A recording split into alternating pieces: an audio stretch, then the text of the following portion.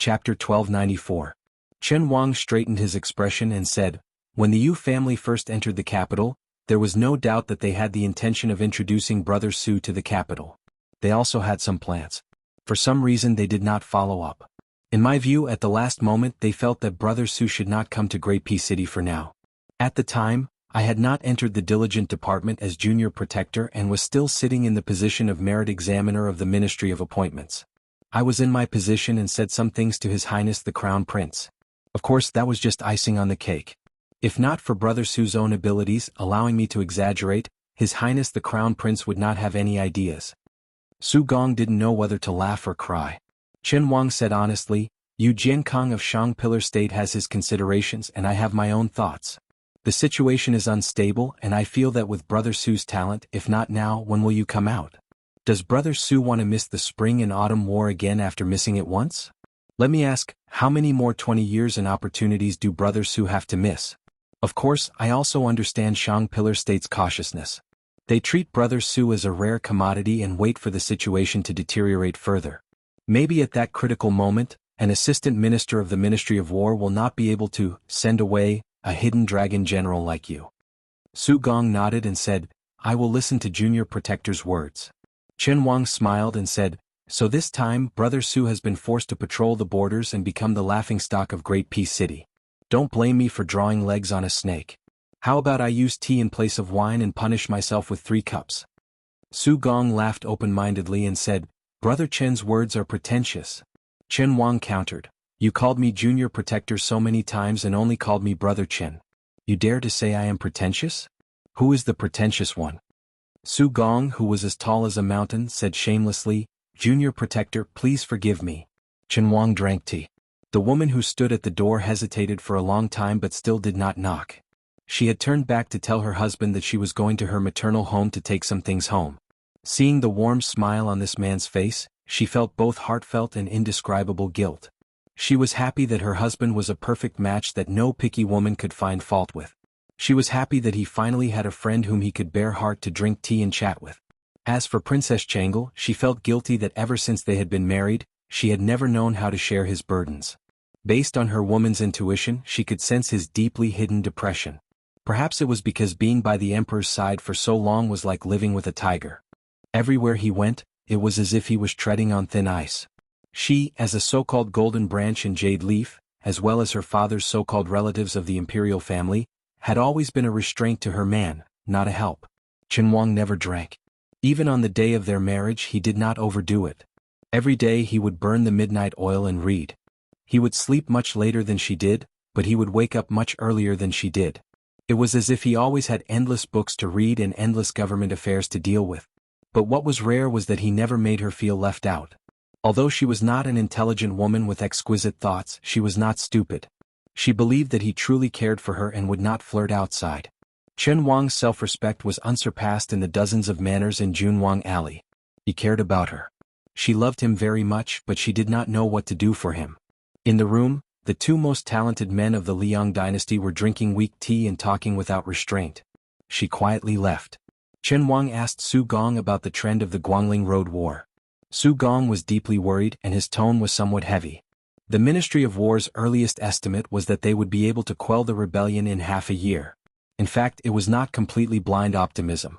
If Yang Xinxing and Yen Jinchuan had not won a great victory at the time, as long as they had held on, then West Chu's revival would have been tantamount to a slow suicide. However, the 2 old generals' defeat facilitated the sharpening of West Chu's new blade. This allowed the 2 young geniuses, Xie Shibian and Ko Jianghuai, to have enough leeway to grow from battle to battle. The more they fought, the braver they became. Now that West Chu's wings are growing, it will be very difficult to end the war quickly. In addition, the commander-in-chief, Lu Xingxiang, has always been a figurehead. His true enemies are not only West Chu's rebel army, but also the intrigues of the imperial court and the struggle for power within the army. On the other hand, West Chu's side is united as an impregnable fortress.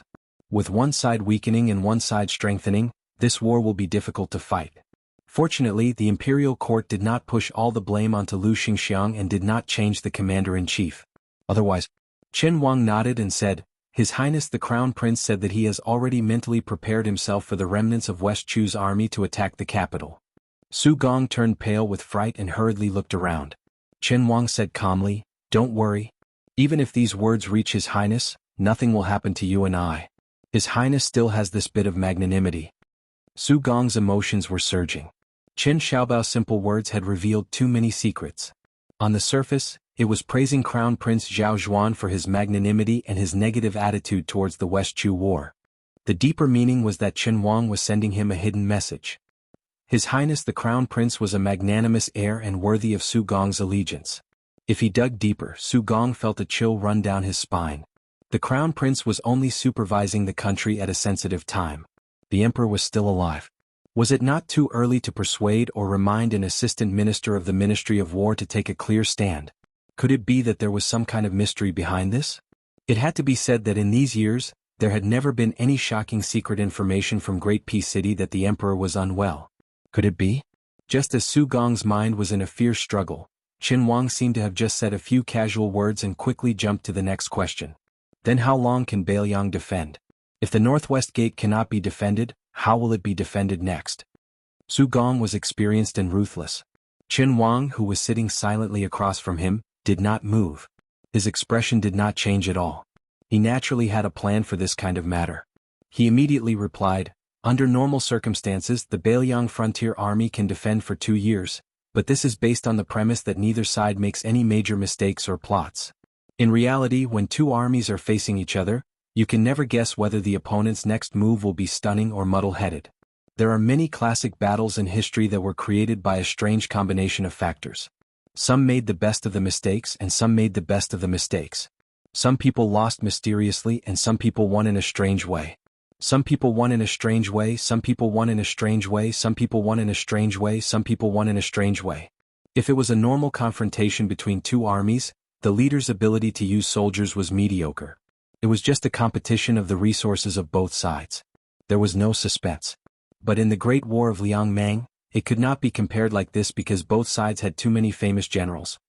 Su Gong was slightly fascinated and a dazed look appeared in his eyes. Beiliang had Chu Lushan, Yuan Zuozong, Yan Wenwan, Chen Yunchue, He Zhonghu. Which one of them was not a general who had been exposed to the smoke of battle and could take charge of an area? Beimang had Tuoba Bodhisattva, Dong Zhuo, Lu Gue, Huang Songpu, Yang Yuanzan. Su Gong sighed and said, "Almost everyone can cause unpredictable changes to the entire battle situation." Chapter 1295. Su Gong gradually entered a good mood. Once he started talking, he could not stop. He held a cup in one hand but did not drink the tea. He raised the other hand and pointed in the air.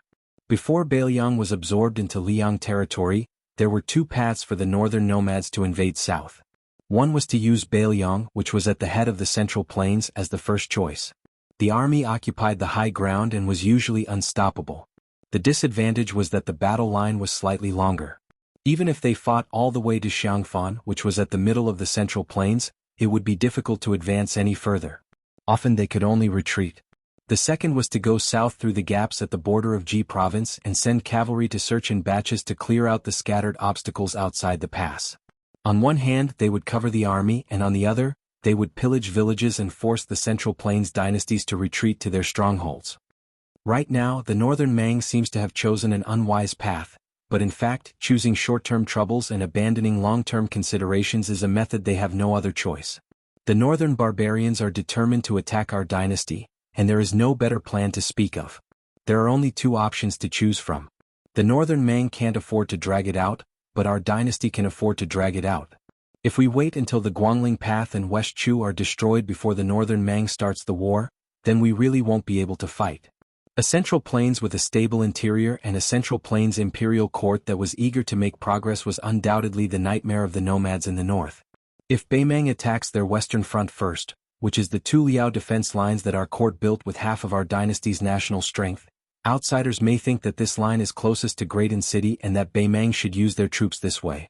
However, the truth is that Beimang will not be able to go south at that time because Beiliang's 300,000 border army will definitely respond to the two Liao on the eastern front and initiate an attack on Beimang's southern court.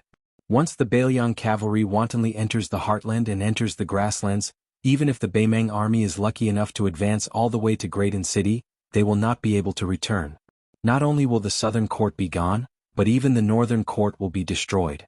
Since Beimeng has chosen the stubborn Bailiang as their breakthrough point, let's take a step back and say that if Beimeng really manages to defeat Bailiang, it is not yet time to take a breather because there will be two fierce battles soon to be fought.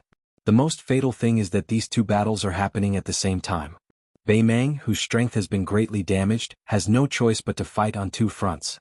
Western Shu has Qin Zhibao holding the fort, and the eastern front has General Gu Jiantang leading the army. In front of Beimeng they are not soft persimmons. If we take another step back, Qin Zhibao is unable to contain Beimeng, and Gu Jiantang's supposedly impregnable eastern front is completely destroyed. So what? Great city will be given to Beimeng. Our dynasty still has the strength to fight. At this point, Su Gong's hand suddenly pulled from north to south. We can retreat to the south of Guangling River in one go. Don't forget that we still have Zhao Bing's battle-hardened army. With Zhao Bing's army as the core fighting force, His Majesty can easily gather an army of 500,000. It is not a difficult matter. Su Gong suddenly laughed self-deprecatingly. Speaking of which, Beimeng can really force us to this point. They are quite capable. If they win the world in the end, I, Su Gong, will accept it wholeheartedly. The worst that can happen is that we die in battle. Qin Wang said softly, there is a prerequisite to all of this. Su Gong was silent for a moment and then nodded. The prerequisite is that Bailiang is willing to fight to the death. Qin Wang muttered to himself, I know that person is willing. Su Gong grunted. There is no other way. He is Su Zhao's son. Anyone can retreat but not him. Qin Wang smiled slightly and said, it is very difficult for me to connect the young master who spent money to buy poems from me to the king of Bailiang who dares to fight when he says he wants to. Su Gong didn't know how to respond. Qin Wang muttered, the snowflakes in Bailiang are as large as a banquet. Thinking about it, if Great City is already so snowy, my hometown will be even colder. Su Gong felt some admiration for this scholar who was more than a decade younger than him. A young man from Bailiang who entered the capital to take the Jinshi exam and passed. In the capital's officialdom, he had never said a single bad word about Bailiang. He had also never concealed his little relationship with the then heir of Bailiang. Even so, he was still in the emperor's heart and walked step by step to a high position. He even had the hope of reaching the top and fighting for the position of future leader of the civil officials. Su Gong didn't dare believe this story and didn't expect Qin Wang to tell it of his own accord. Even if Qin Wang was willing to tell it, Su Gong wouldn't dare listen, no matter how bold he was. Unless, one day Qin Wang really did remove the prefix of Prime Minister, and became a second Zhang Julu, and Su Gong also needed to become a second Gu Jiantang of the Liang dynasty. The conversation between the two was like drinking tea.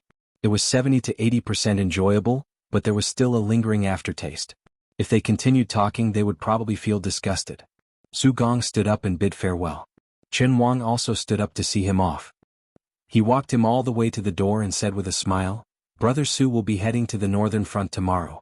I have to be on time to go to the diligent room so I won't see you off. Su Gong nodded. No matter. You and I will have plenty of opportunities to meet in the future. Su Gong sat in the inconspicuous carriage and slowly left in the wind and snow. The tracks left behind by the wheels were quickly covered by the goose feather snow. Qin Wang turned around and stepped onto the steps. He looked up at the night sky and suddenly ordered the old gatekeeper, Old Song, prepare the carriage. I want to go enjoy the snow. Also, remember to send someone to inform her. The old man was surprised. Night ban. Like Su Gong, Qin Wang didn't have time to take off his official robes and court robes. He smiled and said, just leave the city without changing. The old man immediately felt proud. He smiled knowingly and said, this old servant will go right away. A short while later, a carriage came out of the southern city gates and stopped at a small crossing. Qin Wang walked down from the carriage. For some reason he was standing at the crossing to the south, but his gaze was looking to the west. Qin Wang took out the small item he always carried with him and sniffed it lightly. When he was young he had read an old saying, 3 lives of good karma, in this life, one can smell the fragrance of Nanmu. In his hand was a piece of Nanmu worth 10,000 gold. At that time he was just a poor youth who had studied hard for 10 years and still had an uncertain future. He would often sit at the shady crossing covered in reeds and read. She would often listen to him while she worked on her clothes. He said that after he became famous in the imperial examinations, he would definitely return home in glory. He would definitely bring her some of this Nanmu incense. Also, he would definitely marry her. Then he traveled thousands of li to this great peace city, the most virtuous city in the world. He successfully jumped the Dragon's Gate in the imperial examinations of thousands of soldiers and horses. But in the end he married. Lifting the red veil, that beautiful face in the candlelight. Not her. He only sent the 4 words, "Don't think about me, don't wait." After so many years, the person he was most afraid of was not the emperor whose heart was unpredictable, or the crown prince who hid his sharpness, or the omnipresent Jianghu. He was most afraid that he would talk in his sleep, afraid that he would call out her name. He was even more afraid that the path he had chosen in his hot-bloodedness would implicate the graceful woman far away in Bailiang. She had once told him with a red face that if they married in the future, he would not be allowed to do farm labor. Why? Because he was a scholar. Chen Wang gripped the piece of Nanmu tightly. His lips trembled as he closed his eyes. The heavy snow in the middle of winter covered his shoulders. Also, he did not pay attention to the falling snow. Chen Wang. Wang, the name of the full moon. The sun was in the east, the moon in the west, looking at each other from a distance. This worthy young prime minister slowly opened his eyes and said softly, "Have you found a good family? Even if you haven't, don't wait anymore. If you marry, you should find a scholar who knows how to cherish you more than me. You must hate me, this heartless person, right?" Chen Wang's face was filled with tears. What he didn't know was that Wataguchi Yoshihiko was still waiting for him. But he used to be standing at the ferry, but now he was lying in the reeds, waiting forever. The dead do not complain, but those who have not returned do not know. Chapter 1296. The Spring Snow Building, known as the small temple in the southeast of Liang, was built on Lion's Cliff. The Spring Snow Building was located in the slender Green Mountain Village, which was formerly a summer resort of the Dechu dynasty. It was destroyed by the fires of the Spring and Autumn War. After Guangling Wang Zhao spared no effort in expanding it, he collected countless famous flowers and rare stones and raised them in his boudoir. Among them was a huge rock from the Spring God Lake that was carried to the village by the Guangling Navy and the vassal king's cavalry. It was shaped like a pearl and was worthy of being called the most famous stone in the world. It was also a treasure that contained feng shui. The slender Green Mountain Village faced the Guangling River to the south. In the Lion's Cliff area, scholars from Jiangnan often climbed high to write poems. After it became the vassal king's exclusive residence of the emperor's younger brother, Zhao Yi, only the Guangling Path had the right to enter the Spring Snow Building to discuss politics. It was a special benefit for a small group of influential people. Lion's Cliff was also known as the Treasure Trove Mountain. In the last years of the Defeng dynasty, there was a saying that an enlightened monk subdued a lion here. It attracted the magnificent phenomenon of flowers falling from the sky like rain. From the last years of the Defeng dynasty to the first year of the Yonghui dynasty, every time there was a war, these ownerless stones were constantly picked up by travelers, wanderers, and quarrymen until less than a tenth remained and entered the homes of the common people. After Zhao Yi was made a vassal, he either took it by force or bought it at a high price. The huge rocks surrounding the Spring God Lake were scattered around randomly and gradually covered Lion's Cliff. On the cliff was the Spring Snow Building. There was a well downstairs. The first light snow in Jiangnan arrived slowly and then suddenly disappeared. However, the fires of war in the Guangling Path were really frightening. Whether it snowed or not, the size of the snowfall did not matter. The winter snow melted and it was noon. The scenery on Lion's Cliff was beautiful and gentle. A fat man sat alone at the mouth of the well below the building. This small well had always been dry and it was unknown why it was dug. It had been a mystery since ancient times. The fat man was wearing a bright yellow python robe embroidered with gold.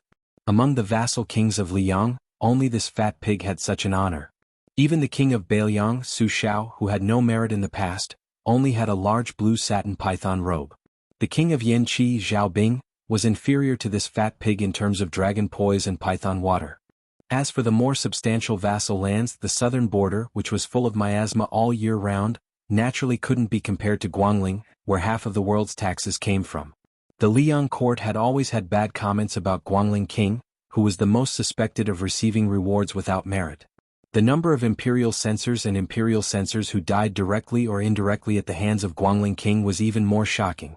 Now that he had finally received his retribution, the fat man who was being roasted on the bonfire did not seem to be as panicked and lost as the outside world imagined. Instead, he sat quietly at the mouth of the well without any hostility or dejection. Whenever Zhao Yi sat in a daze in the well, even the trusted aides of the Spring Snow Building did not dare disturb him. In the distance, His Royal Highness, Zhao Yuang, stood respectfully. The main general of the Western Front, Song Li, who had just returned from the front lines, stood shoulder to shoulder with him. On the Guangling River outside the cliff, there were densely packed navy warships. Although it was said that half of the Guangling navy had been taken away by West Chu, that was only a loss in numbers. Most of the ships were firmly in the hands of the Guangling army. Zhao Yuang and Song Li had a close relationship and had called each other brothers for many years. Everyone knew that in Guangling, only by becoming Song Li's woman could one truly escape the clutches of His Royal Highness. Otherwise, even if one had a provincial governor as a father, they could not be considered a life-saving talisman. At this time, Zhao Yuang lowered his voice and said angrily, "Back then, it was said that the Grand Tutor of West Chu had fled here and was unwilling to accept the summons of the Su family's iron cavalry. He carried the fallen princess and resolutely jumped off the cliff to meet his death." Nonsense. Lame Su clearly tricked the court. Su Xiao should be given an even more disgusting title. Song Li smiled and did not agree. He turned his head and glanced at the roiling river flowing east. After the fall of Chu there was no spring and autumn. After the high cliff there was no central plains. When Dechu was destroyed, there were still southern Tang and western Shu that stubbornly resisted. However, there was already such a saying in the literary world. Zhao Yuang yawned and his mind wandered. Suddenly Song Li bumped into his arm. Only then did Zhao Yuang realize that his father was waving at them. Zhao Yuang hurried forward and walked with Song Li to the side of the well. Zhao Yi looked at Song Li and asked with a smile, "Then Ko Jianghuai really resigned and went into seclusion?" Song Li nodded and said, "At the beginning this general also thought that it was Chao Zhangqing's smokescreen. Now, it seems that Ko Jianghuai's abrupt abdication of responsibility should not be far from the truth." Zhao Yi gave Song Li an encouraging look. Song Li thought for a moment before continuing. The situation on the Western Front was already in tatters. If Ko Jianghuai continues to expand his military achievements, at least half of Prince's tens of thousands of cavalry will have to be lost if we want to stop Ko Jianghuai's advance. Putting aside the fact that Ko Jianghuai's departure was rumored to be because he did not agree with Chao Changqing's political views, or that there were people in West Chu's court who did not want him to be too powerful and thus made things difficult for him. In any case, it is definitely a good thing for Prince. Before spring, there won't be any major movements on the Western Front. Chao Changqing agreeing to Ko Jianghuai's departure was very unreasonable. Perhaps in the future, historians will evaluate this matter and see it as an important turning point. Chapter 1297. The unusually large Zhao Yi grunted in acknowledgement. He bent down with some difficulty to pick up a stone and held it in his palm. He felt the coolness of the stone and asked, "Let's not talk about the future. Let's talk about the present. Song Li, do you think Chao Changqing will lead the army personally or let Xie Shibian fill in for Ko Jianghuai? No matter who is in charge of the Western Front, it doesn't seem to be good news." Song Li said without hesitation, "It's more likely that Xie Shibian will lead the army. Chao Changqing will most likely retreat behind the scenes to strategize." Zhao Yi said self-deprecatingly, "That's right. Why would Chao Changqing care about this king in Lu Xingxiang? He only has eyes for Gu Jiantang. As long as Gu Jiantang doesn't go south from the Liao border, Chao Changqing won't appear to take charge." Song Li nodded and said, "It seems conceited, but it's also a long-term consideration. Chao Changqing is too conspicuous. He can only give Xie Shibian and Ko Jianghuai enough opportunities to grow if he doesn't interfere with the specific deployment of troops." Zhao Yi suddenly laughed and said, "There are no heroes in the world. Only the villains can become famous." Zhao Yi was a little confused. He knew that the so-called villains were people like Xie Shibian and Ko Jianghuai, but he didn't know who his father's so-called heroes were. Zhao Yi sighed and said, "Back then Lame Su only needed to lightly kick to sink the land of Shenzhou." Zhao Yi's face was full of sarcasm. "This time vassal King Jingnan is very loud. Let's not talk about small raindrops. There's no such thing. Other than that old fool Zhao Bing's son who has ulterior motives, the rest are a bunch of good-for-nothings. If Lame Su hadn't died, he could have casually pulled out 50,000 elite cavalry from Beiliang and Chao Changqing and his West Chu wouldn't have been able to do anything. As for Zhao Heng, if he was willing to give his all and join forces with this king, they would also be able to solve this problem. However, Zhao Bing was just as scheming as Zhao Heng, who was ridiculed by Su Xiao as a woman. However, Zhao Heng was a far cry from Zhao Bing's ability to feign ignorance. Before Chao Changqing and the little girl had raised the flag, they had purposefully sent 3 urgent memorials to Great Peace City saying that the South was in chaos. Hadn't they sent a letter of apology not long ago? He said that the 16 clans of the southern barbarian colluded with the remnants of the West Chu, which led to 3 consecutive defeats on the front line that he personally led, losing several tens of thousands of men and horses. Tens of thousands? *CK your mother. Hundreds of people, right? Your son, who was only a teenager, could go to the hinterland of southern barbarian to chop people's heads and build a capital. Xiaobing, when you went, you were defeated and you lost 3 times? What did Nalan Yusi, who claimed to be able to break a city with a flick of his finger and destroy a country with a wave of his sleeve, do? A big man, he couldn't have gotten pregnant because of you, Xiaobing, right? Zhao Yi sighed. Among all the kings, the old king of Jing and Zhao Heng, who couldn't recover from the setback, had the most grievances and the greatest limitations. The king of Huainan, Zhao Ying, had the most talent but the least ability. The king of Jiaodong, Zhao Sui, had the softest temper and the least temperament from beginning to end. As for this king, he had the smallest vision and couldn't compete for the title of the best cavalry in the world. He was satisfied with the title of the best navy in the world. He had the smallest ambition and never coveted the throne. He had been like this since he was a child. He even went to Lame Su and almost knelt down in front of him so that my brother could sit on the throne. So in these years, outsiders said that this king had a fierce reputation and Su Xiao, the king of Bailiang, was the awe-inspiring one. If we were to talk about who this prince loathes the most, it would be Zhao Bing. He changes his rudder when the wind blows, burns the bridge after crossing the river, and is a master of honeyed words and swords. It's a pity that Imperial Brother has always been wholeheartedly guarding against the Northwest. No matter how this prince, his biological younger brother of the same father and mother, tries to persuade him, he still refuses to make a move against the southern border. Zhao Yi smiled sadly and looked up at his son Zhao Yuang and said self-mockingly, "That year when Su Fengyan came to Guangling River, you had a deadly feud with him. This king deliberately showed weakness to Su Xiao and cut a piece of meat from you and sent it to Bailiang. Then at this time he sent a secret letter to my brother.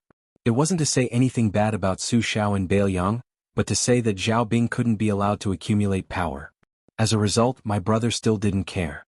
If cutting off a few pounds of meat from this king could change my brother's mind, this king would really do it. Since my brother didn't want to be the bad guy, then this king would do it.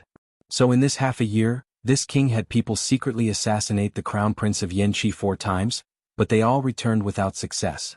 Song Li was silent. Zhao Yuang, hearing this for the first time, opened his mouth wide in shock.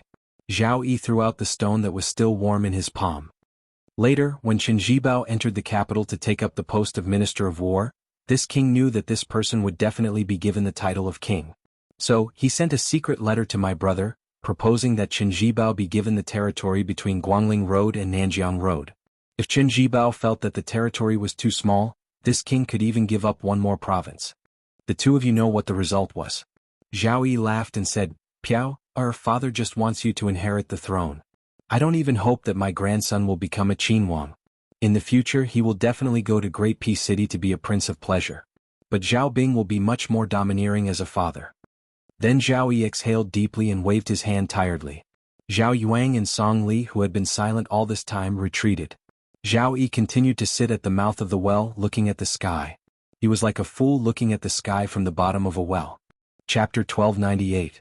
The battlefield was like a melting pot, crushing anything that had anything to do with self-righteousness. In the Bailiang Frontier Army, apart from a few high-ranking officers who knew how to use weapons other than the standard, such as Ning Amei's halberds and Li Mofan's mobile arsenal that could not be viewed with common sense, there were also a few who had their own lances. Other than that, almost all of the border army soldiers did not carry anything that seemed heavy or ingenious. As for the battle between cavalry, it was definitely not like what many people imagined. After charging into each other, they would slow down their horses and attack each other. This kind of unsightly scene could make even the most experienced cavalry collapse. It was truly a waste of precious cavalry to treat them like foot soldiers. In reality, it was like the 2 weapons of Jianghu people sparring, dispersing upon contact and then searching for the next opportunity. If the Longxiang army, with 3,000 cavalry chasing 7,000 Chang cavalry, did not achieve any results in the previous charge against Ke's Chang cavalry, after stretching out a distance, Wang Lingbao would turn his head to observe the enemy cavalry's movements and decide whether to directly stop and turn around or slowly circle around to launch a second round of attacks.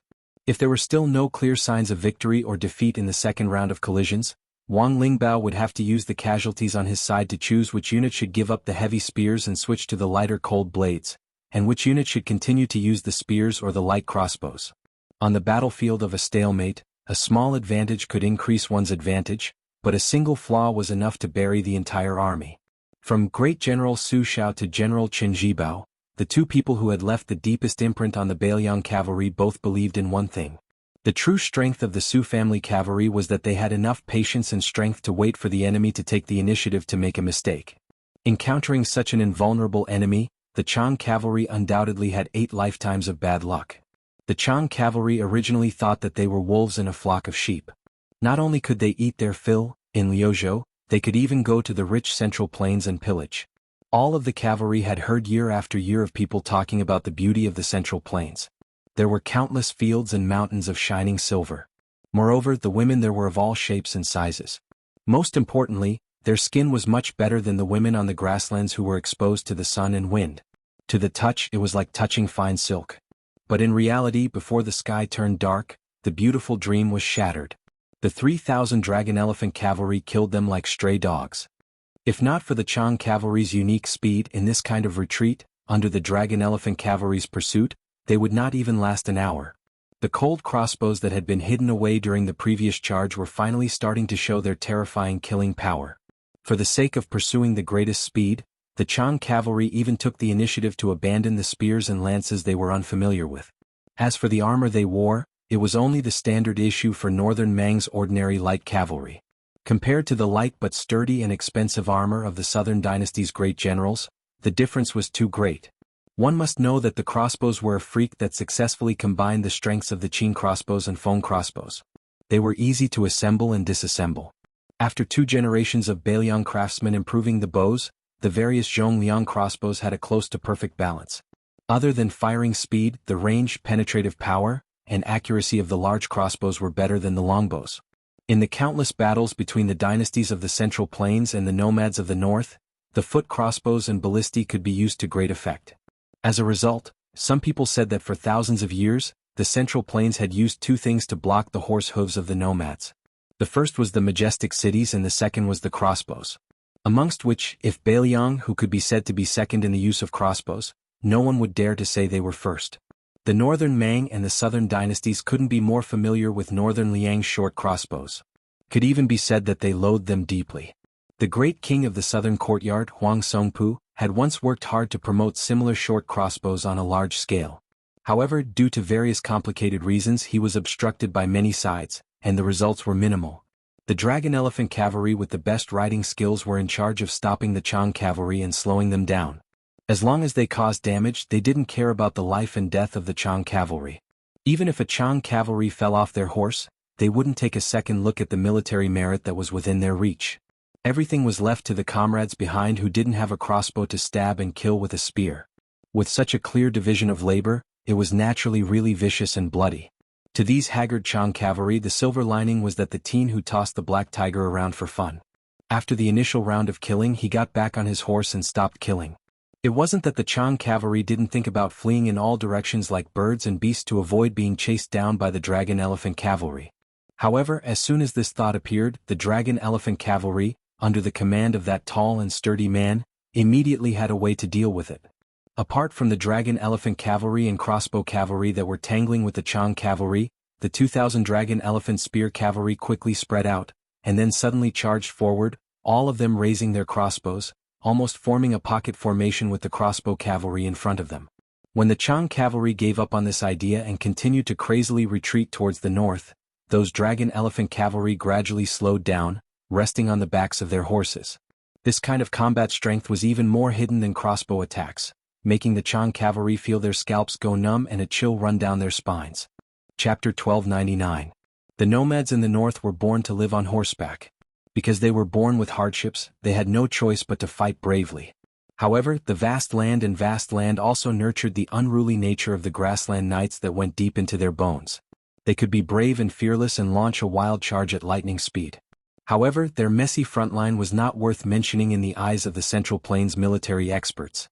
Their valiant attitude of roaring and waving their blades, and even lifting their butts off the back of the horse, was an edge that had to be polished off in the strict Beiliang frontier army. The Beiliang cavalry valued unity the most and did not worship heroes who fought alone. Huang Songpu, Lu Gui and Yang Yuanzhan were able to stand out in Beimang because they preserved the advantages of Beimang and learned the essence of the Central Plains art of war while suppressing the weaknesses of the Beimang. Today the 3,000 Dragon Elephant Cavalry were the teachers, and the Chang Cavalry were the students. The teachers taught the students this principle. Unfortunately, the school fees were too expensive and had to be exchanged with their lives. Wang Lingbao calculated the speed of the Chang cavalry's retreat, the geography of the southern dynasty's border, the distribution of troops, and the speed of the other two Dragon Elephant cavalry's reinforcements. He was considering whether or not he should just kill his way into Gusai Prefecture and sneak behind Lu Gui and stab the southern dynasty generals but with his iron spear. In the Beiliang frontier army, no one cared much about the old southern courtyard king Huang Songpu or Yang Yuanzhan. Only Lu Gui was someone that everyone wanted to behead. The reason was simple. The northern barbarians kept saying that Lu Gui can be half a Su Shao. Wang Lingbao could not tolerate it. The entire Beiliang frontier army could not tolerate it. As a fierce general who had experienced hundreds of battles at the border, Wang Lingbao naturally had his own thoughts. His two thoughts were not selfish. One was to kill Lu Gui, and the other was to use his own Dragon Elephant cavalry to fight a great battle against the two kings' heavy cavalry. In the soul-stirring history of war, there had never been a true battle between light cavalry and heavy cavalry. Even Liang Mang, who produced a lot of war horses and had excellent horse management, used light cavalry more often in their 20 years of confrontation. They had enough mobility to launch surprise attacks and pursue. On the border of Liang Mang, where blood was destined to flow for thousands of miles in the future, both sides had the best war horses, the sharpest war blades, the bravest cavalry, and the most spacious and flat battlefield. Perhaps one day the first battle between heavy cavalry in the history of war would erupt. Among the Beiliang cavalry, besides the great Snow Dragon cavalry, there were close to 6,000 heavy cavalry from the old Longxiang army. Meanwhile, the great Snow Dragon riders were Beiliang's most crucial asset and wouldn't be easily mobilized. As a result, Wang Lingbao firmly believed that he had a high chance of letting the entire world see what a battle of heavy cavalry was like. For the next 100 or 1,000 years, there would be people who would never forget about this. No one would forget that there was an army called the Beiliang cavalry. Wang Lingbao never had any sense of righteousness for the country or the people. As for Beiliang defending the northwest to the death, they were schemed against by the Liang imperial court and treated as heartless barbarians by the people of the Central Plains. Did he not have any resentment? He did, and it was a great deal. However, the history books could forget about Wang Lingbao, a small figure who died, but they could not forget the general's life's work, the Beiliang army. Wang Lingbao suddenly saw the commander wave at him. He quickly rode forward and Su Longxiang calmly said, "Lead the troops and chase for 30 miles. Kill as many as you can and then return to Qingcang City." Although Wang Lingbao was full of doubts, he still didn't have any doubts. Then this deputy general of the Longxiang army saw the youth reveal a rare savage smile. He jumped onto the black tiger and charged north, directly leaping over a large group of Chang cavalry and heading north alone. Could it be that there was a big fish ahead of him? Wang Lingbao naturally wanted more military merits. It would be even better if he could go to Gusai province and show off. However, he wasn't a brute who didn't know the importance of things. The military merits of all 8,000 Chang cavalry added together couldn't compare to Su Longxiang. Someone who could move the heart of the young commander was definitely not a small fry. Wang Lingbao immediately made a decision. After calling over a few captains, he ordered in a deep voice, "Within 30 miles, kill all the Chang cavalry. If you miss a few, you will have their merits deducted. If your merits aren't enough, what will happen to you? According to the old rules of the Longxiang army, you know better than me what will happen. In this 30-mile journey, you are allowed to kill as much as you want." The sun was setting in the west. More than 100 li north of the youth on the black tiger, two people didn't ride horses. They were flying through the air heading south. The middle-aged swordsman wore the #1 sword of the Beimang dynasty, the Calm Disturbance. He was as graceful as a sword immortal. The person next to him was astonishingly tall. He was twice as tall as the Jiangnan girl. His entire body was golden and his face was solemn. He was like a divine general of the heavenly court who had descended into the mortal world. Another 100 li behind them, a rider was galloping. The rider wore a black bamboo hat and was shrouded in a wide black robe. He seemed to be afraid of sunlight. His fingers holding the reins were constantly trembling. It wasn't just his fingers and arms that were trembling. His entire body was trembling. Even his lips and teeth were no exception. This was the price one had to pay to reincarnate in someone else's body. It was precisely because he had paid such a painful price that he was able to linger on at death's door. He wanted the Su brothers to die more than anyone else, and he wanted them to die even more miserably than him. He truly had died and someone had torn him apart while he was still alive. But planting a willow would produce shade. He was a willow. He had relied on a long-lost secret art of the Qin dynasty to come back from the dead. Chapter 1300. As the sun set in the west, it was like an old man past his prime. Unable to bear the silence any longer, large clouds of fire gathered in the western sky, burning brilliantly. As the saying goes, one can't go out early but one can travel 1,000 miles late. Then there would definitely be people who wouldn't have the chance to go on a long journey tomorrow. The sunlight shone so brightly that the green-clothed swordsman in the desert seemed to be wearing a golden armor. The middle-aged swordsman walked a few feet above the 1,000 miles of yellow sand and looked up at the rosy clouds in the west. His left thumb pressed on the sword hilt, and the ancient sword in the scabbard was about to come out. Originally, with his lofty character, he wouldn't join hands with others to target someone. However, he was in the sect and had no choice. Since it was the Empress and the Taiping Commandant's instructions, he could only act against his will. According to the signs revealed by the hibernation vat in Shijing, Su Longxiang should be nearby. However, it would take a bit of luck to meet and kill him. After all, it was not easy to find a cavalry of 10,000 people in the thousands of miles of yellow sand at the border, let alone one person. It was tantamount to finding a needle in a haystack. If Su Longxiang had reached the celestial state, where he could resonate with heaven and earth, Huang Qing could barely reach the celestial state. However, according to the spies of the spider web, this young man who was born in the Vajra realm eventually stayed at the threshold of the Finger Mystery realm. He didn't choose to break through the realm like a hot knife through butter. Huang Qing suddenly stopped. His feet gently landed on the sand, and his thumb pressed harder on the sword hilt. In an instant, 6 or 7 wisps of sword chi lingered around the calm storm scabbard.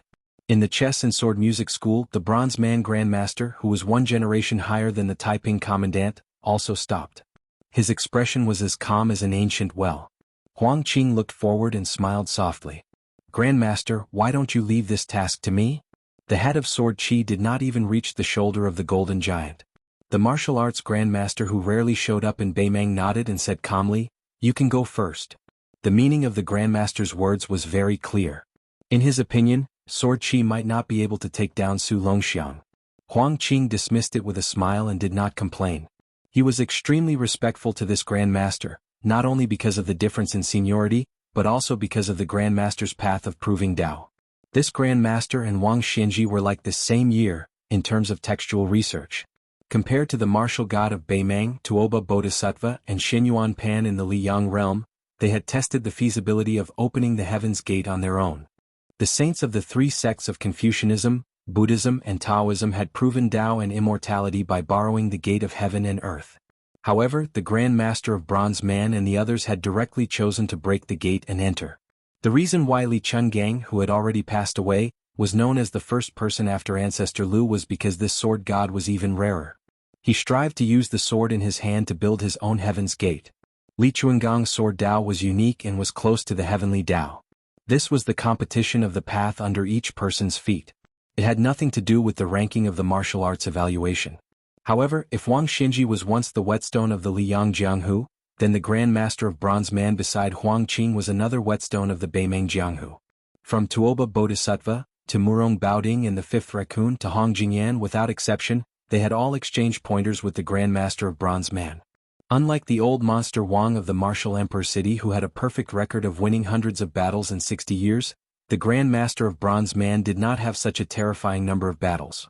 He also did not have the shocking rumor of crushing any top experts. However, no matter who he faced, he was undefeated. He only hoped to not lose and not win.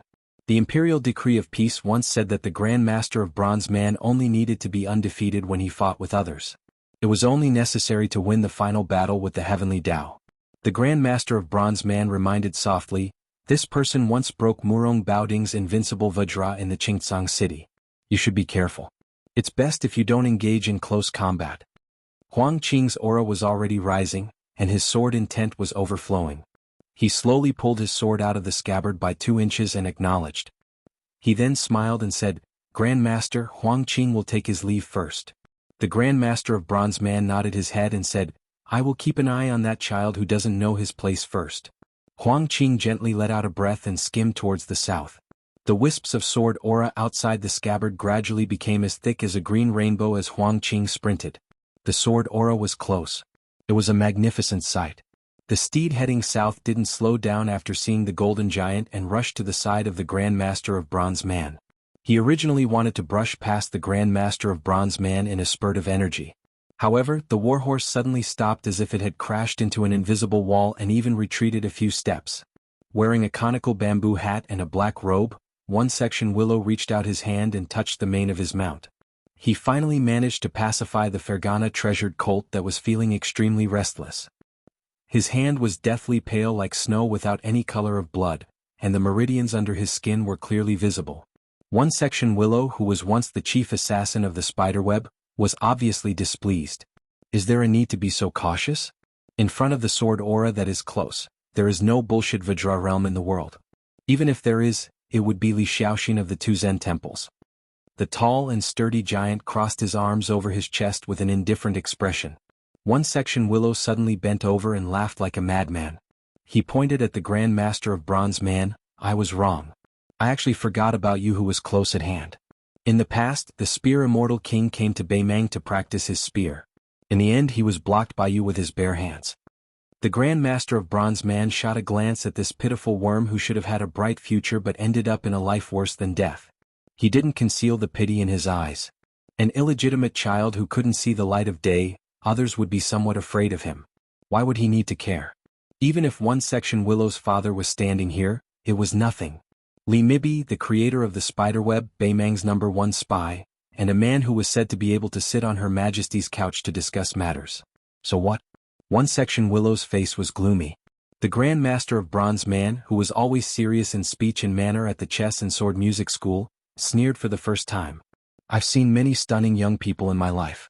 They all thought that the whole world should revolve around them. They never talked about retreating when doing things.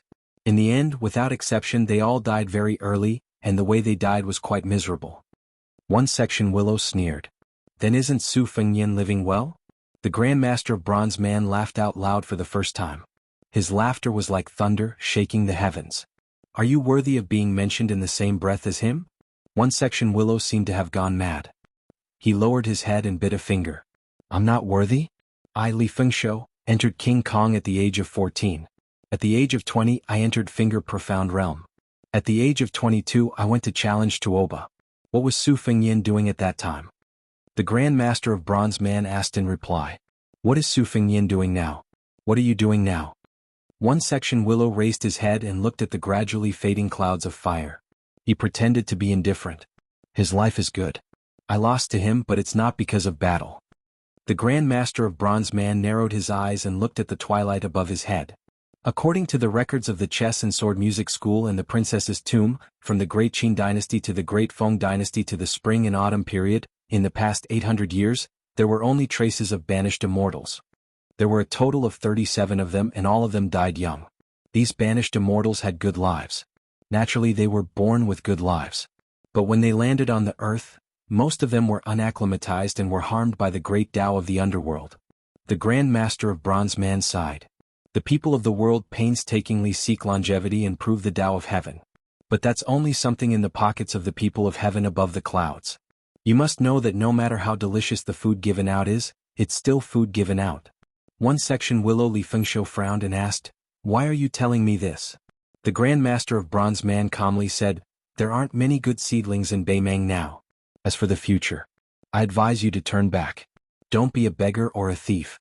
Learn from Li Chungang and Wang Xianji and become a bandit. Dusk descended and the sun set. One Section Willow slowly took off the bamboo hat used to block the sun.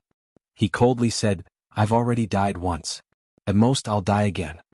The Grand Master of Bronze Man shook his head. Since it's like this, then rather than letting you die at the hands of Su Longxiang, it's better to let me send you on your way. One Section Willow turned pale with fright. Without waiting for him to retreat, his entire body soared into the air. It was as if he was suspended in the middle of a spider web. His limbs were twisted and his head was twisted. Right at this moment, the Grand Master of Bronze Man looked towards the distant east. There was purple chi coming from the east. The Grand Master of Bronze Man hesitated for a moment. He leaned to the side and took a step towards the east. One step covered 100 zhang. One section Willow, who had escaped this calamity, fiercely fell to the ground like a puddle of mud. One section Willow sat on the ground and gasped for breath. Then he lost his mind and laughed wildly. Su Fengnian, you're even more damned to have met this monster than you are to have met Tuoba. Li Chuangong's bitter end is Wang Xinji's bitter end is you. Then today you should have a taste of what those two people tasted. Chapter 1301. A green rainbow appeared on the land. The sword aura was sharp and unstoppable. It collided with Su Longxiang. The young man and the black tiger under Qi Xuanzhen stood together. They didn't use the cold blade to meet the enemy. Instead they stuck the war blade into the ground. In 3 years, the stubborn child who didn't want to go to Mount Longhu with the old immortal of the Taoist master's residence had grown to become the commander of an important border army in Beiliang. In the eyes of the world, the young man was different from his brother who didn't do proper work and often traveled the Jianghu. He was more like the son of the butcher Su Xiao. He didn't like luxury and wasn't good at romance. However, he was famous on the battlefield like his father. He had won the title of the 10,000 enemy. There was only one flaw. He had never fought with a top master. However, he was the complete opposite of Su Fengnian from His Royal Highness to the King of Beiliang. Su Longxiang didn't have any doubts. Even when he led the dragon elephant cavalry at a young age, he quickly convinced the people. He even caused a storm in the official circles of Beiliang. Why didn't the amazing Su Longxiang inherit Su Zhao's title? Su Longxiang was carefully nurtured by Zhao Shituan of Mount Longhu. He taught him the dream of spring and autumn and gradually opened his mind. Huang Man, was no longer the stupid Huang Man of the past. His mind was no different from that of an ordinary person. He also retained a pure heart. Although pure heart was a saying from the scholarly sage, it was actually no different from the Buddha who doesn't touch karma, and Tao embryo who doesn't provoke dust recorded in the secret books. They could be considered as the immortality of the 3 sections. Su Longxiang turned a blind eye to the imposing and thick sword aura. Instead he turned his head to look at the black tiger and grinned.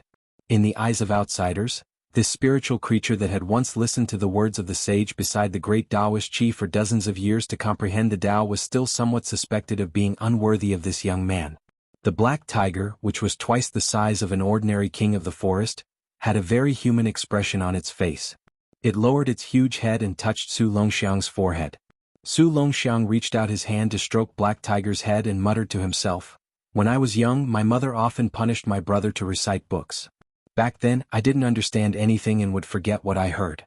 I only felt that my brother was reading books." At this point, Su Longxiang imitated the young Su Fengnian and shook his head. "Very beautiful." There was a smile on the young man's face. Later on, my father often said in private that our Su family's ancestral graves were blessed with green smoke. Finally there was a scholar. Black Tiger suddenly lay on the ground. When he heard the word, scholar, he revealed a deep sense of nostalgia. Once upon a time, on the demon-slaying platform of the Lotus Peak, the Jinren who was praised by the common people as having immortality would recite scriptures at sunrise and sunset every day. Occasionally, there would be people who would climb to the peak to visit and discuss the Tao with Qi Xuanzhen. Lotus flowers would bloom from their mouths and spring thunder would sound. Black Tiger had accompanied Qi Xuanzhen, the reincarnated ancestor Lu, for a long time. It was greatly blessed and had great fortune. Even the noble Huang Zi of the Taoist master's residence had to treat it with respect. They would never dare to treat it as a beast. The green rainbow was already less than 10 miles away from the man and the tiger. Su Longxiang smiled. "When I was young, my eldest sister was lazy. She didn't even want to learn needlework, much less read and write. She only liked to listen to my brother tell stories of immortals. Every time she couldn't sleep, she would pull my brother to sit by the bed and tell him stories. She would only allow my brother to leave after she fell asleep. No matter how tired my brother was during the day, he wouldn't refuse. Furthermore, the things in my eldest sister's room were always thrown away carelessly. My brother would always help her tidy up when he was free. Later on, my eldest sister married far away in Jiangnan. Everything was neatly placed in its original place. My brother, who should have felt relaxed, was instead always very. Probably because he didn't know what words to use to describe his brother, the young man scratched his head and simply put down his brows. Su Longxiang forcefully exhaled. Looking forward, his gaze became determined. He said in a low voice, "My father is a big uncouth man. Furthermore, the matters at the border are incomparably heavy. Even if he wanted to, he was powerless. He never knew how to get along with us children. It was always my brother who took care of my two sisters and my idiotic younger brother. I don't know much, but since someone is fighting at our doorstep and since I was born with some strength, I can't let my brother bear the burden alone like when I was young. Before I entered the Longxiang army, second sister said that there were some Qi cultivators in the Beimang army who were good at observing aura. They specifically targeted the top experts in the Beiliang army so that they could plan before taking action. She also said that the Beimang spider web had secretly formulated a series of dragon-slaying plans, placing my brother at the top of the list. I was also in the top 5. Thus, second sister didn't allow me to have killing intent in my heart and use all my strength to prevent the aura from leaking out. But I thought that rather than letting them sneak around and plot against my brother, it would be better for me to be the bait and disrupt their plans. Su Longxiang pointed at the green rainbow that was like a hot knife through butter. He smiled happily and said, "Look, didn't someone take the bait?" This time, Su Longxiang disobeyed military orders and led troops to intercept and kill the Chang cavalry. He did not wear the indestructible talisman armor, and did not even bring it with him. He left it in the commander-in-chief's tent outside Qingcang city. Since young, his elder brother, Su Fengyin, would always give him the best things, Su Jihu, Su Weisheng. It had always been like this. Su Longxiang clenched his fists and heavily punched in front of his chest. There seemed to be a loud sound of a bell ringing over thousands of miles of yellow sand. With him as the center, countless yellow sand rolled and spread out rapidly. At the same time, before the green rainbow arrived, the sword aura arrived. In the distance, the swordsman of the chess and sword music school, Huang Qing, closed his eyes.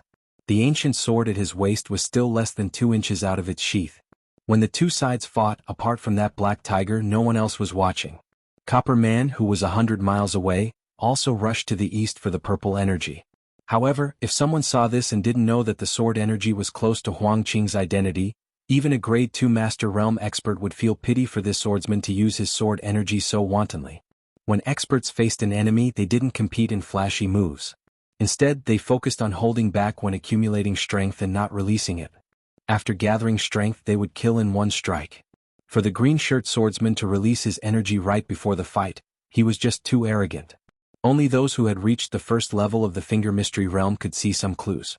This swordsman was not deliberately showing off his power like a street brawl, nor was he beating the drums to gain the upper hand before two armies faced each other. Instead, the aura of this person who was carrying a sword but had not drawn it was too strong. When the moon was full, it would fall. When water was full, it would overflow. Huang Qing's sword energy was so strong that he needed to suppress it to not injure others. The chess and sword music schools Huang Qing lived up to his name of sword energy close. Since he was so rich that he could rival a country, so what if he spent a lot of money? Huang Qing, who kept his eyes closed, muttered, "1 dendrobium pearl to the diamond realm." The sword in the sheath went from 2 inches to 3 inches. 1 dendrobium was 100 liters. How heavy was a pearl in the world, so how many dendrobium was there? The 3-inch sword gave off a glow, instantly giving off hundreds and thousands of green pearls formed from sword energy. Green pearls of different sizes rolled forward. Like numerous green lightning bolts rolling across the ground, heading straight for Su Longxiang. In the distance, Su Longxiang, who could already see the majestic scene, only twitched the corner of his mouth like he was disdainful. The teen raised his arm and punched the ground heavily. When Su Fengyin first appeared in the Beiliang frontier army, the teen Su Longxiang personally beat the drums. In the next moment, between the teen and the sword energy, sand dunes exploded. Earth dragons protruded out, yellow sand filled the sky. Like a bull turning over. The teen who was born at the Diamond Realm and had the strength of a dragon elephant was close to the sword energy.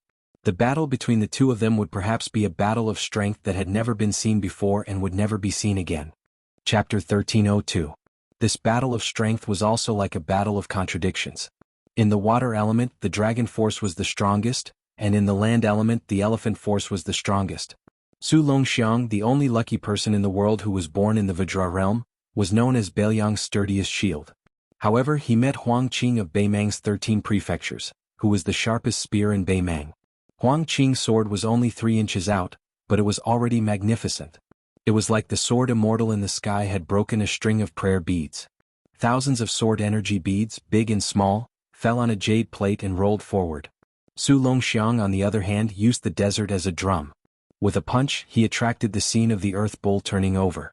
The sky and earth were turned upside down, and yellow tornadoes broke out of the ground continuously. The green pearls condensed by the sword energy were smashed into pieces in the yellow sand, filling the sky with dust and obscuring one's vision. Although the Earth Bull had the unrivaled spirit of pulling up mountains and rivers, each and every one of the pearls guided by the sword aura contained spirituality. Although 8 or 9 out of 10 of them were shattered by the yellow sand tornado, there were still no less than 100 green sword pearls that bypassed the sand column and rushed toward Su Longxiang. Su Longxiang, who had a wooden expression, took a step forward. A fan-shaped sand wall was erected in front of him.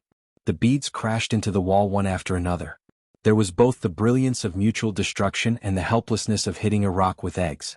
The green sword energy was flowing chaotically, and the yellow sand was also surging endlessly. When the green robe was about to be destroyed by the pearls, Huang Qing's left hand pressed on the sword, and he floated silently. Huang Qing casually took the sword from his waist and hit Su Longxiang's chest with the sword hilt. The calm disturbance, which was 3 inches out of the sheath, was knocked back into the scabbard after one hit. Su Longxiang was not sent flying.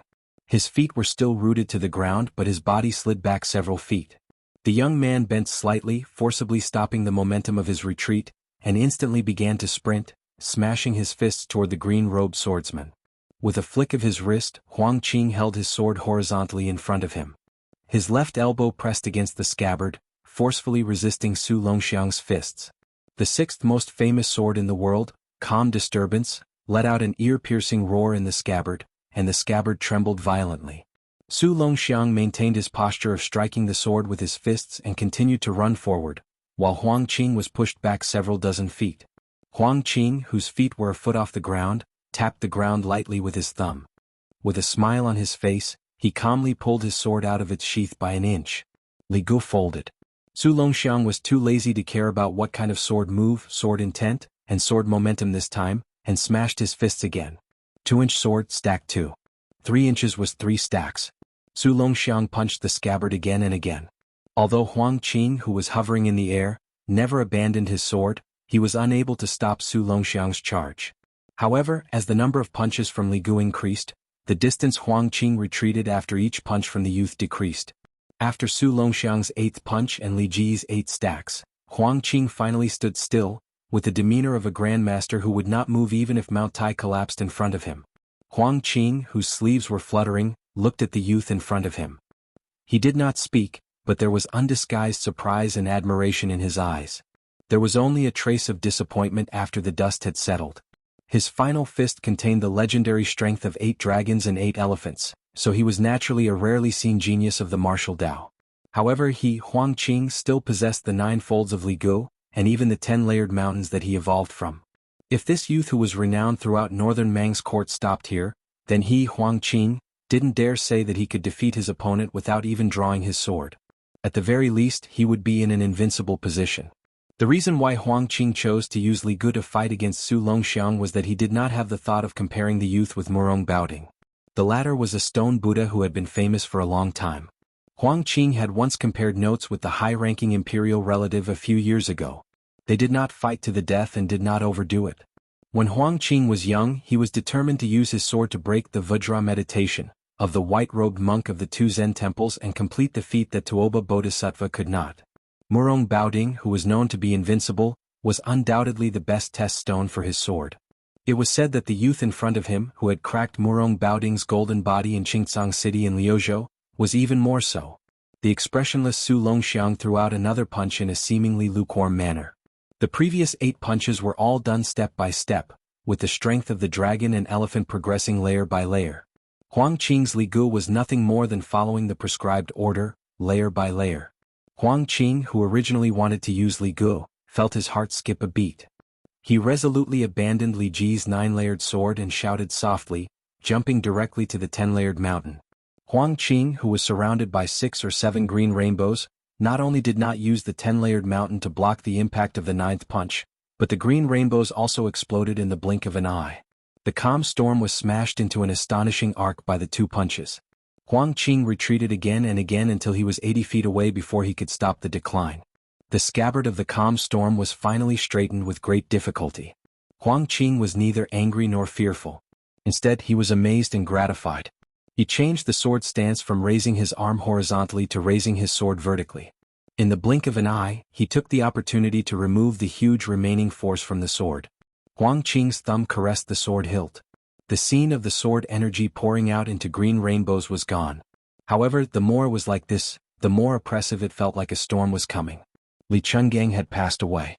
Fortunately, there was still the peach blossom sword deity. Before Dong Tai, who went to the sea to visit immortals, returned to the land, he lifted the sea with his sword and flooded the Guanyin sect. Huang Qing had only gone to Liang River Lake once in his life, but he had stopped at northern Liang.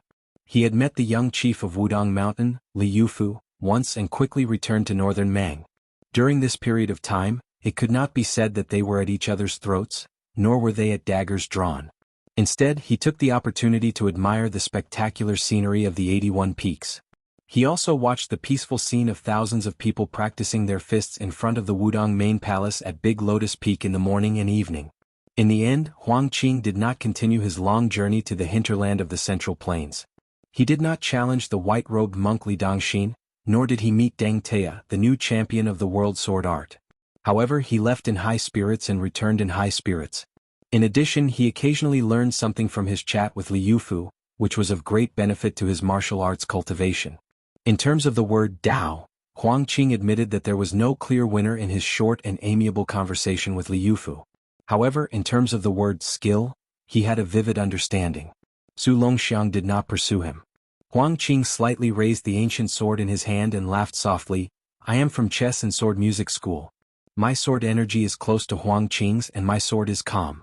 When I was young, I entered the sword art through the way of chess and returned to the way of chess at the age of 30.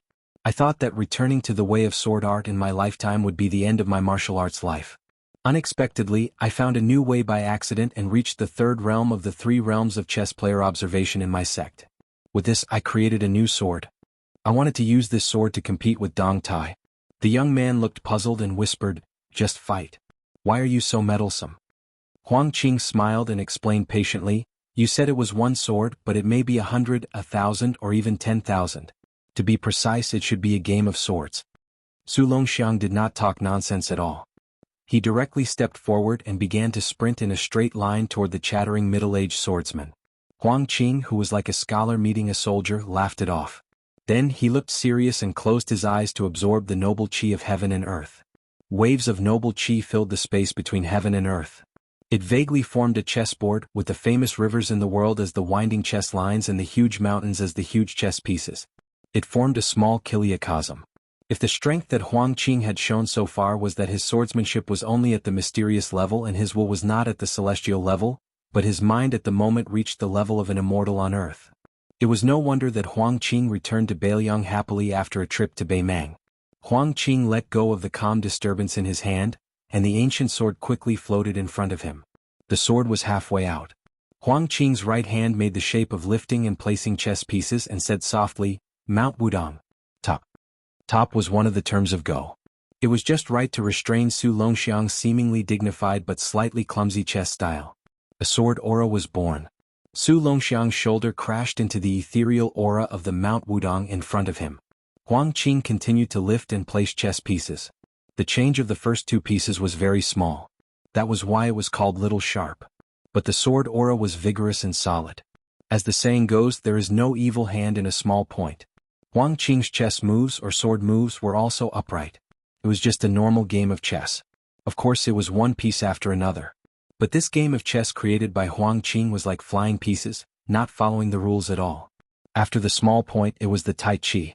After the Tai Chi, it was the elephant step. Then, it was the combination of the seal and suppression. There was also the continuous power of the 1,000-treasure pavilion. Huang Qing's elegant face glowed with a kind of solemn and dignified brilliance. All the yellow sand that could be blown by the breeze was strangely still at this moment. Only the majestic sword aura was wantonly rampaging. I have an abundant sword aura that is unparalleled in the world. There will be a sword to tell the world. I have been depressed for 40 years. Today I have to speak my mind. Chapter 1303. The sword chi was like a mountain or an abyss, it was like a river or a river, it was like a fish or a dragon. Within 2 miles of the youth, the sword chi rose and fell one after another. No matter how recklessly Su Longxiang charged, it was difficult for him to get close to Huang Qing in the half-unsheathed calm disturbance. Instead, from time to time he was hit by the majestic sword chi and staggered back. Before he could stand still, he was hit by the continuous following moves. One side was like a trapped beast fighting, while the other side was motionless. How could a chess piece compete with a chess player outside the game? It was obvious who was better and who was worse. What was more frightening was that Huang Qing's new sword did not weaken after a spurt of energy. On the contrary, the moves became more and more smooth, and the artistic conception of the sword gradually entered a better state. The more Su Longxiang struggled fiercely with his powerful body, the more meticulous and seamless Huang Qing's moves became. It seemed that the sword Qi, who was determined to correct the name of Beimang's sword art, was using Su Longxiang as a whetstone. The more indestructible the whetstone was, the sharper the sword edge would be under the sharpening of the two. No matter how shallow and narrow-minded a layman was, he knew that when the half-sword was completely unsheathed, its power would be able to destroy even the bodhisattva of the human world with an indestructible golden body. The young man on the chessboard was hit on the shoulder by a sword Qi that was as thick as an arm. His thin and weak body tumbled a few times in the air. After his feet landed on the ground, he still slid 7 or 8 feet away, leaving 2 marks on the sand. However, the yellow sand and dust were suppressed by the sword Qi, and it only floated up for an inch before it was suppressed again. One could see the general situation from a small clue. Even if Su Longxiang did not move or trigger Huang Qing's sword Qi to launch a counterattack, as long as he was on the chessboard, he was constantly fighting against the sword intent that encompassed 3 miles of area. But even so, Su Longxiang ran tirelessly again and again without showing the slightest sign of fatigue. The so-called infinite strength of the world was extremely suitable for the youth. Su Longxiang raised his head and looked at the green-robed swordsman in the distance. His eyes shone with a faint golden light. He rushed forward again, but this time he did not run in a straight line. The young man's figure left behind a long series of frozen afterimages on the sand. His running path could be vaguely seen.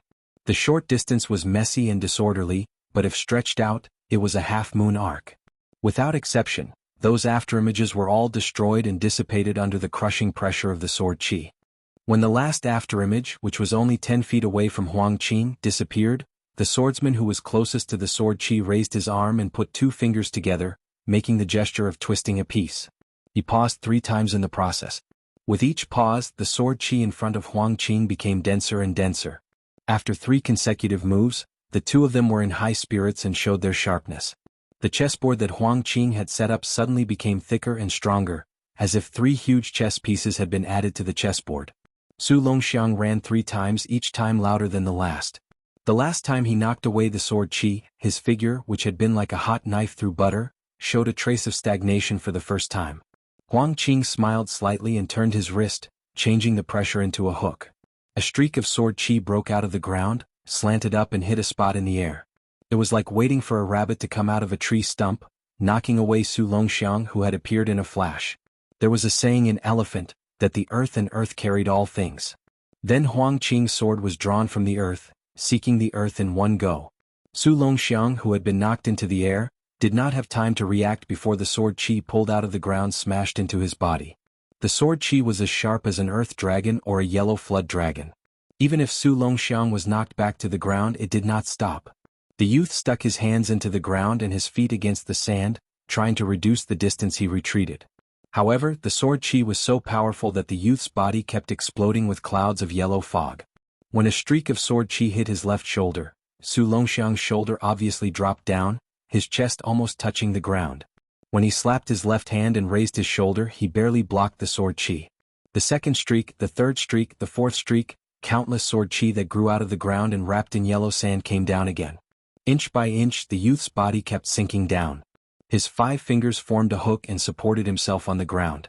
The Dechu dynasty once had an overlord who could carry the cauldron. Even if you, Su Longxiang, had great strength, could you bear the weight of heaven and earth? Huang Qing really wanted to see it for himself. Since the original intention of using Su Longxiang to sharpen this new sword had been fulfilled, Huang Qing wanted to use this gifted youth to weigh the weight of the white-robed monk, so as to pave the way for a future battle. Qi was born when one's thoughts moved, and a square inch expanded the heaven and earth. This was Huang Qing's unique way of swordsmanship, which was different from Li Chungang, who was conceited about everything in the world and the sword, and also different from Dong Tai, who reached the extreme of swordsmanship.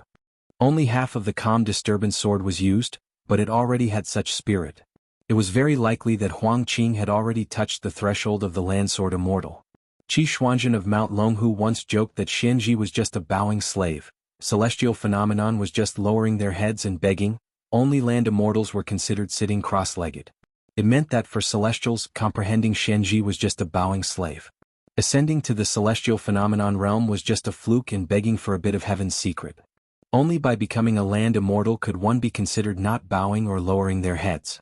However, it was only sitting cross-legged between heaven and earth, which was still a bit shorter than the heavenly way. It was said that there was once an unknown master who went to the demon-slaying platform to ask Qi Xuanzhen, using his spear to attack his shield.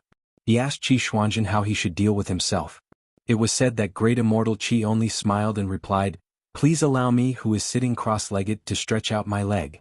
He was indeed the reincarnation of ancestor Lu, who had once passed the heavenly gate but did not enter. At the same time, Qi Xuanzhen also said a strange prophecy that was shrouded in clouds and mist. Land immortals have differences in life and death, but there is no difference in superiority. No matter whether Huang Qing was standing or sitting, as long as he reached the sword immortal realm where he could use the power of heaven and earth, plus he was not in the three sects, he would have the qualification to be called invincible. Chapter 1304. Huang Qing opened his eyes and looked at the young man who was almost lying on the ground. There was some pity in his eyes. He felt sorry for the young man's talent, but there was also some obscure self-mockery. The Taiping order once said that where a poisonous snake appeared, there must be herbs. This was the natural law of all things in the world. The more a carp turned into a dragon, the more difficult it was to escape. 100 years ago, Lu Songtao was invincible in the world and sealed the mountain for a nameless wandering Taoist. Li Chuangong's swordsmanship was known to be on par with heaven. He opened the gate of heaven whenever he wanted, but he was restrained by Wang Xianji. In the end, Wang Xianji died in the hands of Su Fengyin. Huang Qing calmed his mind and collected his thoughts. In front of him, Su Longxiang had already been blasted into the huge pit by countless sword qis. In his field of vision, with the young man as the center, numerous yellow Jiao dragon sword qis rose from the ground like blooming flower buds. They continuously smashed onto the young man's back, not giving him a chance to catch his breath. After all, it was reasonable that the strength of the dragon and elephant could not defeat the grand atmosphere of heaven and earth. Although Huang Qing was a little regretful that the young man did not make him use all his strength, it was not easy for him to hold on for so long in a game of swordsmanship. Huang Qing did not want to kill Su Longxiang in this way. It was not that he was afraid of being hated by the young king of Bailiang in the future, but that Huang Qing was able to reach the great grandmaster realm of swordsmanship today, and he had a matching breadth of mind. Huang Qing reached out and pressed down on the calm storm, then suddenly pushed it back into the scabbard. Place the heaven's origin. At the same time, a terrifying sword qi as thick as the roots of a mountain fell from the sky. The sword qi exploded into the ground, just like a famous sword returning to its scabbard. The sword qi was so rich that it was exaggerated to the point of flowing water. It crazily overflowed from the big pit and flowed rapidly outside the big pit, soaking the yellow sand. Huang Qing sighed slightly in his heart and turned to return to Gusai state. The calm storm in his hand trembled slightly, and the amplitude was increasing. Huang Qing frowned and looked at the big pit again. He could not detect a trace of vitality, but because of this, the laughter squeezed out from the throat like a beast was particularly terrifying. A thin figure in ragged clothes walked out along the slope of the pit. He was bent and his hands were hanging low. When he raised his head, Huang Qing was a pair of golden eyes. There was not the slightest hint of emotion in those eyes. There was neither sadness nor joy, neither worry nor joy. In the blink of an eye, Huang Qing controlled the sword qi to erect 6 tall walls behind him. The youth, who had lost his human aura, instantly appeared behind Huang Qing. He then began to run, smashing through the 6 walls in one breath. His running speed did not decrease but instead increased. When he was 2 zhang away from Huang Qing, the youth leaped high into the air and pounced at Huang Qing.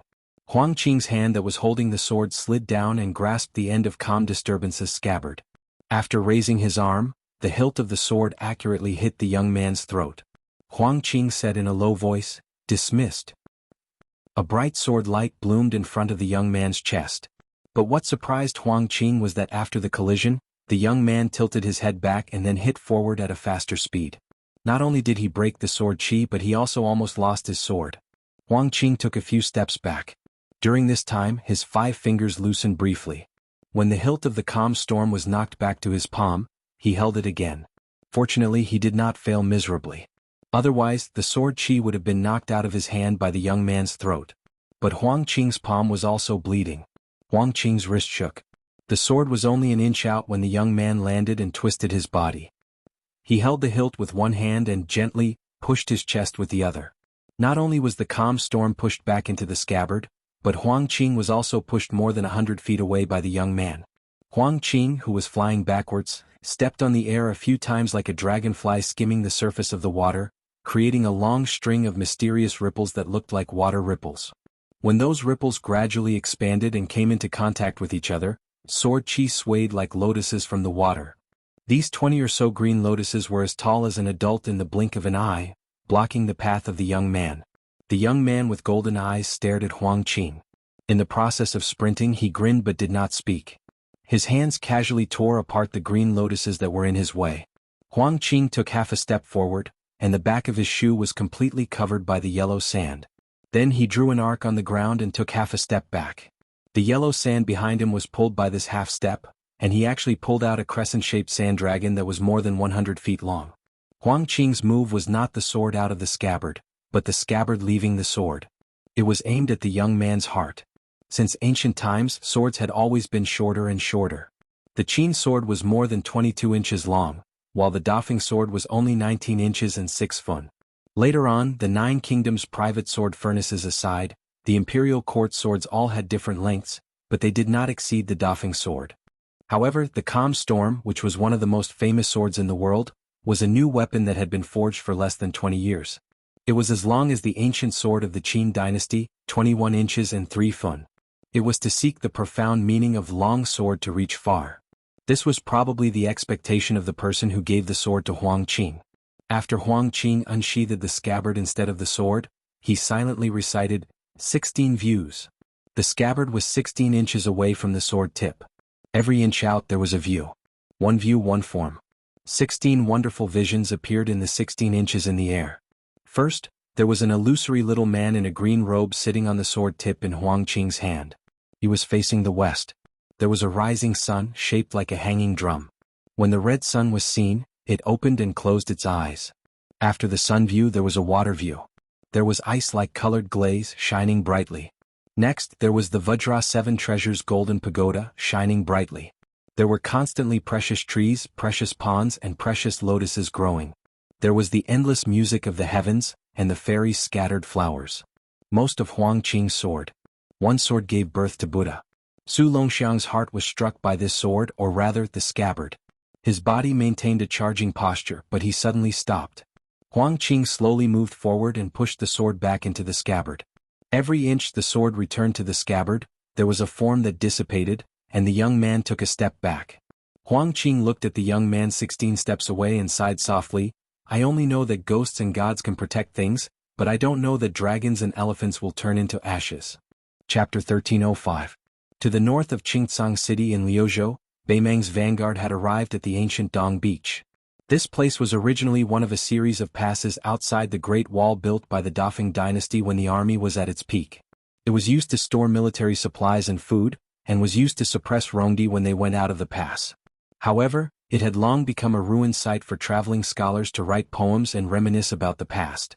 The low city walls that were built with quicksand, loose stones and red willow reeds in the early years were still faintly visible. The higher trenches on both sides of the city walls had long been shaved off by the sandstorm year after year.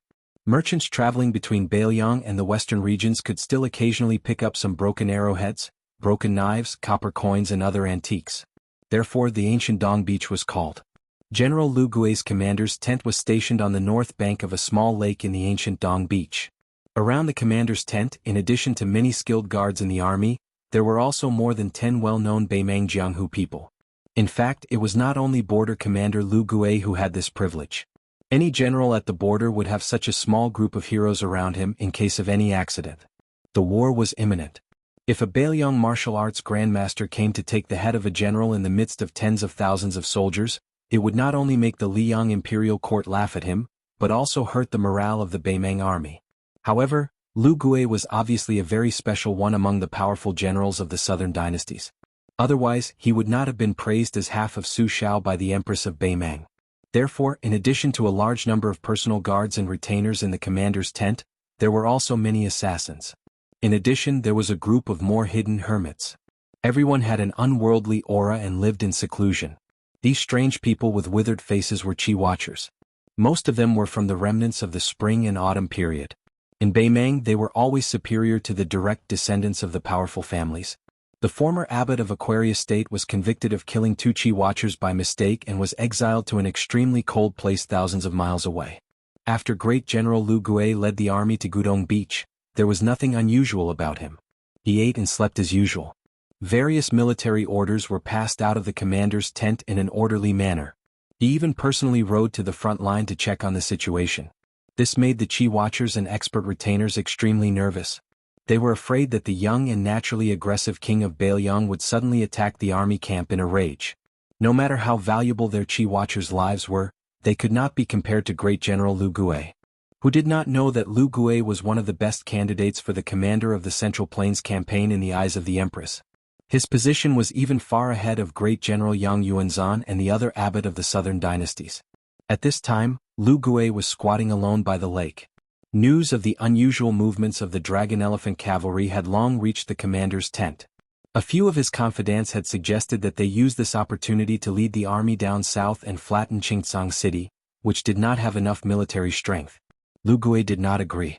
Thinking of the bloodthirsty light that he was all too familiar with in the eyes of those young people, Lu Gui could not help but smile. It was good to be young. They did not even care about life and death. However, it was an old man like him who could lie down and enjoy a comfortable life, who cherished his life more and more. However, Lu Gui, who had not yet reached the end of his life, cherished his life, but he was not afraid of losing or dying. However, he did not care about Liuzhou, much less a small Qingcang city that did not affect the overall situation.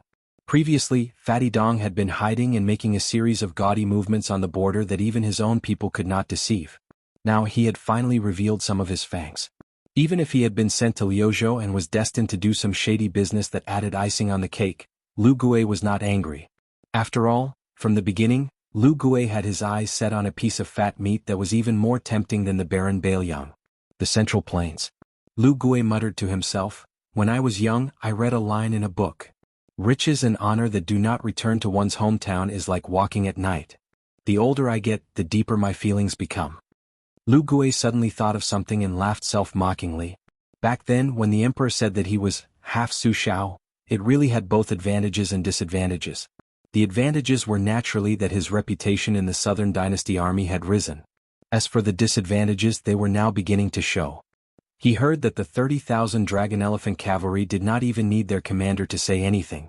They all spontaneously wanted to chop off their own heads and use them as urinals. Lu Gui subconsciously touched his neck.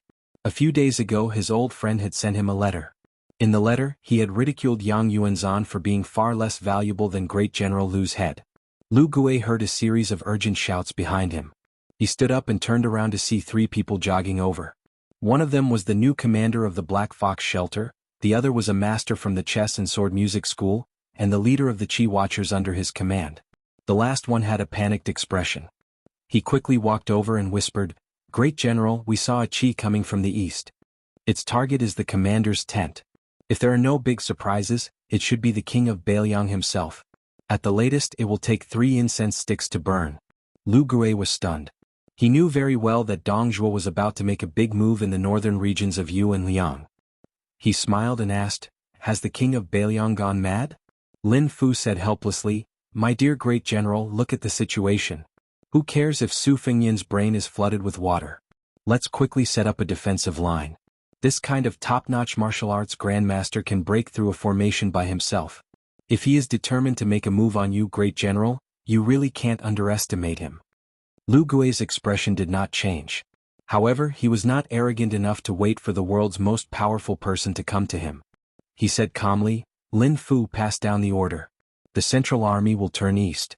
Then let Huyan Kachin and Yelu Zongtong each lead 500 fast and light cavalry troops to the left and right flanks. You will lead another 180 Black Fox shelters and act according to the situation. As for the palace's private army, let them arrange themselves. They are more experienced in dealing with Jianghu masters." Lin Fu whispered, "Do we need to place 200 heavy cavalry troops at the front of the battle formation?" Chapter 1306. Lu Gui glared at him and said, Let's not talk about whether the 200 heavy cavalry can stop the king of Bailiang. Even if they can, how many of them will be left? Even if you don't feel sorry for them, I do." Lin Fu chuckled and did not dare to take matters into his own hands. He quickly turned and ran off to deploy the troops. Lu Gui walked side by side with the Qi refinement warrior in white and the master from the chess and sword music school. The Qi refinement warrior seemed to have been influenced by the general's calmness in the face of danger. He was no longer as anxious as before. He said softly, "General, please rest assured. The 600 well-trained men that His Majesty has bestowed upon him are not very useful if they are used to break through the enemy's lines. However, they are very effective against these lone warriors. Although the king of Bailiang is indeed very powerful, I believe that he is not so powerful that—" Lu Gui smiled and continued the conversation. "Killing people as if they are taking something out of their pocket, right?" The Qi refinement warrior looked a little embarrassed. Lu Gui said calmly, "Although I don't know the depth of that Su Fengyin, I feel that if he really wants to die together with me, it is not difficult for him to kill me, Lu Gui. The difficulty lies in how he can escape unscathed. The reason why I say that he is crazy is not because the Su Fengyin knows that he cannot do it, but because he feels that it is not worth it for him to exchange the king of Bailiang's life for my life, Lu Gui's." Lu Gui smiled and said, "I am very assured. All of you should be even more assured. Our Taiping commandery is always meticulous. We may have a backup plan in the dark." The swordsman from the chess and sword music school smiled knowingly. About half an hour later, an eye-opening army appeared in front of Lu Gui's army. There were less than 600 of them. However, each of them, who were known as the material officers in the Beimeng army, was unusually burly and muscular.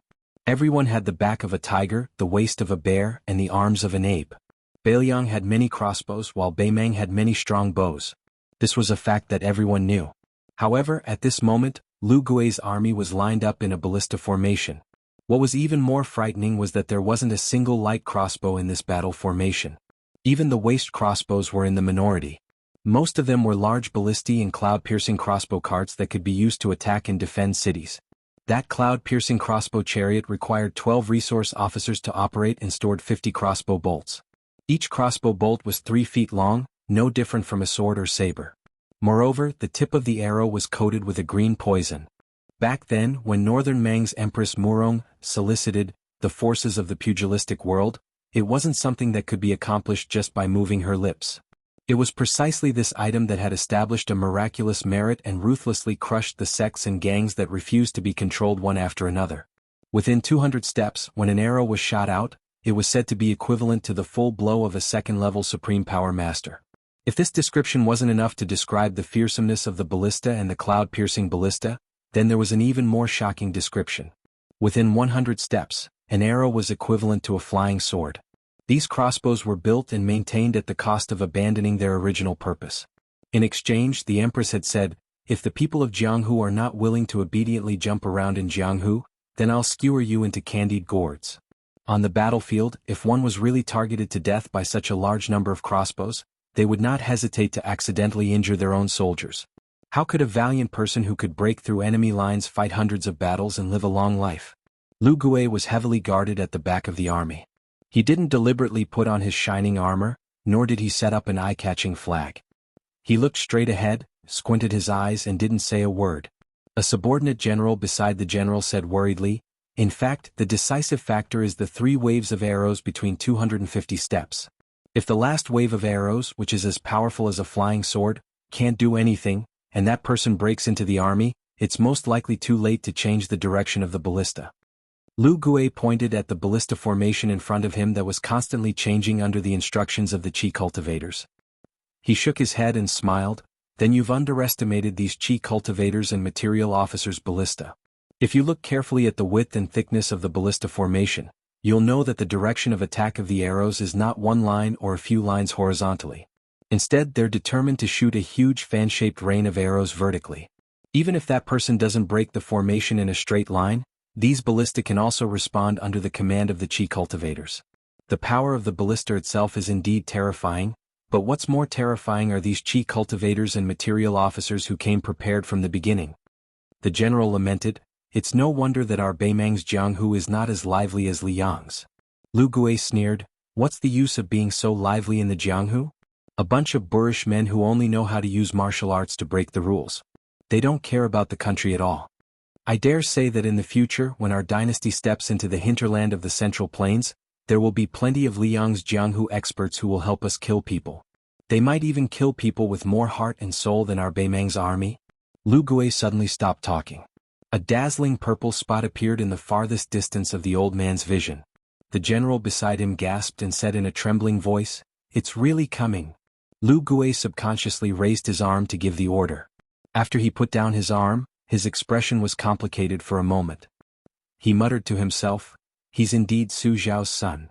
The purple aura came from the east without stopping. There was a loud bang in the ballista formation. The ballista arrows were shot and pierced through the air. Almost at the same time, a second wave of ballista arrows rained down toward the purple aura in the sky. In an instant, with the ballista formation as the fulcrum, hundreds of ballista arrows that looked like the bones of a fan were shot out. Half of them were no different from the sword of an immortal. But after the blink of an eye, the purple aura swept through the sky without any pause. It continued to streak through the sky and disappeared in a flash. It actually disappeared above Lu Gui's army just like that. Lu Gui, whose back was facing the army, took a small step forward at some point. His face was gloomy. He casually pushed aside the swordsman's corpse in front of him and looked to the west. A ballista arrow pierced through the corpse's chest and nailed into the ground beside Lu Gui's feet. Even the tail of the arrow could not be seen. Lu Gui ignored the panicked shouts of the guards around him and said indifferently with a fake smile, "It's impolite not to reciprocate." Chapter 1307. Using the crossbow formation, not only did they fail to stop the Eastern Purple Chi, but it also caused the chess and sword music school sword master to be killed by a crossbow arrow in order to protect Grand General Lu Gui. Once the Jianghu people with superior martial strength stepped onto the battlefield, although they would quickly obtain glory and wealth, they might not be able to hold on tightly to that rootless position in the army. Perhaps before they could even warm up, they would suddenly die. An ordinary-looking material officer in armor quickly rushed to Lu Gui's side. With an apologetic expression, he cupped his fists and smiled bitterly. "Your subordinate is incompetent and has frightened Grand General." There was an unshakable iron law in the Beimang army. If the commander-in-chief died in battle, the generals and kiliarchs under him would all be sentenced to death. Other than Lu Gui himself, who could not see anything strange, everyone was probably breaking out in cold sweat. Lu Gui waved his hand and dismissed it with a smile. This middle-aged soldier hiding in the crossbow formation was not simple.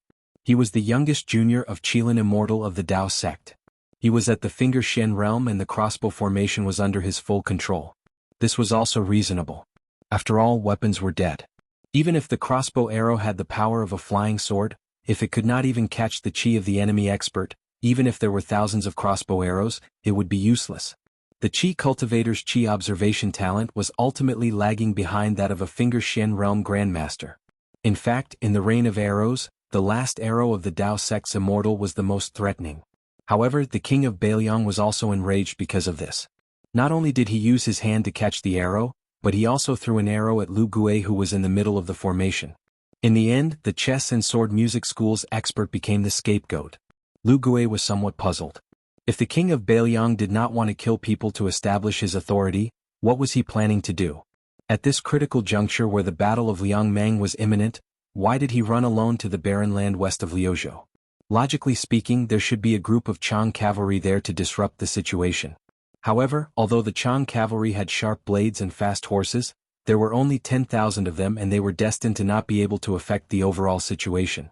Just when Lu Gui was full of doubts, an old Chi watcher squeezed out of the encirclement of the personal guards and walked quickly to Lu Gui's side. He whispered, "General, another top master suddenly appeared in the west. His momentum is not weaker than that of the king of Beiliang. The two will soon collide. It seems that they are going to stop the king of Beiliang from going west." The Chang cavalry broke in and the Dragon Elephant cavalry unreasonably split their forces. Lu Gui suddenly laughed and said, "Interesting. Even my bait wasn't able to get the king of Beiliang to take the bait. How did the little Chang cavalry manage to succeed?" Lu Gui immediately stopped laughing. He called the leader of the Black Fox Guards, Lin Fu, and ordered in a deep voice, "Chi refinement warriors split into 3 groups. The first group will lead the crossbow formation to the west. The other 2 groups will lead the 2 wings of Huyan Kichin and Yelu Zongtong's personal guards with 500 men each. As for you, Lin Fu, bring all the Black Fox Guards. I will give you another 200 heavy cavalry and 10,000 light cavalry. Ignore the king of Beiliang's movements. Just focus on finding the Longxiang army that has left the main army and fight them at all costs. Lin Fu was surprised and asked carefully, General, what if the Qingcang city garrison and the deputy general of the Longxiang army, Li Mofen, choose to leave the city now and attack Gudong Beach? Lu Gui snorted and asked in return, even if they have the guts, do they have the guts? Lin Fu shrank his neck and did not dare to say another word. Danger lurked everywhere on the battlefield. Danger was always present, but opportunities were fleeting. Whether one was a mediocre person who had no achievements or mistakes, or a famous general on the battlefield who could turn the tide, it all depended on the commander's decision. Lu Gui saw that the Tao De sect's Taoist priest, who was young but had an extremely high seniority, seemed to be hesitating. He was probably afraid that he would fall into the trap of luring the tiger away from the mountain. Once he was assassinated by the Beiliang loyalists in Liuzhou, His Majesty would vent his anger on the Tao De sect. The old man laughed softly and said, Taoist priest, there is no need to waste your time by this old man's side. You won't be able to achieve anything. If we can defeat the Longxiang army this time, I will personally ask His Majesty for a reward. Even though this Taoist whose attire was no different from the head of the materials official was the esteemed state preceptor Yuan Qingshan's junior brother, he was still extremely respectful before Lu Gui. When he heard what was said, his favorable impression of this great general increased by a bit. Northern Mang's nobles and martial artists were mostly condescending. The Taoist inwardly decided that regardless of whether Flo Province's battle was a success or failure, when he returned to the sect, he was going to persuade his senior brothers to place a heavy bet on Lu Gui and not stake everything on the Ruran cavalry's commander Hong Jingyan. Beimang's method of annihilating Buddhism was even more ruthless and tragic than Li Yang's. The power of Taoism was like the sun in the midday sky, especially after his senior apprentice brother had transformed into a rainbow and ascended. The Tao De sect's status rose like a boat on a rising tide. It was believed that if he could form a relationship with Lu Gui before he made his mark, Beimang would definitely unify the Taoism of the Central Plains when it unified the world in the future. Mount Longhu, which could still be considered the ancestral court of Taoism, would definitely not be able to compete with the Tao De sect, which was close to Lu Gui for the position of leader. Lu Gui stood where he was and looked at the dust that was gradually rising in the distance. Suddenly, he laughed involuntarily. It can't be that Beimang is finished before our battle has even begun, right? So there's a big battle before a big battle. The order of peace, what a good plan. The purple clouds came from the east and left to the west. A golden bronze figure with a majestic aura like that of a celestial being strode forward. The dust that was kicked up by his feet was even greater than the gallop of 1,000 cavalry. The purple clouds seemed unwilling to be tangled up with this person. Even when they passed by the crossbow formation and Lu Gui's army, the purple clouds did not change their path. The purple clouds shifted their direction slightly, but the golden giant took a step to the side and stomped out a large pit, continuing to block their path. The purple clouds still didn't want to collide with it. Their speed didn't decrease, but their path forward quickly shifted to the side again. The great grandmaster of the chess and sword music school's bronze figure was unforgiving. Once again he chose to confront the purple clouds head-on. The road faced the sky, but the bronze figure's grandmaster was unwilling to separate from the purple clouds. Nothing could be done more than 3 times. In the blink of an eye, the purple clouds, who no longer deliberately held back, were already within reach of the bronze figure's grandmaster. This was the first time the bronze figure's grandmaster had seen this heaven-shaking young man up close. His entire body flowed with a purple-gold aura, and the date mark between his eyebrows was like an inverted third eye. That pair of ice-cold eyes was somewhat similar to the sect's junior Hong Jingyan, who had been born with eyes but failed to see since childhood. Was this the king of Beimang, Su Fengyan? The bronze figure's grandmaster opened his mouth to speak, but no words came out. However, at the same time, his abdomen swelled like a large bell. A palm pushed out horizontally. It seemed to be played down, but its power could split rivers and split mountains. Su Fengyan suddenly accelerated and brushed past him. The yellow sand behind him caved in, forming a 30-meter-long 5-fingered palm print. The bronze figure retreated like rolling thunder. His speed was unexpectedly not inferior to Su Fengyan's. One person swept forward, the other swept backward, and they continued to walk side by side. The bronze figure's grandmaster extended a hand in an attempt to hook Su Fengyan's neck. Su Fengyan raised his elbow to block the golden giant's hook. The two separated upon contact, pulling apart a distance of 3 meters. They still maintained their original advancing posture. The bronze figure's left foot landed on the ground and took root. His right foot spun and his figure stopped first. In the instant he turned around, Su Fengnian's figure was already half a mile away. After the tall and sturdy northern Mang martial arts master who resembled the legendary Kunlun immortal stopped, he took a deep breath and opened his mouth wide, swallowing the vital energy of heaven and earth like a whale. With his majestic body as the center, circles of invisible ripples spread out. The ground shook and cracked, tearing out a pattern like a spider web. The golden giant leaped up, rapidly closing the distance between the two. In the air, he raised his arm high and heavily smashed down towards the back of Su Fengnian's head. But Su Fengnian suddenly stopped. The bronze figure's fist smashed into the air 6 feet above the ground, maintaining the posture of a lion hunting a rabbit in front of Su Fengnian. Su Fengnian's toes tapped, slanted upwards and lightly tapped the bronze figure's shoulder, trying to continue forward. The bronze figure's grandmaster who straightened his back shouted, "How dare you!" A palm slammed down from the air. A whirlpool of wind and clouds suddenly appeared in the sky. At the same time, the bronze figure's grandmaster raised his other hand. A tornado rushed up from the ground. The image above was taken from the sky, and the method below was taken from the earth. The two collided, attacking Su Fengnian between heaven and earth. Su Fengnian's figure lightly spun, barely avoiding this earth-shattering collision.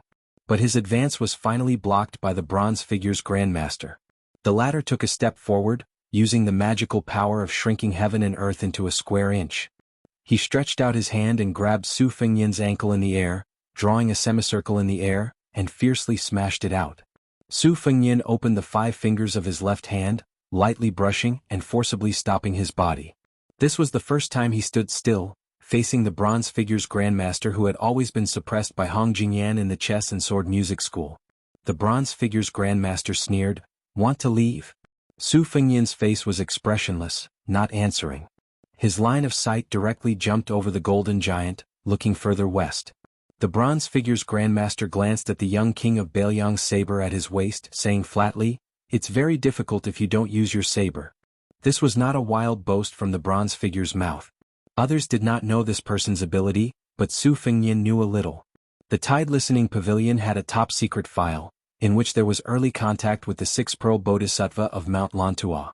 But the hidden strength of the bronze figure's grandmaster was clearly not something that the female bodhisattva could compare to. Not to mention anything else in the file, just 2 phrases were enough to make people afraid. Banished immortal. Heavenly King Dharmakaya. Su Fengnian indeed did not have the confidence to leave this person behind and continue forward. But this did not mean that if Su Fengnian fought without restraint, he would not have a chance to kill him.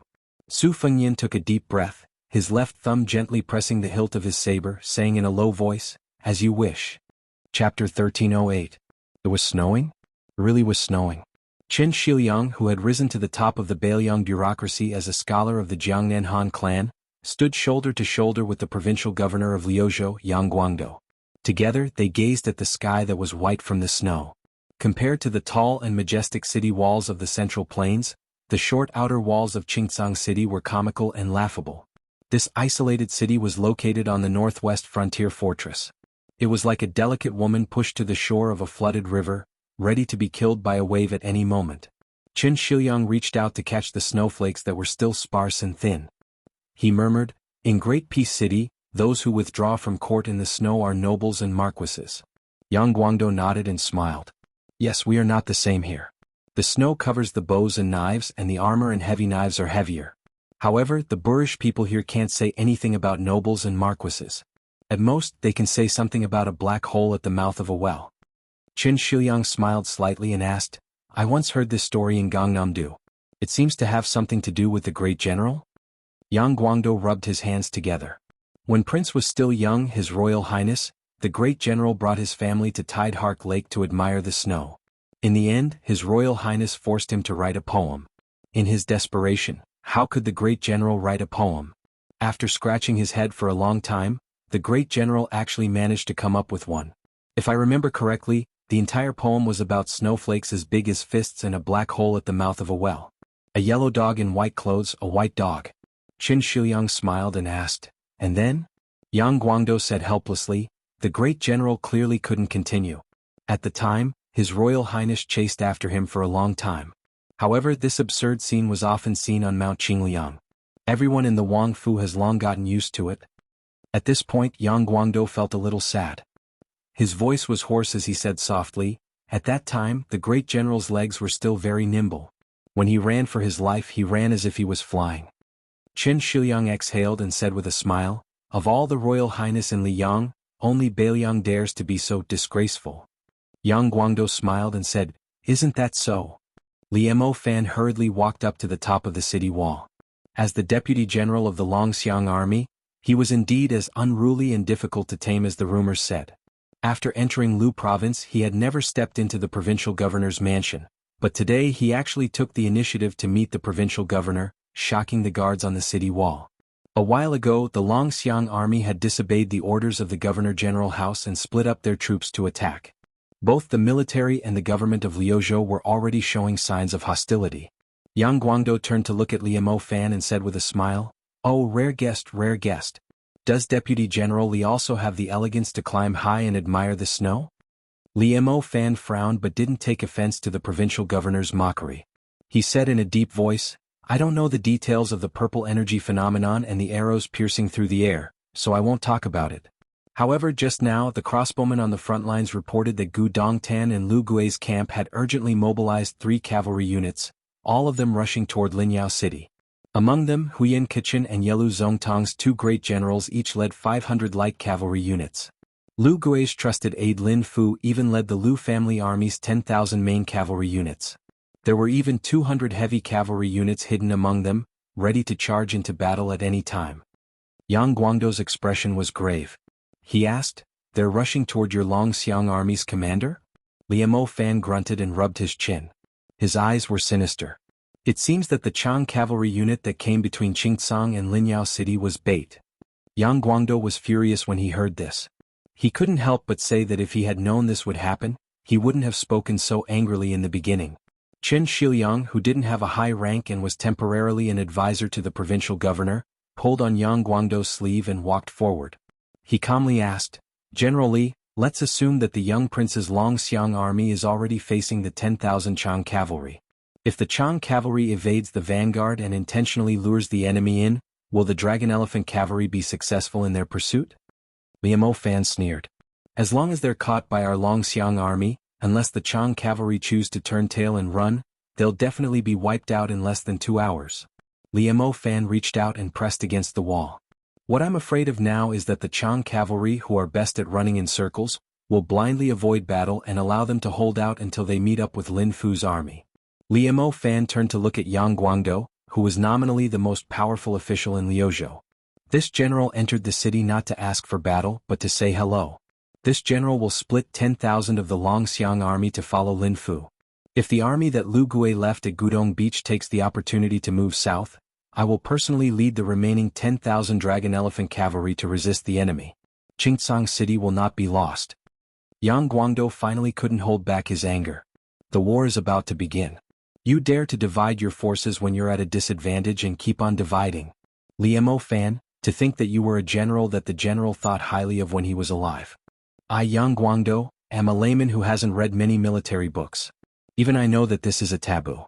The importance of Flo province lies not only in the fact that our side is defending Azure City to the death to restrain Lu Gui's army, but also in the fact that the 30,000 Dragon Elephant cavalry is maintaining a posture of being ready to pull back but not unleash it, so as to form a deterrent force to the entire northern Meng southern dynasty. Neither of these 2 factors can be missing. If either of them is missing, then Liang Mang would have already lost the first great battle. Even if your Dragon Elephant cavalry is exchanging 1 for 2, even if you, Li Mofan, have accumulated countless battle achievements, Northern Liang King will still cut off your head. You Li Mofan deserve to die. Li Mofan's expression was cold as he said stiffly, "Provincial Governor Yang, this general has said that Qingcang City will not be lost.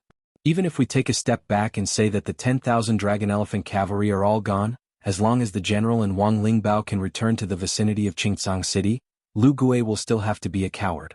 Right now, the most important thing is to ensure that the general of the Longxiang army will not meet with any accidents on the battlefield to the east of Linyao." Yang Guangdou took a step forward. "Surnamed Li, the king of Beiliang has promised that I, Yang Guangdou, can do whatever I want in Liuzhou. Do you really think that I don't dare to act first and report later?" Li Mofan's face was full of undisguised disdain. He tilted his head slightly and pointed at his neck. Why don't you come and try? Old man Yang, with your little ability, do you think you can chop off my head? Qin Shiliang didn't act as a peacemaker, only looking towards Gu Dongtan's side.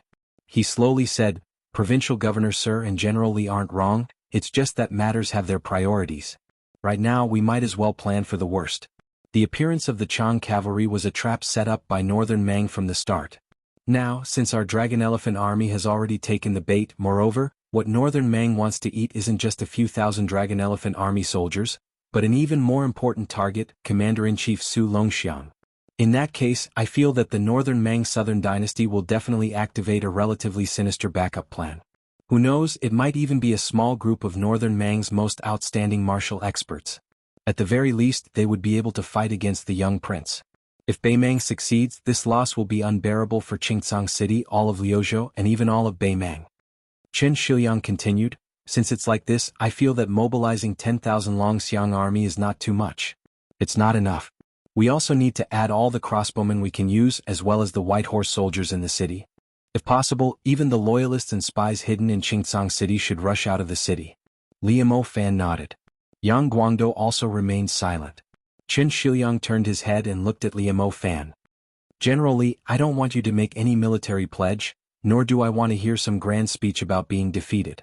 Right now I only want to ask you one thing. You only have 10,000 Dragon Elephant cavalry. Once Lu Gui's army resolutely charges south, can you guarantee that Qingcang City will last until the 20,000 Longxiang army returns? Liu Fan's eyes were abnormally resolute. He said in a low voice, I can. Liu Fan smiled. He patted the Bailiang war blade at his waist and pointed outside the city with his other hand. Chen Shiliang, it's fine if you don't trust me, Liu Fan, but please trust this cold blade of mine. If one isn't enough, there are 10,000 outside the city. Chen Shiliang nodded. Liu Fan turned around and strode away. Chen Shiliang suddenly turned to the back of this Bailiang frontier army general and said, General Li, the Longxiang army soldiers are Bailiang people, and so are the people of Liuzhou. I never thought so before, but from now on, I will remember it. After saying this, the general, with his back to the two civil officials, suddenly raised his hand and gave a thumbs up. Chapter 1309. Most of Huang Qing's sword, 16 Buddhas.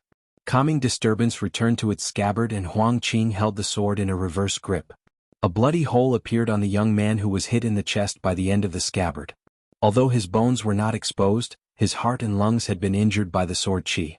Even Huang Qing, whose qi was as long as a river, needed to breathe in and out several times to calm the crazy and chaotic qi in his body after using this move. All moves in the martial Dao emphasized upon opening acupoints in one go, and they pursued the realm of advancing courageously with the guidance of one's will. But Huang Qing's 16 views were extremely strange. After the qi was formed in one go, it forcefully closed the door, at the 16 acupoints, causing the torrent of qi to strike the dam 16 times in succession, and it relied on this to achieve momentum. 16 views, one view and one pause in line with the Buddhist scriptures, one step, one lotus. Although the sword succeeded, Huang Qing still had some regrets in his heart. It was said that the king of Bailiang spared no effort to help Su Longxiang, his younger brother, recreate a red talisman armor. Huang Qing hoped that the young man who was fighting against him would wear the armor that was said to be as solid as a city. Suddenly Huang Qing, who was known for his heart as still as water in Beimang, laughed at an inappropriate time because the scene in front of him made him feel even more absurd. The young man lowered his head and looked at his chest, then raised his head to stare at Huang Qing. He opened his mouth, only to see a stream of green light lingering between his teeth. That was the heterogeneous sword qi that Huang Qing had planted in the young man's heart and lungs. Not only did the young man not take the opportunity to spit it out to reduce his injuries, he swallowed the sword qi back. I'm not full, do you have more? Huang Qing clenched the famous sword in his hand and smiled. I don't have anything else, but I have plenty of sword qi. Su Longxiang, whose eyes were glowing with gold, turned his head and looked back. It was unknown whether he was looking at Qingcang or Liangzhou. The young man turned his head and twisted his neck. All the joints in his body made a series of ear-piercing sounds like soybeans exploding. He raised his fists and then stomped down with a loud bang. Huang Qing, who was rapidly accumulating power in the dark, narrowed his eyes. He saw qi ji condensed like rainbows continuously surging out from the young man's body, shattering and dispersing.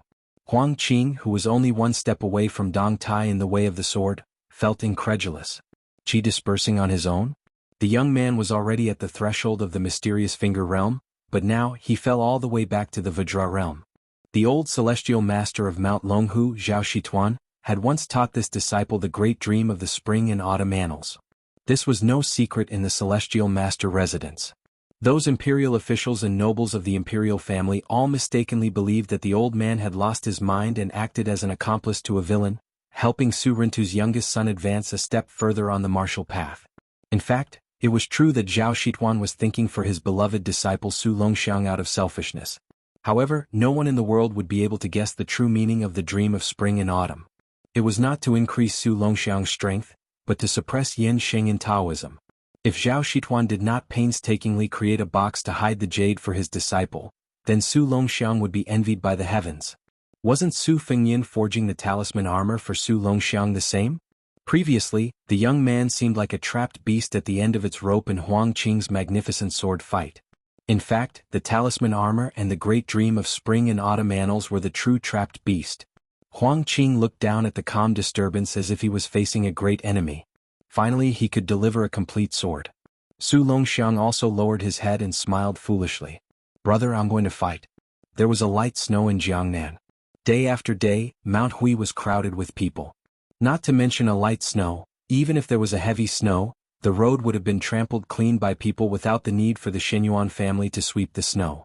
The tourists who crowded shoulder to shoulder were all here to admire the moonless restaurant on the Great Snow Plateau. Although Yunyu Jiang was not qualified to enter, he could still come in high spirits after seeing it from afar. When he went back he could boast to his friends in Jianghu. Seeing a woman in purple, he dared to boast that he had seen the female chief of Wulin. However, which female hero did not have a set of purple clothes in her bag when she traveled Jianghu? Otherwise, how could she have the face to call herself a fairy? A while ago the Wulin assembly was held and everyone participated in the grand event. Everyone added fuel to the fire, which made the reputation of the purple dress of Mount Hui even higher. In particular, the Tide Listening Pavilion in Beiliang sent so many boxes of martial arts manuals from thousands of miles away. It was no doubt that the most powerful person in the world recognized Shenyuan Qingfeng as the chief. Who dared to say anything? Moreover, the woman was so generous. She wantonly gave away the old manuals on the Great Snow Plateau as if she was giving out a few copper coins. Many old and wise Jianghu legends smiled brightly. The liveliness of Mount Hui made Mount Longhu even more deserted. In addition, the incense on Mount Wudang in the distance was getting stronger and Prince Qingqing, surnamed Wu, was in charge of the affairs of the Taoist sect in the mansion of Taoist Master. If it were not for Mr. White Lotus, Mount Longhu would have been very cold this winter. The weather was not cold but the heart was cold. Fortunately, all this was good for the old Taoist in the small Taoist temple at the foot of Mount Longhu who liked peace. Chapter 13:10. The old Taoist with the surname Zhao had always been an unreasonable weirdo. He was a direct descendant of the Taoist master's residence and was brimming with talent. He could debate Taoism with Qi Xuanzhen, compete with Li Chenggang in swordsmanship, and compete with Shenyuan Pan in strength. His talent was clearly a level higher than that of the Dragon Tiger Mountain's leader, Zhao Shi, who had already ascended. However, in order to avoid being an honorable minister, he fled from the mountain and concealed his identity to wander the Jianghu. After returning to the mountain, he didn't live in the Taoist master's residence. Instead, he lived in the dilapidated Taoist temple at the foot of the mountain and waited for death. A few years ago he risked universal condemnation and accepted Ren Tu's youngest son as his disciple. If not for the fact that Dragon Tiger Mountain's position as the ancestral court of Taoism was still unshakable, everyone in the imperial court would have drowned this muddle-headed old Taoist. Zhao Shituan wandered around the temple that had finally been repaired. He went to the Green Dragon stream and stared blankly for a while. He seemed to have remembered something and ran to tighten the rope of the bamboo raft. Then he squatted down and looked at the stream. It was very bleak. After getting up, he shook his robe and returned to the temple. He went to the boy's room and sat by the bed for a while. After sitting for a long time he still didn't know what to do. He really had nothing to do, so he went to sit by the well. He once lied to his disciple that the well led to Beiliang and was connected to his home. In the end, this idiot would throw hawthorns into the well every time there were hawthorns to pick. He couldn't bear to eat them and gave them to his older brother. As her master, even if he wanted to steal a few to try, it would be absolutely impossible. Zhao Shituan sat by the well and was lost in thought. Of course, the old Taoist didn't like Ren Tu, who almost trampled Dragon Tiger Mountain, but this didn't stop him from liking Ren Tu's two sons. His disciple Huang Man was not much different from the old Taoist master's son in his later years. His impression of His Royal Highness had never been bad. The first time he went to Bailiang Palace he fought with that cunning little fox. It was very interesting, but he didn't hate her. What he really liked was when the young crown prince came to Mount Longhu and bowed to him solemnly. In this world there was a great number of aristocratic families, and there was no shortage of daughters of aristocratic families. The more successful a person's life was, the harder it was for them to feel guilty and grateful. They would never be willing to say sorry or thank someone. Compared to casually throwing away 1,000 pieces of gold, the former was much more difficult. Weren't the juniors of the Celestial Master Mansion on the mountain the same? Relying on the height that his parents had earned, he had lived on the mountain since he was young. How could he know how difficult it was to make a living at the foot of the mountain? Little did they know that all the high positions, including that dragon throne, and every ancestor who founded the family business, were all bumpkins without exception. The old Taoist sighed. All of a sudden the old man's eyelids began to tremble, and his heart trembled violently. The old man's expression changed greatly. He quickly pinched his fingers and his face became paler and paler. He suddenly got up and sat back down. Zhao Shituan, who was deceiving himself, shouted angrily at the well, "Su Fengnian, if you can't protect Huang Man this time, I'll curse in front of your house for as long as I can live in this life." The old Taoist cursed and laughed inexplicably. In his laughter, there was some sadness of not being able to reach the top in his life and letting down his ancestors' expectations, and also some inexplicable open-mindedness. Zhao Shituan slowly stood up and walked to his house. In the west capital of the southern dynasties, there was a small hidden building with a huge vat in which a flood dragon hibernated. The hermits in the building, who were used to seeing the most bizarre things in the world, were in an uproar. Soon, the old woman and the royal preceptor of Beimang were alerted and rushed to the small building. In the old woman's sight, in the position of the Bailiang territory in the vat, the surface of the water that was as flat as a mirror, seemed to have been cut by a sharp weapon for a long time. After the initial shock, the old woman's lips curled into a sneer. "Catching 2 fish with 1 hook?" The old woman stared at the surface of the water and asked softly, "Other than the Sword Chi and the Copper Man Grandmaster, can you transfer some experts over? Those who are slightly weaker can also do it." The Imperial Order of Peace shook his head and said regretfully, "Impossible. Hong Jingyan, who is the closest, can't make it in time. As for those who are weaker, it's useless even if 10 or 20 of them go. Besides, the southern dynasty's border can't be transferred. Most of them are already by the king of the southern courtyard." The old woman asked, "Is there a possibility of going for wool and coming home shorn?" The Imperial Order of Peace said indifferently, "It's very difficult for the Copper Man to completely stop Su Fengnian. However, it shouldn't be difficult to delay his footsteps and buy time for Huang Qing to force Su Longxiang to suffer the wrath of heaven. All the Qi refinement warriors of the southern dynasties are ready. When the time comes they will add fuel to the fire." The old woman nodded. That was enough. The old woman suddenly took a step back but quickly took that step back. In the vat, something broke the surface of the water. The dragon raises its head. He stared at that line. He saw Jiangnan and snow again. An old Taoist began to climb the mountain and walk towards the Celestial Master residence.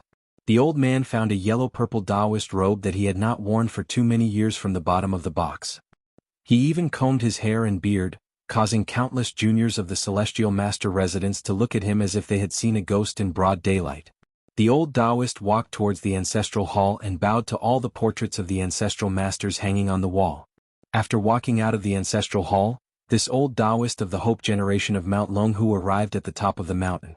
In the wind and snow, the old man sat cross-legged and laughed softly. "It's said that there's a knife on the battlefield and there's no need to be afraid of dying on the back of a horse. There's wine in the pugilistic world and there's no need to be afraid of dying drunk. I've never dared to kill anyone. I can't even drink enough wine. I've never lived a heroic life. In the end, I'm going to die like this." The old Taoist seemed to be talking to the world as he said loudly, "Enjoy yourself." The old man stretched out his finger and pierced his eyes. Then, the yellow-purple Taoist raised his right index finger that was dripping with blood and drew a mark between his eyebrows. It was like opening the heavenly eye. The old man lowered his arms and gently placed them on his knees.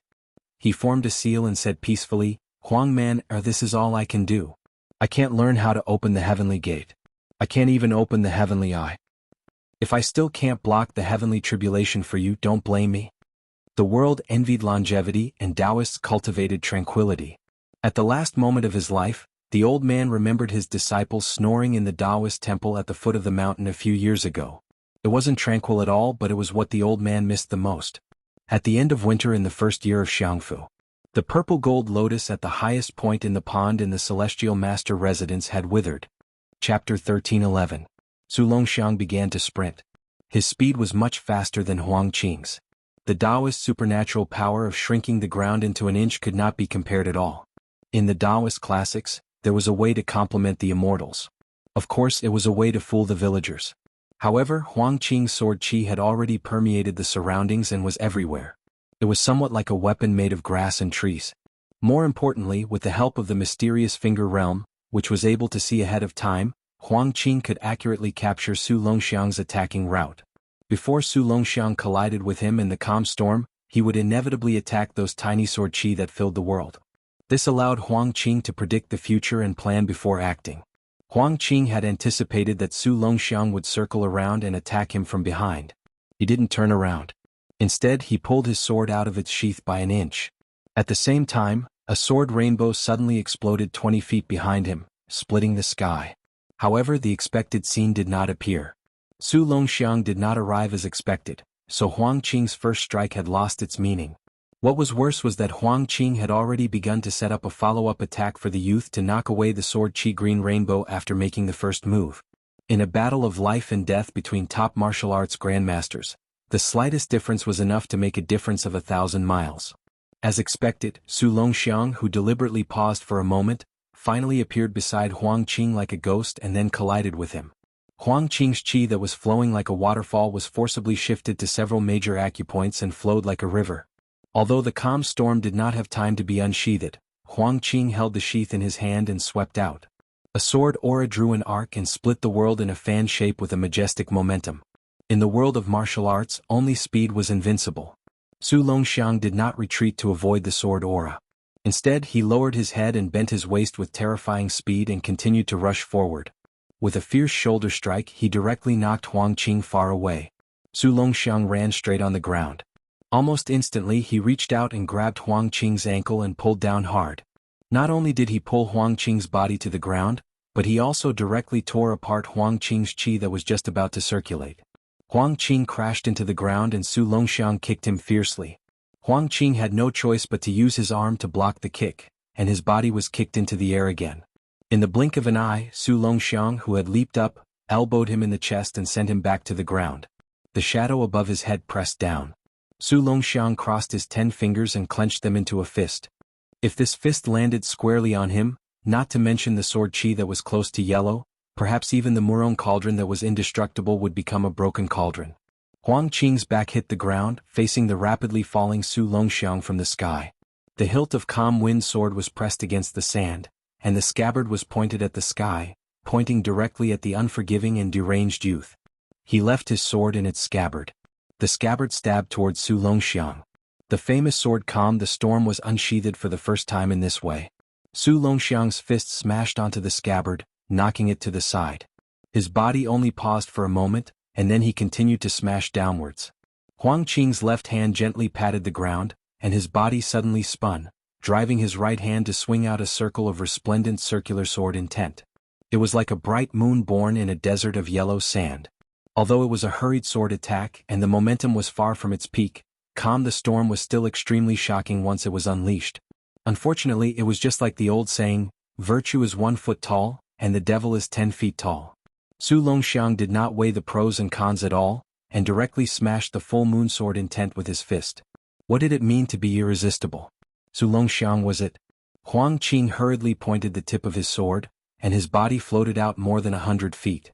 Su Longxiang's fist smashed into the ground, and the loud explosion went deep into the ground. Huang Qing stood in the distance, holding his sword tightly, and raised his arm to the same height as his shoulder. A trace of blood seeped out of the corner of his mouth. The long sword in his hand not only did not emit sword qi, but also madly absorbed the surrounding green fog, like an immortal eating clouds and drinking dew. As the storm was completely unsheathed, and especially after it made a whale-like motion, the sword qi that was originally invisible to the naked eye quickly condensed around Huang Qing and Su Longxiang, like fireflies in the summer night sky, and flew into the tip of the long sword. Huang Qing's name was that the sword chi was close. What was sword chi close? It was saying that before Huang Qing arrived and his sword was out, the sword chi was already like, the sky is overcast and the sky is about to rain, and the flock of birds is blocking the road, fine and undetectable and densely packed, filling the world. Huang Qing held the sword in one hand and the other hand behind his back. He raised his head to look at the sky where some dark clouds were floating over, and then retracted his gaze to look at the young man who was slowly standing up in the pit. Huang Qing said softly, "People live for a lifetime and every step they take leaves a trace in the world. It's just that most people's footsteps leave no trace. The wind blows the yellow sand, the snow covers the path, and the water rushes the stone steps. I Huang Qing am no exception, but the sword in my hand is different." With every word Huang Qing said, a calm the storm was stacked near the long sword in his hand, up, down, left and right. Layer upon layer, motionless like a mountain. Soon, nearly 300 identical calm the storm were stacked in front of him. Chapter 13:12. Su Longxiang could no longer see Huang Qing's figure, but he could vaguely hear the voice of the Beimang's #1 swordsman.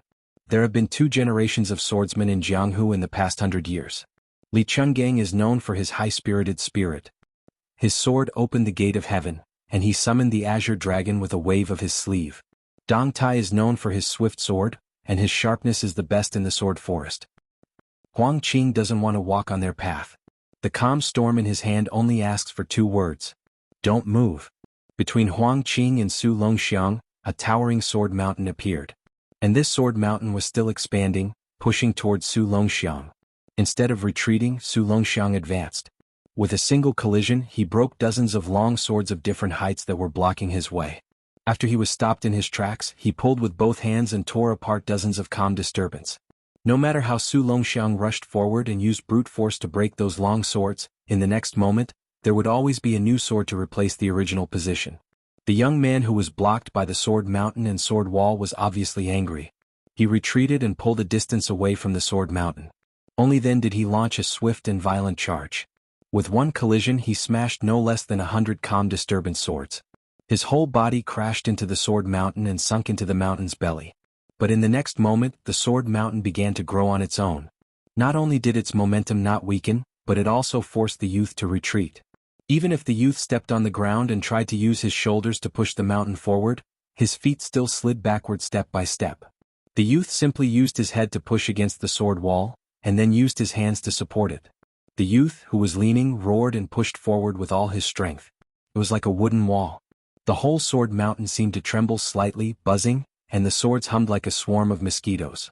But the sword mountain, whose thickness was stopped and whose height was still overlapping, still pushed forward slowly with its steadily rising momentum. The youth's forehead was already dripping with blood, and his palms were a bloody mess. The boots on his feet were also trampled through. The youth suddenly turned around, opened his arms, and carried the sword mountain with his not broad back. The sword wall finally stopped. In the sky higher than the giant sword mountain, dark clouds covered the sky, and there were faint flashes of lightning and thunder. The young man's pupils gradually shrank until they completely disappeared. Huang Qing said softly, "The birth of you, Su Longxiang, was never a matter of rules. You shouldn't live long in this world. Then I will use the rules to fulfill the rules." Huang Qing drew a circle with the calm disturbance in his hand. It was a simple movement that even a toddler could casually perform, but Huang Qing, whose sword energy was second to none in the world, found it extremely difficult and stagnant. Then, the countless calm storm swords that formed a mountain of swords began to change their formation. Su Longxiang's swords floated in the air around him, behind him, and above his head. It formed a huge semicircle. The tip of each calm the storm sword was pointed at the young man in the middle. Huang Qing looked at the sky from the back of the sword arc. The black clouds were getting thicker and thicker, and the purple lightning that was as thick as a tree was rolling crazily. Huang Qing, whose sword-wielding arm began to tremble, said softly, "Since you seek your own death and are not afraid of attracting the heavenly tribulation, then I will send you on your last journey." This last sword was called Rules. Huang Qing originally wanted to compete with the sword god Dong Tai, and it would be an unprecedented competition of speed in the path of the sword. He didn't expect to use it on Su Longxiang first. Huang Qing suddenly spat out a mouthful of blood, which splashed onto the sword. The calm disturbance fell to the ground. The semicircle sword formation that covered the sky and earth exploded with a boom. Huang Qing's face was filled with shock and confusion. In the distance, the young man stood with his back bent, his arms hanging low. The young man's face couldn't be seen. 7 or 8 thick streams of black energy, like evil dragons, wantonly swam around the young man. At this moment, Huang Qing's clothes fluttered without warning. The scene that he caught a glimpse of was even more horrifying to the sword chi cultivator.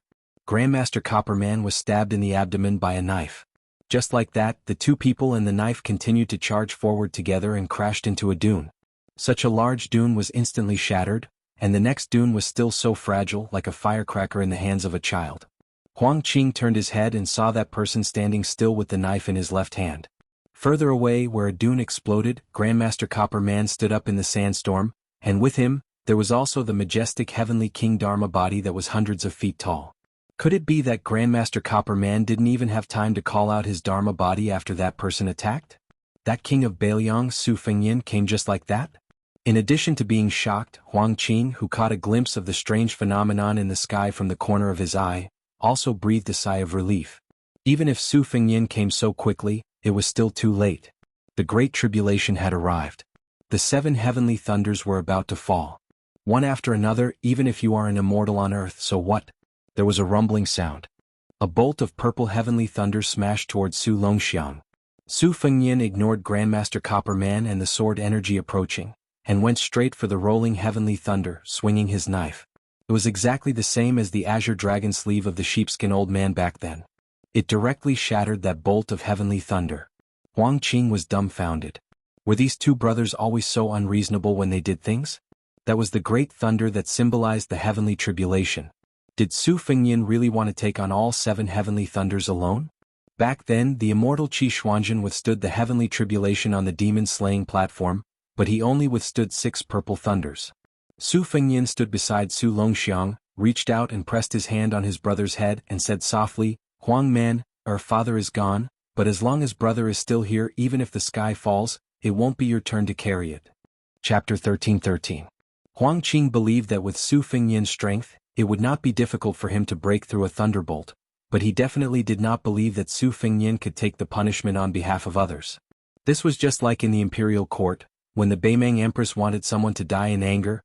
Even if you were Tuoba Bodhisattva with unparalleled martial arts and outstanding military achievements, you could not stop the Empress's decision.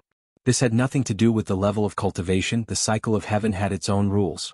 However, Huang Qing had no choice but to believe the scene in front of him. This was really beyond the imagination of Beimeng's sword aura. After the Bronze Man Grandmaster brought out his majestic heavenly King Dharma body, his Dharma body was towering, overlooking all living things. His head was level with the black clouds, while his body walked near Huang Qing. The knife in his chest pierced through his body, but there was no blood flowing. This deeply hidden banished immortal calmly explained, "This person predicted that Su Longxiang would definitely have a day when he would break through the realm, so he had already foreshadowed it. However, I don't know what kind of secret technique he used to transfer Su Longxiang's fate to himself. This kind of technique is reversed and will only attract more punishment from heaven." Huang Qing was enlightened and sighed. Most likely it was the red armor that saw the light of day again. Otherwise, with Su Longxiang's physique, if he added an armor to increase his battle power, it would be no different from drawing legs on a snake. Originally, I thought it was the Yen Sheng supernatural power of the Taoist ancestral court Longhu Mountain, which was used to suppress Su Longxiang's advancement. Now it seems that I still underestimated Su Fengyin's scheming. Huang Qing had previously heard that Wudong Mountain's ancestor Lu had the cup emptying the sea technique. If I'm not wrong, that armor is the cup to transfer Su Longxiang's fate. The Bronze Man Grandmaster, whose aura had skyrocketed, thought for a moment and nodded, "Most likely." This Grandmaster did not expect that the young man would attack with a knife in his left hand, directly knocking him into this battlefield. This knife was not sloppy, and was mixed with a mysterious technique similar to a nameless Taoist who suppressed the demon Lu Songtao 100 years ago. Even the Bronze Man Grandmaster could only retreat again and again, powerless to resist. If Su Fengyin did not choose to take the initiative to draw the knife instead of killing, he might not even be able to summon the heavenly King Dharma body and summon and die. In the vision of the Bronze Man Grandmaster, that Su Longxiang finally ascended to the celestial realm, with the evil dragon's aura of his whole body, Huang Qing might not be a match.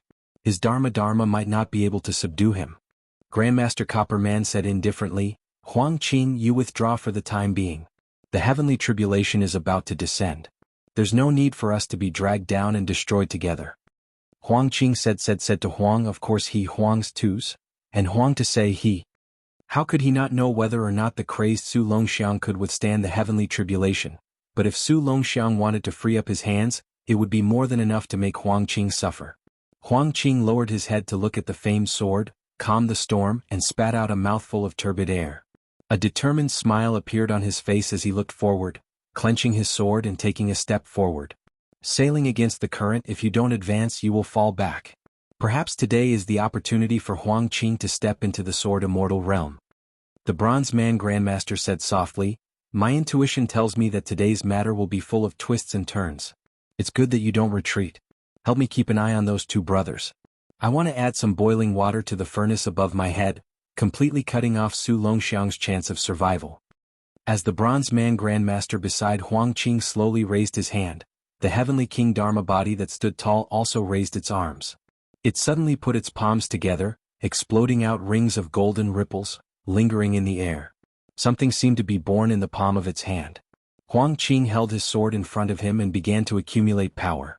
Another strange scene appeared in the distance. The red threads of Su Fengyan's arm that was pressing on Su Longxiang's head swayed, like thousands of slender red snakes spitting out their tongues, crazily absorbing Su Longxiang's 7 to 8 black flood dragons. Those red threads were once Catman Han Diaoxi's trump card to kill the heavenly phenomenon with the mysterious finger.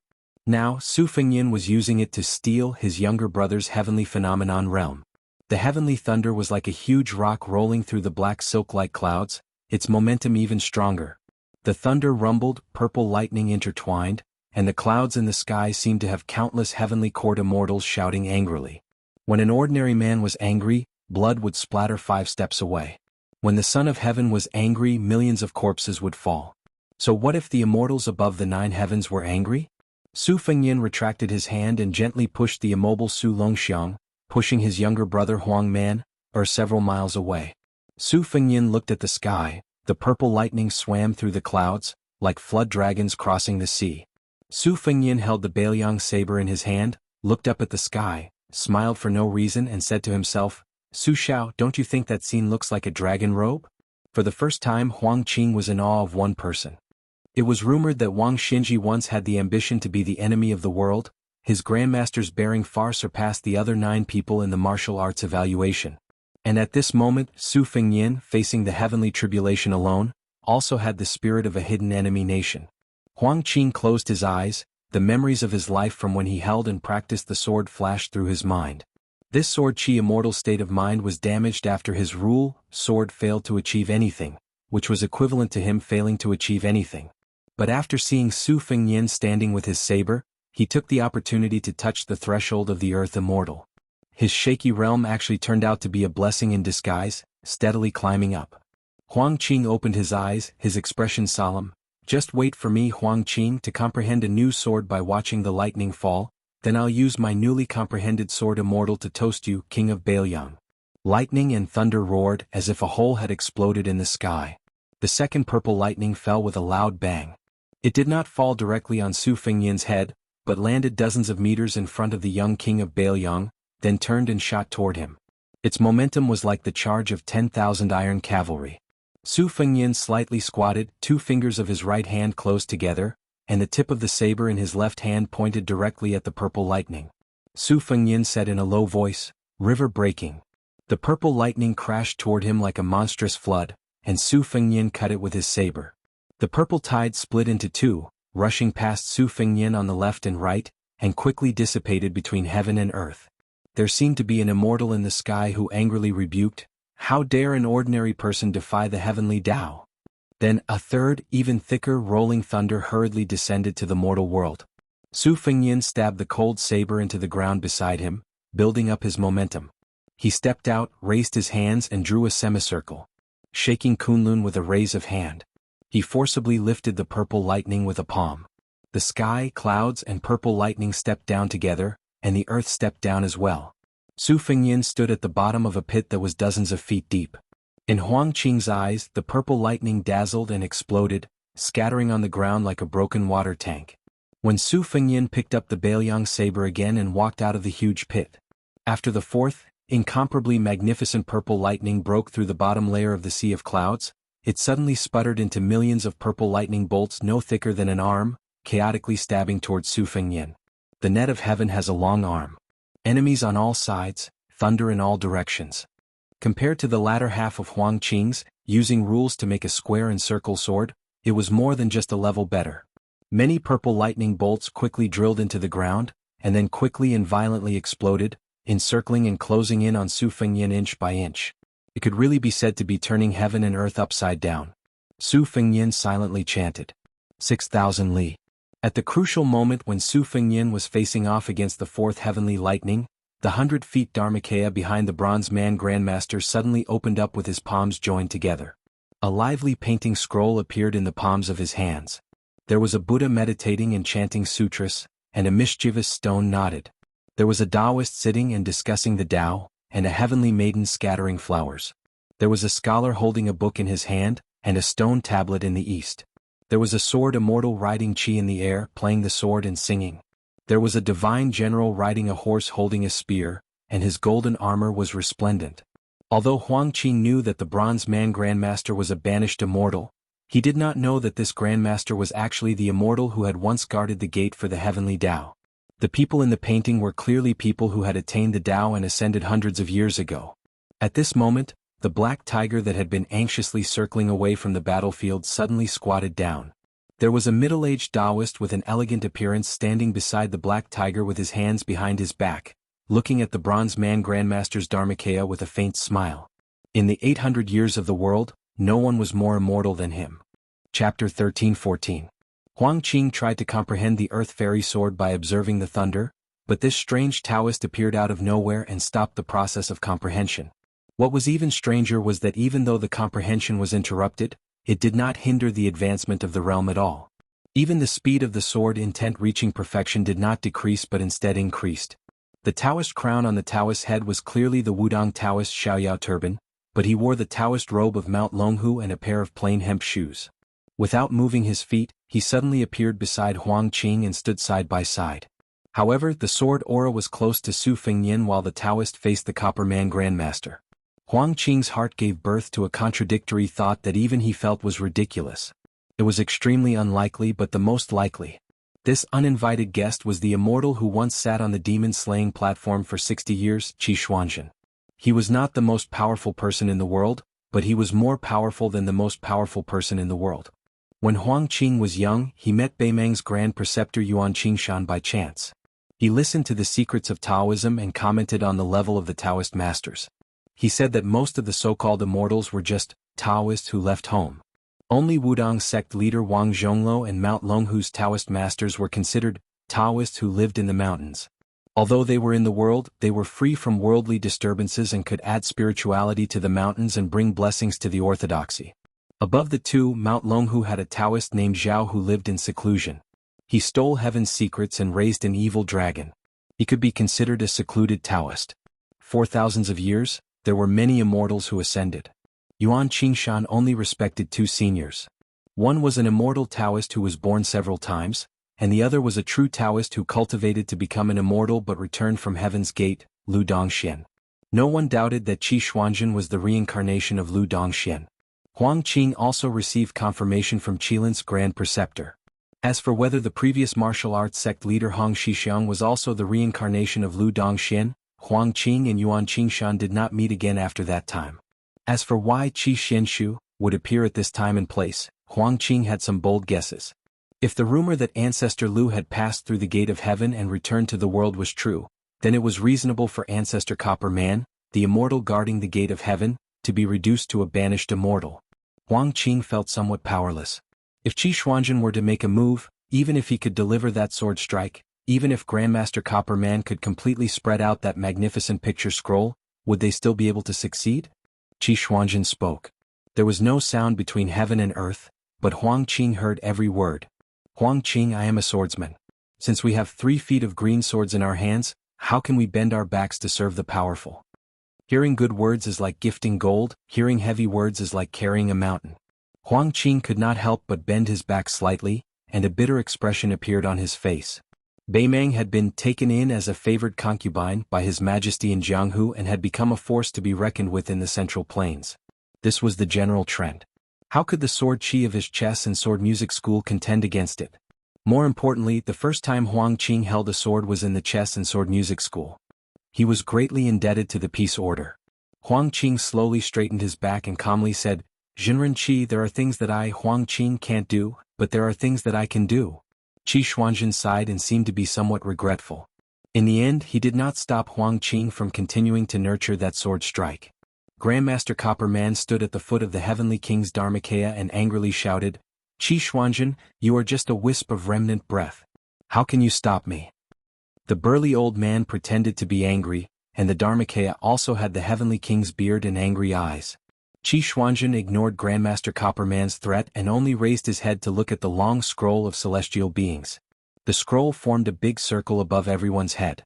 On this big circle, there were all those amazing people who had attained Tao and ascended to the Heavenly Gate 700 years ago. Regardless of whether they were from different religions and schools, they were all once the most influential figures in the world. Although they were only the illusions and incarnations of the gods' favored ones, they were able to frighten the land immortals. It was hard to say whether this was unprecedented, but it was destined to be unparalleled in the future. The sky that was originally covered with dark clouds was like adding fuel to the bottom of a cauldron. The boiling water boiled even more, and the several purple thunderbolts that had not yet fallen became more vigorous and thick. Even the purple thunderbolt that had already taken root on the ground suddenly skyrocketed several times. Su Fengyan's 6,000 miles, which had already broken through most of the purple thunderbolts, showed signs of danger that it would be difficult to continue. To attain Tao and immortality, every time a thunderbolt fell from the sky, the people on the ground would only have one breath. There was absolutely no possibility of breathing new life. The magnificent sword aura that was produced by the 6,000-mile sword move had previously stretched out and was imposing. It had already cut through 60 to 70% of the blooming purple thunderbolts in one go. However, after the Grandmaster Copperman's 100 feet Heavenly King Dharma body stirred up the situation, the heaven and earth changed. The furnace boiled and the purple thunderbolts on the ground collided with each other, creating countless lightning sparks that shrouded Su Fengyan. One could only vaguely see that the sword aura that was originally as magnificent as the Guangling River had shrunk into a small stream, flowing around Su Fengyan to resist the purple thunderbolts. The Grandmaster Copperman's voice was as loud as a bell. He sneered and said, "Qi Xuanzhen, could it be that you're just bluffing? Why don't you lend a hand to save him?" He took a step forward and his voice became louder. "Qi Xuanzhen, are you unable or do you not dare?" Qi Xuanzhen's long sleeves fluttered in the wind, and the hair on his temples fluttered gently with the wind. The great spiritual master smiled and said, "You want to ruin my Tao heart with just a gatekeeper?" Qi Xuanzhen turned to look at the place where the purple thunderbolts covered the sky and shook his head. "It's only the fourth thunderbolt. Even if you're interfering, there's no need for me to do anything." They had traveled 6,000 miles in the Jianghu together. The journey was long and the Guangling River was long. However, there was a stream outside Liangzhou city that circled around the city. It was small and close. There was once an old man who lacked front teeth and loved drinking yellow wine. He led a horse across the river and never returned home. Surrounded by the thunderbolts, a person laughed loudly and said, "Old Huang, the wind is urgent. Don't pull." The fourth heavenly thunder collapsed in an instant. However, the fifth thunderbolt, which was turning darker and darker in color, fell instantly. Su Fengyan stretched out his hands. The Overlord carries the cauldron. Purple gas poured out crazily, leaking from his fingers and flowing violently to his head and shoulders. Qi Xuanzhen retracted his gaze and restrained his smile. Immortals use the earth as a chessboard, a mountain, a city, and a country as chess pieces, and the fate of the world as the arm that holds the chess pieces. They wantonly place their chess pieces and decide the life and death of mortals as they wish. In my opinion, this is against the great Tao. Against the great Tao. After Qi Xuanzhen said those words, the immortal scroll of the Heavenly King's Dharma form produced a slight tearing sound. Then it became more and more intense. The scroll shattered bit by bit, and the immortal incarnations on the painting dissipated one by one. Even a crack appeared between the eyebrows of the Heavenly King's Dharma form, and golden light shot out in all directions. A bloody scar appeared on the forehead of Grandmaster Copperman, and golden blood flowed all over his face. Qi Xuanzhen said coldly, "Today I'm here to end the feud between you and me in the Heavenly Gate. You won't listen to reason." The great spiritual master put one hand behind his back and pointed with one finger. Grandmaster Copperman's chest seemed to have been struck by lightning. He flew backward and collided with the Dharma body. The 1,000-feet-tall Dharma body also fell on its back. Qi Xuanzhen waved his other hand, and Grandmaster Copperman was suddenly lifted up. Then, he threw him in a direction thousands of miles away. Qi Xuanzhen didn't even look at Grandmaster Copperman, who landed on the Guangling Road in a flash. He sneered and said, "Since you won't listen to my advice, then get lost." Huang Qing, who only wanted to stay still, suddenly moved. He suddenly drew his sword and began to sprint with his sword. He charged straight at Su Fengyin, who was suppressed by the purple lightning. The power of his sword was no less than a bolt of heavenly lightning. Qi Xuanzhen didn't stop him. He only sighed. On the way forward, a figure blocked the path of the man in the sword. The newcomer let the sword pass through his chest and punched Huang Qing's head. Huang Qing died on the spot. The corpse with the sword out of his hand fell heavily in the distance. The corpse was bleeding from all 7 orifices. However, this person was determined to use the sword in his hand to suppress the sword chi of Liang Jianghu since he was young. There was no regret or sorrow on his face. The youth with the sword in his chest let out a roar towards the sky. Qi Xuanzhen looked at the youth who he should have called brother-in-law in his other life. His eyes were somewhat guilty. He said softly, "The road leads to the sky. Let's go our separate ways. Liu Fu, I'm not as good as you." Just as Huang Qing said, there were things people could do and things they couldn't do in the world.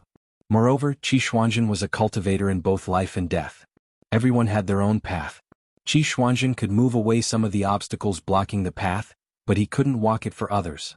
Qi Xuanzhen's body was like a cloud fading and the wind blowing. In the end, he turned into ashes. The youth with no pupils and a stiff expression unexpectedly squeezed out a smile for no reason. He looked at the middle-aged Taoist who he had met on the demon execution platform. "Brother-in-law, have a safe journey." Qi Xuanzhen smiled knowingly and nodded. A vigorous aura originated from somewhere in the western capital of the southern dynasty. It came from the north to the south and stirred up the situation again. Qi Xuanzhen was furious. Before it dissipated, he pressed down with one hand. The hibernation vat in the western capital building suddenly exploded. The building was filled with water. A dragon came out of the water. Qi Xuanzhen, who was about to completely dissipate, had a worried expression. He said regretfully, "For the matter of Zhanlong, there will be a time when my strength will be exhausted." Huang Manor grinned and twisted his neck. The youth who had no strength in his hands pulled out the sword self-taught. He used qi to control the sword and pulled out the calm disturbance. He threw the sword high and then used his mouth to bite the sword hilt. Unknowingly, although it was ridiculous, it was still a form of horizontal sword. The youth first looked at his brother in the distance and finally looked back at Qi Xuanzhen. His eyes seemed to say to Qi Xuanzhen that he was here so he could go without worry. After Qi Xuanzhen nodded, he looked at the sky. Before he completely disappeared, he seemed to ask the heavens, "Mortals are mortal and live forever. If it is said that mortals suffer because of love, what joy is there in living forever without love?" Su Longxiang began to run towards the north. He lowered his head, bent his waist, bit the sword and held the sword horizontally. Chapter 13:15. In the southern part of Chuan, the bamboo sea was blue and the sky was blue. It was late at night but there was no snow. A group of people strolled in the sea like immortals. A man in white with a jade-like face was dressed in white. However, compared to the traveling scholars in the bamboo sea, he had an indescribable aura of the battlefield. The other man, who was slightly older, had a scholarly aura. He was more in line with the style of a pure scholar. Behind the two of them was a graceful woman. She was the prettiest in Chuan. She was dressed in white with large sleeves. Even her embroidered shoes were white with only light green lotus flowers embroidered on them. It was as if she was deliberately matching the clothes of the man in front of her. She held a slender bamboo branch in her hand. The two people in front of her walked leisurely but not slowly. This made her feel a little powerless. She was slightly panting but she did not dare to suggest taking a break.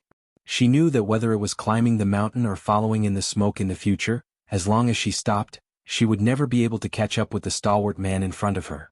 Even if she was Xie, the charming woman who won the Rouge Review consecutively and the mistress of the top sect in Shishu. She could not help but look up at the middle-aged scholar beside the man she admired. Her eyes were filled with sincere respect. She and the latter had the same surname. However, she was from an insignificant side branch of the Xie family. He was from the main branch of the Xie family, one of the top 10 clans in the Central Plains. The Xia family was unfortunately the first to fall in the Spring and Autumn War. At that time, the eldest grandson of the Xia family was called Xia Guanyin. He was known as the Heavenly Talent. He was skilled in both literature and martial arts. He joined forces with Li Yishan across the river to review the Rouge Review. However, as the cavalry of the Su family continued to go south, Xia Guanyin suddenly disappeared. The Xia family, who had lost its mainstay in a life-and-death situation, died out. After Xia Guanyin, the 2 new martial arts review sessions were fortunately able to continue. However, the Rouge Review was a failure and could not convince the public. Soon no one dared to take over. Later, even Su Weisheng of the Shangyin Academy retreated and gave up the idea. Xia Guanyin was just one of the many chess pieces that the Xia family hurriedly placed on the chessboard when they were in trouble. When this man from the Xia clan, who had disappeared for 20 years, appeared in Western Shu and assisted Qin Jibao, who was the vassal of Western Shu, Xia felt as if he had fallen into the clouds. The 3 of them ascended the stairs, the mountain's topography swirled around, the cliffs were as sharp as swords. When they arrived at the top of the mountain, they gazed into the distance at the Locking Dragon Cliff, a panoramic view of the Sea of Bamboo. Thank you, as the master of the Bamboo Sea, for introducing the story of Sualong Cliff to the 2 of them. Pointing at the cliff carvings, he continued, legend has it that in ancient times an ancestral dragon was buried in Shishu, and this dragon's claws, eyes and pearls were all stripped away by the immortals using great supernatural powers. The dragon pearl in its mouth was embedded in this wall. From then on, Shishu's draconic chi was only enough to transform into a flood dragon, not a dragon. Throughout history there were only flood dragons and no dragons. In history there was once a martial artist who divided Shishu and tried to break open Sualong Cliff, but he soon died suddenly for no reason. For hundreds of years, famous figures of the 3 sects of Confucianism, Buddhism and Taoism all liked to inscribe on this wall, each with their own merits. The immortal cultivation platform, that occupies the most central piece of Feng Shui treasured land, was inscribed by the great Feng dynasty's Chao Sheng. At the top, the 7 semi-cursive characters were carved by the Taoist saint, Luan with his sword. The smallest characters among the cliff carvings were facing the heart and facing the Buddha, carved by a nameless monk. Strangely, the character heart and heart was the smallest. Later, a Confucian Grand Master, Wang Yuanshan, climbed the mountain on a snowy night and looked at the characters with a candle. When he was in the mood, he took out his sword and chiseled a little bit. This is the origin of today's Wang Yuanshan painted the dragon's eye on a snowy night, comprehended the Tao and became a saint by looking at the characters. Since then, he had entered the realm of Confucian sage and transcended the mortal world. The middle-aged scholar looked at the cliff carvings of famous scholars that covered the mountain wall, as if he was looking at the face of an old man. Man and mountain, guest and host, both were silent. Xia walked to the side of the man in white and asked softly, "General, are there really flood dragons in the world?" King of Shu Qin Jibao said indifferently, "If you see it, then it is. If you don't see it, then it is not." Xia was stunned for a moment. If it was a normal person who said such nonsense, she would definitely take it as a pretentious pretense. But how could the villain too, who had always been a man of few words, be so bored? The middle-aged scholar called Xia Feiyu by the sect master of the Guanyin sect smiled and said, "Actually, it's not just West Shu that has no dragons. There are also Nanzhao to the south of West Shu, Nanjiang where Zhao Bing the prince of Yanqi is at, and the Tu Liao ruled by Zhao Sui the prince of Jiaodong. But flood dragons are everywhere, so it's not surprising. Zhao Huangchao of Dragon Tiger Mountain stole the fate of West Chu and used the number 1 blessed land of Taoism, Earth Lung Mountain, as a cave to raise a black dragon. Beimeng absorbed the fate that Hongjiao brought to the north and successfully raised a flood dragon somewhere in Xijing."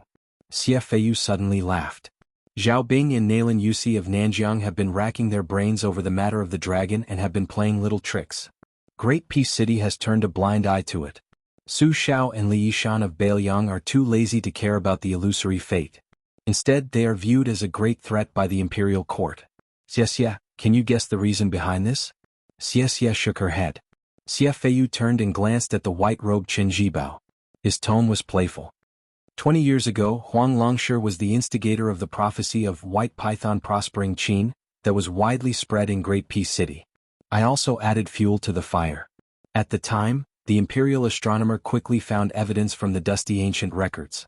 The black dragon of Earth Lung Mountain came because of this. As for the white python robe that the imperial court gave to Su Fengyin, it was also made by me. Speaking of which, no matter how much everyone, including me, played around with the prophecy, it was just copying the wisdom of others. It is not even worthy of carrying shoes for that Huang Sanjiao. Saying this, Xie Feiyu suddenly looked to the north. He narrowed his eyes and made a sound of surprise. His left hand shrunk into his sleeve and quickly calculated. Qin Jibao looked to the north almost at the same time. Only the ignorant Xie was left. She had heard that after entering celestial phenomenon, one would have a chance of attaining the mysterious heavens perception. Xie had a deep understanding of the four realms of first rank. Celestial phenomenon was a threshold. The difference between celestial phenomenon and finger profound was only second to the difference between first and second ranks. The first grade of Taoism enlightened being was the finger mystic. Many talented Qi watchers, such as Mei Yingyi from the Guanyin sect, could also comprehend the finger sword. Many martial artists in the first grade of Vajra realm had one or two finger mystic secret techniques as their trump card. Celestial phenomenon was much rarer than finger profound. After entering finger profound, it was rare to be able to go further. However, if one entered celestial phenomenon and became an earth immortal, it was a matter of pushing the boat with the current. Xie Feiyu kept calculating with his fingers in his sleeve. He said softly, "Before celestial phenomenon, the depth of qi in a martial artist's body is like a well or a pond. Each has its own depth, but it is still a stagnant water. Once a battle of life and death occurs, the water in the well or the pond will be reduced by a fraction. Then, once one enters celestial phenomenon, it will be like the spring god lake connected to the river. It will be a living water with a source.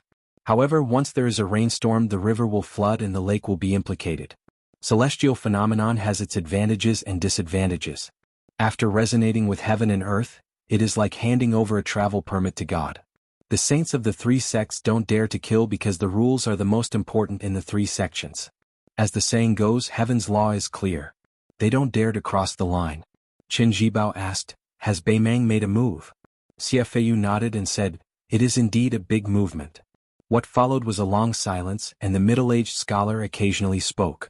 Even if he spoke, his words were concise and comprehensive, making it hard to understand. Xie Feiyu heard about sword aura, banished deity, 7 thunders become 8 thunders, Qi Shenju, dragon tiger purple golden lotus, hibernation vat, and so on. During this period, Xie Feiyu noticed that Qin Jibao's gaze shifted from the west to the east, as if he was admiring a shooting star across the sky. However, she followed his line of sight and saw nothing.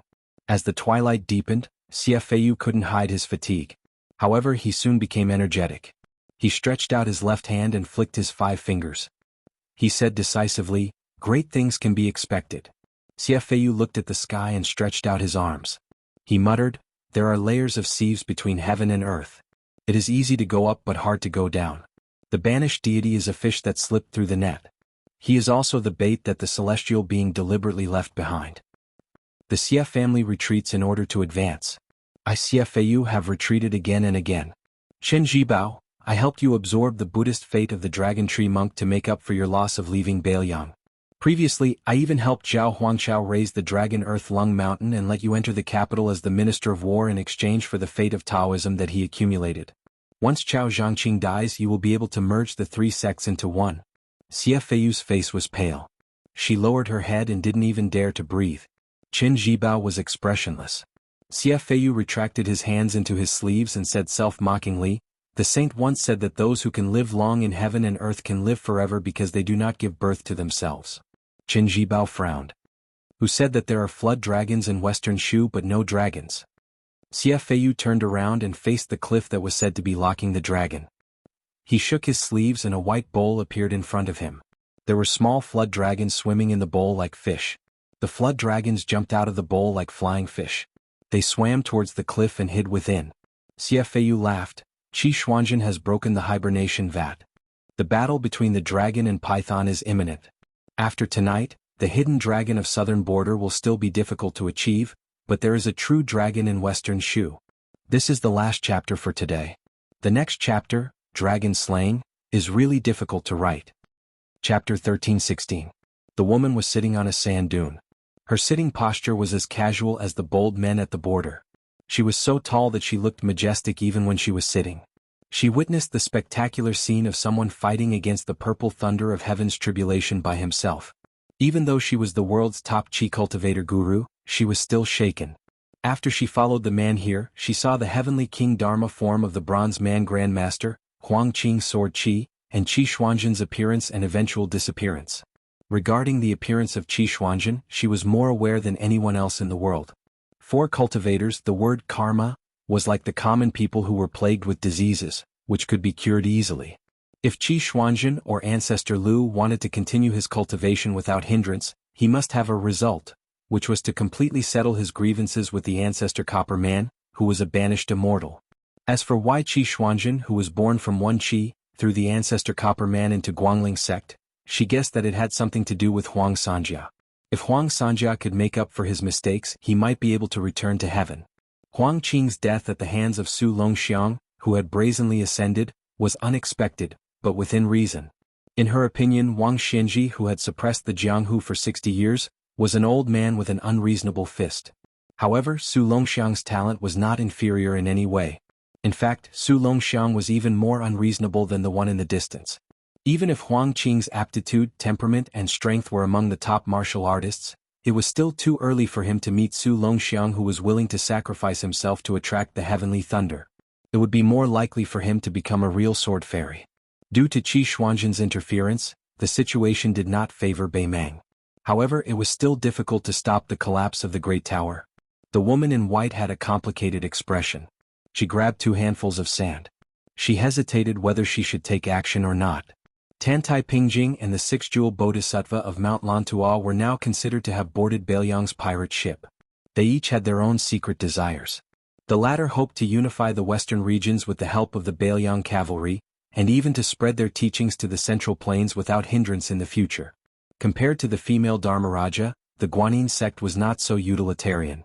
Tantai Pingjing's original intention was nothing more than to mend the sky. The ancestors of the sect had once passed down the 4 words of a prophecy: the sky tilted to the northwest. Later, after her master's painstaking research, she reached the realm of a celestial being. However, she only came up with a vague conclusion that the sky in the northwest broke open and Qi flowed backwards into the earth, just like the sea flowed backwards into the rivers. Tantai Pingjing could only take 1 step at a time.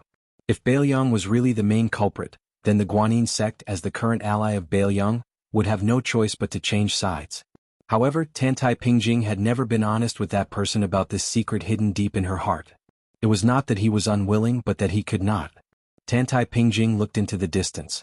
The 5th heavenly thunder was about to fall. That person had quickly taken a breath of fresh air and was ready to strike. Before this, he had tried to stop Su Longxiang from heading north. However, he was quickly targeted by the heavenly thunder above his head. He had no time to care about anything else and could not do anything else. There were many helpless things in the world. Undoubtedly, it was not that he was unwilling, but that he could not do anything. Even if he had withstood 4 heavenly thunders, he was no exception. Their hearts were linked and they understood at once. Tantai Pingjing did not receive any reminder, but she already knew what he was thinking. She sighed and no longer hesitated. She raised her arms and her sleeves were like wings. She pressed her fists together and slowly pulled them apart. Yellow sand sprinkled from between her fingers. The yellow sand sprinkled down, each grain distinct and hovering in the air. The waterfall fell from the sky. Its spray was like pearls, its flow was like silk, and its sound was like a zither. The mysterious scene that appeared in front of her was like a work of God. After all, it only happened in a short distance. It was not spectacular, but it was definitely shocking. The Guanyin sect had 2 secret treasures that allowed this sect to suppress the Qi cultivators of the supporting dragon sect in the north. One of them was the land pilgrimage map that almost caused Su Fengyin to fail miserably. The other was the Moonwell heavenly mirror that was becoming more and more unknown. Both of them targeted the Yuxiu Bell spirit between heaven and earth, making it difficult for it to cross the heavenly thunder pool and binding it within the rules. The latter appeared for the first time in hundreds of years. Coincidentally, not long ago, Tantai Pingjing tested Su Longxiang. However, at that time, the Moonwell heavenly mirror was formed by 2 green water droplets falling down in 2 arcs. It was also at that time that someone went against common sense and passed through the Moonwell heavenly mirror.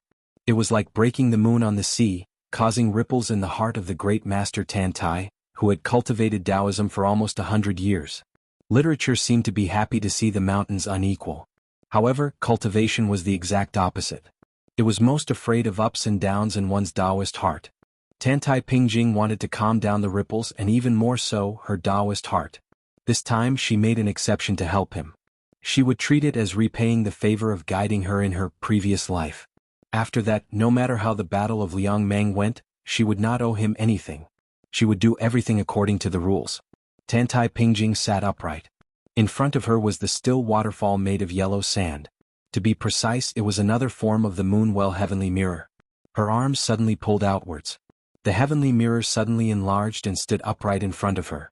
Tantai Pingjing stretched out a finger and gently pushed the mirror surface. The mirror moved horizontally and then disappeared in a flash. More than 300 miles away in the north, the Moonwell heavenly mirror that had expanded countless times slowly appeared. To the south of the mirror, Su Longxiang was running with a sword in his mouth with his head lowered. To the north of the mirror, a huge monster appeared angrily after the hibernating vat was broken by Qi Xian. The young man and the huge monster that should only be embroidered on the dragon robe and python costume should have collided at the place where the mirror appeared. Then there would be an earth-shaking fight. The huge monster came with clouds and rain. Occasionally a ferocious head, flying long beard, and a pair of golden eyes could be seen in the clouds and mist. When it sensed the aura of the heavenly mirror in front of it, its huge golden eyes showed a trace of human-like sarcasm. After a short pause, it rushed out of the clouds and rain and hit the mirror directly. Su Fengnian, who had his back to Tantai Pingjing, was relieved. He did not turn around but nodded gently. This subtle action was already the greatest gratitude to this Qi trainer guru for doing her best. Tantai Pingjing looked at the lonely back with purple thunder hanging over his head. Tears blurred her eyes for no reason. There was once a man with white hair standing by the Guangling River. He said that in this life and the next life he would like to know all the good people in the world, read all the good books in the world and see all the good mountains and rivers in the world. No matter how good the scenery in the sky was, he would never envy it. After Tantai Pingjing mobilized so many people to take out the important weapon of the sect, she looked a little dejected and sat on the sand dune in a daze. For Su Fengnian, who was fighting against the heaven's punishment, this was definitely not a measure of timely help. It was one disaster after another. Chapter 13:17.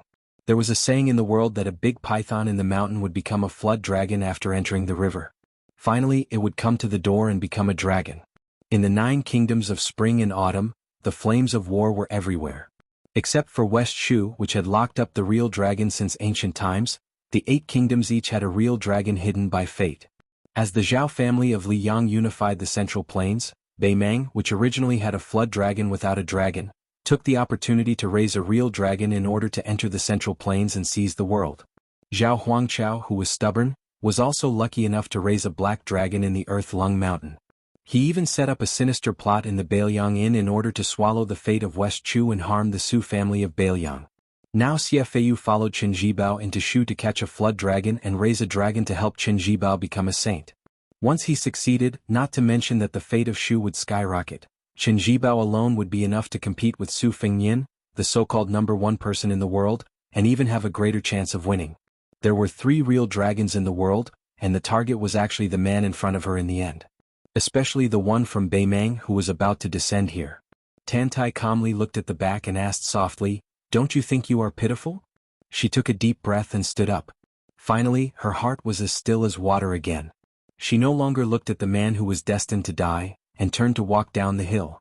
Su Fengnian successively used Li Chuangong's one-sleeve green snake, Wudong's old chief Wang Zhongluo's 2 fingers breaking the river, Beimang's shaking the Kunlun with the rising hand, and old Huang's 9,000-mile sword to destroy the 4 heavenly thunders. These 4 moves were all to counter soldiers with arms and water with an earth weir. Su Fengnian looked up at the 5th heavenly thunders that were constantly accumulating purple gas and white lightning, and remained silent. If the immortals touched the top of the head, it meant that the hair was tied and the hair was tied to immortality. Then was the heavenly thunders pressing the top of the head meant that life and death were in the hands of heaven? At this moment, Su Fengnian couldn't say anything like, "Man can conquer the heavens." He just couldn't die. This time, Su Fengnian did not passively resist the lightning. Instead, he tapped the ground with the tip of his foot, creating a huge spider web on the yellow sand. He rose from the ground and raised his palm, welcoming the heavenly lightning that had finally descended. Even if the sky were to collapse, he still had to try and see if he could hold it up with one hand. When Su Fengnian's palm came into contact with the majestic purple lightning, it was as if the tip of a needle had come into contact with a heavy hammer. The thick and solid lightning did not flow down along his palm. Instead, it condensed into a flat surface like a mirror, maintaining a falling posture as a whole. Obviously, it did not give Su Fengnian any chance to take advantage of the situation. Su Fengyan's palm was like a mortal holding up his palm to catch the rain. Thunder and lightning splashed in all directions like water droplets. It was a spectacular sight. Su Fengyan's eyes turned red. He stole a lesson from the human cat Han Diaosi. Then red threads continuously grew, like thousands of slender red snakes swimming all over his body. The heavenly lightning did not strike Su Fengyan back to the ground. However, falling was inevitable. The purple lightning began to compress from top to bottom. Its momentum seemed to be diminishing, but the weight of the heavenly lightning did not weaken in the slightest. After half an incense stick's worth of time, Su Fengyan, with his arms trembling, was still suspended in the air. However, after the descending heavenly lightning was continuously compressed, it became a narrow surface less than 3 inches thick. Su Fengyan pursed his lips and clenched his teeth. However, blood continued to seep out from between his teeth, filling his mouth with blood. Su Fengyan exhaled the last bit of air left in his body. His slightly bent arm instantly straightened. His palm pushed up and his body rose 1 zhang. Although the entire purple lightning mirror did not shatter, the center of the mirror was dented by him. Although Tantai Pingjing had already walked down the dune and was moving further and further away from Su Fengyan, she was still certain that the 5th bolt of heavenly lightning was most likely unable to suppress Su Fengyan. Only now did she realize that it was snowing. However, due to the interference of the heavenly tribulation, there was temporarily no snow. She suddenly and quickly turned her head to look. Anger, surprise, and panic intertwined. For the first time she felt regret. Unexpectedly, she directly turned back to the sand dune and looked up. The situation was extremely serious. She was the one who sent out the Moonwell sky mirror.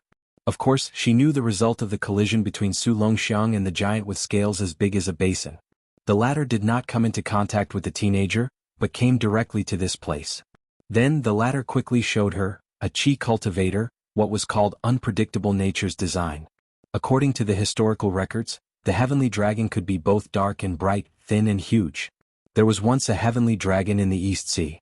It opened its mouth from the clouds and sucked the sea. The water was like a waterfall into the dragon's mouth. It was extremely spectacular. What Tantai Pingjing saw was similar to the records. After the real dragon that had been dormant in Beimang for many years passed through the mirror, its power was temporarily restrained by the Moonwell sky mirror. It was as small as a snake floating in the air. However, when it opened its mouth, it quickly swallowed the 5th bolt of heavenly lightning that was about to be broken by Su Fengyan into its stomach. In this way, it suddenly shook its body and shook off the rules of nature, imposed on it by the sky mirror. Its body and momentum grew rapidly, and in an instant, it became 200 or 300 feet long as a small dragon. It was not in a hurry to hit Su Fengyan when he was down.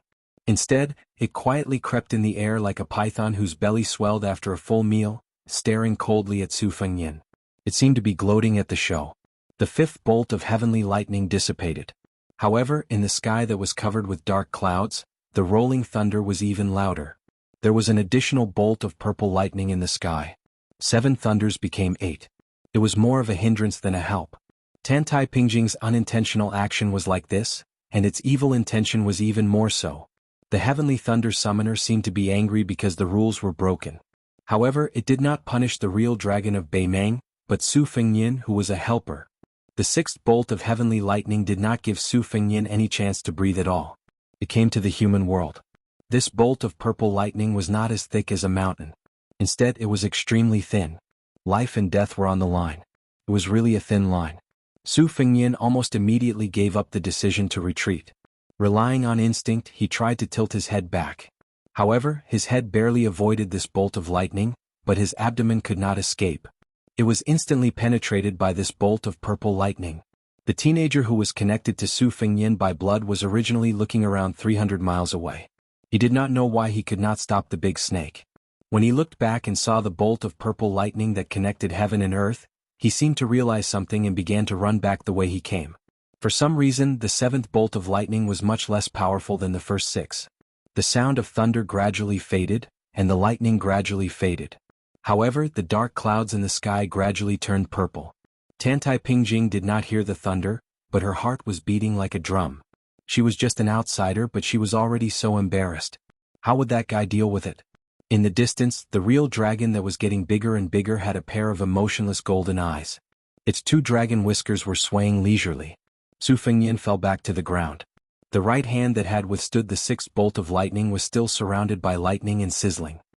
He gently pressed his bleeding abdomen with his left hand, barely preventing the injury from worsening. He raised his head and looked at the sky. The emperor of the Great Qin dynasty, the Jianghu Great Emperor, and the most powerful vassal of the Liang dynasty. His mother was gone. Su Xiao was gone. His eldest sister was gone. His second sister was in a wheelchair. She almost died back then. Guarding the northwest gate for the people of the Central Plains was the best he could do. If he couldn't do it, he wouldn't feel too guilty. But who would want to take away Su Fengnian's younger brother, Huang Man, or no? At the end of his second tour of Jianghu, the old man with the sheepskin fur coat had broken 2,600 armor at the Guangling River. At that time he had no way to reason with the king of Guangling, Zhao Yi. It was Su Xiao who did it. At that time, Su Xiao said that he was old and that Su Fengnian would have to reason with others in the future. So today Su Fengnian would have to reason with God. The seventh bolt of lightning was faintly rotating in the sky above his head. It restrained its heavenly might and did not release it. This allowed the snowflakes that had been falling to the ground only a few miles away to drift over with the wind. The Baoyang saber stuck in the ground in the distance was not conspicuous. There was a saber in the snow. Chapter 13:18. Perhaps in the eyes of people from the Central Plains, Su Xiao's doggerel, which began with snowflakes as big as fists, was simply nonsense from the frontier barbarians. However, the snow situation between the two cities of Qingcang and Linyao did have the spirit of a snowflake as big as a banquet. Tantai Pingjing looked at the seventh heavenly thunder in the sky. It was the last pass of Su Xiao's youngest son's natal heavenly tribulation, the tribulation of dragon and elephant. However, due to the disturbance of the true dragon of Beimang, the extremely rare thunder above thunder was born. Tantai Pingjing did not think that Su Fengnian could withstand the seventh heavenly thunder, not to mention the unpredictable eighth heavenly thunder. The great guru also could not hide her pale face. She whispered, "When the qi opens the earth, the sound moves the sky. Master, you used to laugh at yourself for worrying too much. Now you're really going to collapse." The heavenly tribulation sounded very mysterious, but Tantai Pingjing knew its details well. It was much easier for the sages of the three sects to ascend. It was just like the officials in the imperial court. Once they obtained the noble status of the Hanlin Academy, they could easily rise to the center of the palace. There was a saying in the world that thunder, rain, and dew were all heavenly grace. For example, the father and son of Taoist master of Dragon Tiger Mountain ascended on cranes together, and the later master of nation of Beimang Yuan Qingshan ascended in the form of a rainbow. These were typical examples of more rain and dew than thunder. However, martial artists like Tuoba Bodhisattva Dong Tai were more like local officials. The route was much more complicated. At the last moment, it was inevitable that the thunder would outweigh the rain and dew. After Ancestor Lu, the person who bore the heaviest heavenly tribulation was the Taoist master with a different surname, Qi Xianzhu, who had the reputation of sitting high in the clouds, on the demon-slaying platform. However, only a few people knew that Qi Xianzhu was the reincarnation of Ancestor Lu. No matter what Qi Xianzhu thought at that time, the result was that this immortal in the human world still could not withstand the sixth heavenly thunder after being struck by 5 thunders. Regretfully, he was reincarnated. Originally, the world was looking forward to how many heavenly thunder would Wang Xinji attract in Martial Emperor City. 6 or 7. It was a pity that such an old monster who was recognized by the world as a match for Lu Dongxin had died just like that. Now, Su Fengnian had attracted the terrifying vision of 8 thunders above his head. However, this was a once-in-a-lifetime scene. Apart from the powerless Tantai Pingjing and the true dragon who hit him when he was down, there were no other onlookers who could witness it. Behind Tantai Pingjing, a slightly teasing and mellow voice suddenly came, "This is not like you." Without turning her head, she asked, "Why are you here?" A slovenly middle-aged man came to Tantai Pingjing's side. He was dressed in coarse linen, wore worn-out boots and had a face full of stubble. At first glance, it was obvious that he was a single man without a wife to help him tidy up. He was plain-looking and had no wine or sword. If he said that he was a paladin, he would be laughed at by Jianghu people. However, since he was able to talk to the world's top Qi refinement grandmaster, he naturally wouldn't be a nobody. A few years earlier, he and his apprentice had some style when they traveled in Jianghu. For example, they rode a donkey and carried a peach tree. It was not to pretend to be a master but because of interest. In fact, at his level, even if he walked with a donkey or carried a peach tree on his back, no one in Jianghu dared to be disrespectful to him. In the past 800 years, Jianghu had been unique in Jianghu. There were more than 30 masters who were close to earth immortals. There were 1 or 2 sword gods in each generation of Jianghu. Most of them became the first person in the world at that time. However, only the Peach Blossom Sword God, who reached the top of Jianghu at a very young age, was regarded as another champion of Jianghu after ancestor Lu and Li Chungang. He was said to be close to Tao. Therefore the name Dong Tai could not be avoided in Jianghu for another 300 years. This middle-aged man who came from a humble background but had great achievements smiled and said, "How can I not come after making such a big fuss?" Then Dong Tai said to himself, "I can't figure out how old Monster Wang lost, but I can guess why he lost." At that time, the boy surnamed Su said that he was in an out-of-body state to cultivate his spirit. He also had Gao Shulu's celestial being body. He looked like he was on par with me, Tuoba Bodhisattva and Chao Changqing. However, he was qualified to challenge Wang Xinji to a death battle. But as for life and death, it should not have been old Monster Wang who died. Therefore, I guess that at the last moment old Monster Wang made the same mistake as Gao Shulu. He gave up on Jianghu and wanted to surpass Su Fengyan in the word Tao. Dong Tai nodded to himself and said, "Most likely so. Just like me, after I reach the celestial being realm by luck, if I kill people with my swordsmanship, even if I kill people, I will feel that I have an unfair advantage." Tantai Pingjing said sarcastically, "Should every number 1 person in the world be conceited?" Dong Tai shook his head and said with a smile, "Conceited? You're so wrong. I should say that if you don't have the spirit of being invincible against the world, you won't be able to become a celestial being." Tantai Pingjing fell into silence. Dong Tai said softly, "After Li Chungang lent me his sword, he understood his own limitations. It's not that I am arrogant, but my sword has indeed cultivated the sword aura to the extreme and the speed of my sword to the extreme. I, Dong Tai, have cultivated my swordsmanship to the point of almost reaching the Tao but still not reaching the Tao. However, my swordsmanship is small but not big enough.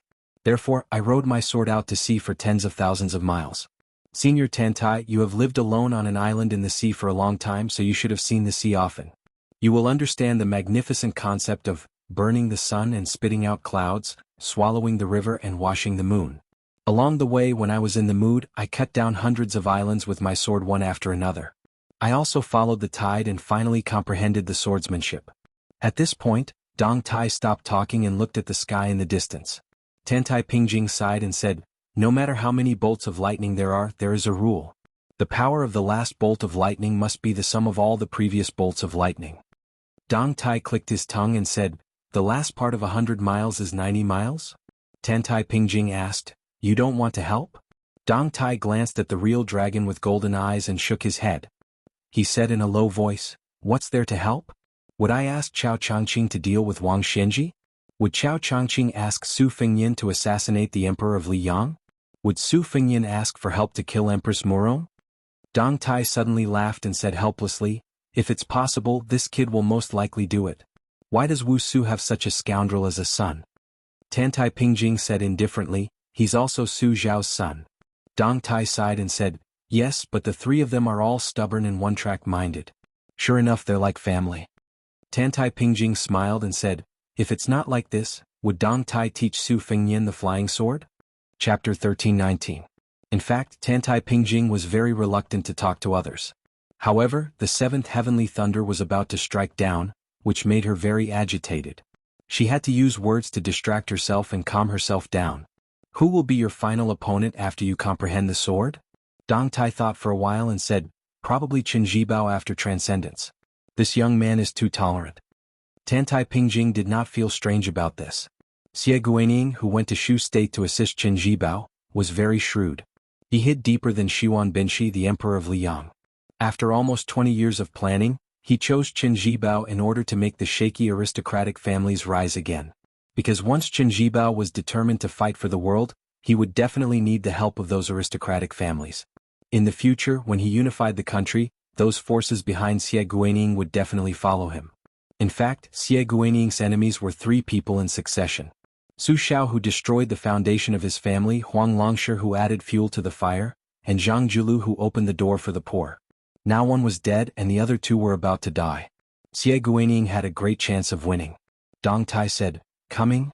He and Tantai Pingjing almost fell back at the same time. The Beimang dragon also turned around and left, shaking its tail and swaying its whiskers. In the dark purple sky, it was as if a god had pried a mountain and thrown it into the sea. A circle of violent ripples that could be seen by the naked eye appeared in the sky, and then quickly spread out.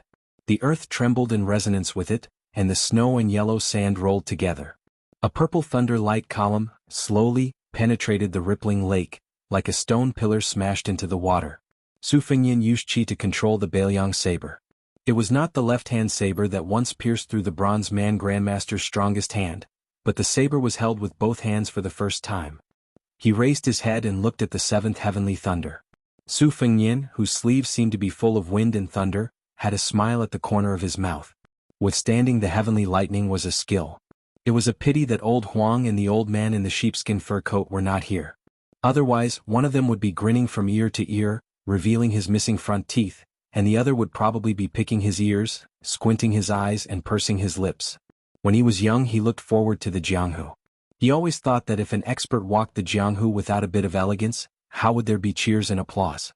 He didn't expect that the two experts he respected the most didn't have the slightest bit of elegance.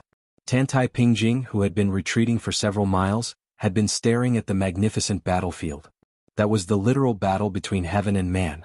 In her line of sight she only saw a bolt of purple lightning and a flash of white light. The vast purple lightning was then split into two by the slender white light, transforming into two torrents of purple lightning that flowed onto the ground. The white light rose higher and higher. The purple lightning continued to surge downwards as if there was no end in sight. In Tantai Pingjing's eyes, there seemed to be a huge human character. If the layer of lake was added, it would be an incomplete character. The white light, which was as bright as a comet, was climbing slower and slower. It began to show signs of stagnation. Although it was only 100 feet away from the lake, it was really difficult to go any further. Tantai Pingjing's expression was sorrowful. Human strength is sometimes limited. I can only do my best and wait for God's will. Sailing against the current, if you don't go forward, you will go backward. After the white light completely stopped, the purple lightning didn't stop. The white light was pressed down to the ground 1 foot at a time. Dong Tai laughed loudly. Who said that? An ant trying to shake a big tree. How admirable. When the white light fell to the ground, there was a muffled roar from the ground. Su Fengyin, who was holding the saber with both hands, didn't change his grip on the saber in his right hand. His left hand slid along the back of the cold saber. Then, without caring about the sharp edge, his 5 fingers grasped the tip of the saber tightly. The purple lightning under his feet was like a flood. Su Fengyin's arms were badly mangled. He held on. He didn't let go. He didn't abandon the saber. The purple lightning poured down for a whole incense stick. Tantai Pingjing almost couldn't bear to watch. She murmured, after the 7th lightning, there is an 8th lightning. Su Fengyin was bleeding from his 7 orifices. His vision had long been blurred. But in a trance he seemed to see the tip of the cold saber. A purple gold lotus bloomed. It was very small but swaying vigorously. On the ground where the purple flood was flowing, 1, 2, 3, lotus flowers bloomed one after another. Like a lotus pond. And the endless purple lightning in the sky finally came to an end. The more it was like this, the more desolate Tantai Pingjing felt. She repeated the sentence again. After the 7th lightning, there is an 8th lightning. Dong Tai stared at the ferocious dragon that was not just watching from the sidelines. It took advantage of the gap between the 7th lightning and the 8th lightning to secretly absorb the purple lightning. Its body had already reached the size of 100 feet. Su Fengyin stood in the torrent. He could only hang his arms and use the Bailiang saber to support his swaying body. The Baimang dragon in the distant sky twitched the corners of its mouth and made a sound like a sneer. However, it quickly widened its golden eyes, revealing a look of confusion and fear. That insignificant ant rose high into the sky and stood opposite it from a distance at the same height as it. At this moment, not only Tantai Pingjing's face was filled with disbelief, but even Dong Tai's eyes widened. Inside the lotus pond, a snow-white python that was 2,000 feet long appeared. Su Fengyin stood on the head of the giant python. The dragon and the python looked at each other. Purple lightning rolled above the heads of the two behemoths. Tantai Pingjing closed her eyes. Dong Tai sighed. The final choice is not to withstand the 8th lightning, but Dong Tai didn't say it out loud. Slaying the dragon. The giant python slammed toward the true dragon. The Baimang dragon kept absorbing the purple lightning. But when the dragon python was less than 10 feet away, the true dragon had only grown to 150 feet. The true dragon raised its head and roared at the giant python that was a head taller than it. The giant white python ignored its demonstration. It opened its mouth and bit down on the true dragon's neck. Su Fengnian held the saber with both hands, jumped high and stabbed down. Su Fengnian stabbed the saber into the true dragon's head. The giant python that was biting the true dragon's neck pulled down at the same time. The man, the dragon, and the python fell together. They fell heavily to the ground. Su Fengnian pressed down with both hands. The cold saber's blade was nailed into the true dragon's head, leaving only the saber handle. The dragon and the python tore at each other. The world turned upside down. When the dust settled, the Beimang dragon's head was cut off and rolled to the side. The white python was on its last breath. Su Fengnian held the saber under his armpit. His face was covered in blood. It was unknown whether he was crying or laughing. He reached out his trembling hand and placed it on the head of the fallen white python. At the same time, the 8th bolt of lightning fell from the sky, exploding toward the man and the python. The sword-biting youth who had been running all the way back brazenly crashed into the bolt of lightning. Chapter 13:20. As the purple thunder pierced through the sky like a rainbow, the wind and snow were attracted by it and drifted down. Dong Tai's left shoulder was soon covered with snow, while his right shoulder was much lighter. Dong Tai patted his shoulder and asked curiously, "Is that real dragon so useless? People say that a mountain is famous if it has an immortal, not because of its height, and a water is famous if it has a dragon. I don't know how powerful a flood dragon is, but I'm sure that any immortal on Earth would be seriously injured after this attack, but they would never die. Since the true dragon that was born after devouring the fortune of countless mortals could create such a huge commotion, it should not be so weak. Is there anything strange about this?" Tan Tai Ping looked calmly at the dragon and python crawling on the ground in the distance with a complicated expression. Her 5 fingers were trembling in her big white sleeves. She shook her head and said, "Dragons can be big or small and can be dark or bright. The degree of injury depends on the size of its body. The more serious the injury, the smaller its body will be. As for whether it will die or not, it depends on whether it spits out the dragon pearl condensed from its essence and hides in the abyss, waiting for the next reincarnation. Otherwise, even if its head is chopped off, it still has a chance to turn from bright to dark. Now, even if the real dragon of Beimang's head is chopped off, the dragon pearl hasn't been spat out." Deng Tea patted away the falling snow on his shoulder. He simply raised his hand and waved it gently. The flying snow in the sky seemed to have hit a furnace and melted completely in the air a few feet away from him. If it were any other time, Deng Tea would definitely not do such an unnecessary action. It could be seen that after personally witnessing this great battle, even he, the peach blossom sword god who led the way of the sword, could not remain indifferent. After Deng Tea blocked the annoying drifting snow, he seemed to have realized that he was acting strangely. He laughed softly and said, "What, Mingyu? I am a boar." Tan Tai Pingjing patiently explained, "There are also 9 levels in Go. It's quite similar when used on the dragon. The last 4 levels are, from lowest to highest, concrete, ethereal, meditative, and enigmatic. Previously, the real dragon was restrained by the way of heaven contained in my sect's treasure, the Moon-Well Heavenly Mirror. From enigmatic, it temporarily fell from enigmatic to concrete. Even if it stole 1.5 bolts of heavenly tribulation purple thunder, it only rose to meditation. Because of this, the white python was able to gain the upper hand because of Su Fengnian's help. Otherwise, in an ordinary battle between pythons and dragons, even if it was 1,000 feet long giant python that was the master of a great river, it wouldn't have much of a chance of winning against a baby dragon that was only 100 feet long. At this point, Tan Tai Pingjing sighed and lamented, "Even a centipede dies but doesn't fall down, let alone a real dragon that is compatible with the way of heaven." Dong Tai turned his head and glanced at the tall lady beside him whose sleeves were as big as the wings of a white phoenix. He said helplessly, "It's getting more and more obscure. Fortunately, I managed to understand the mystery behind it. Sect Master Tan Tai, are you implying that the real dragon still has the strength to fight? The real dragon is cunning, but that lad is not bad either. He made use of the thunder pool to bloom the purple gold lotus. Now that both sides are injured and no one has external help to rely on, what else can they do other than staring at each other?" Tan Tai Pingjing did not say anything. Her 10 fingers stretched out from the edge of her sleeves and clenched her sleeves tightly in her palms.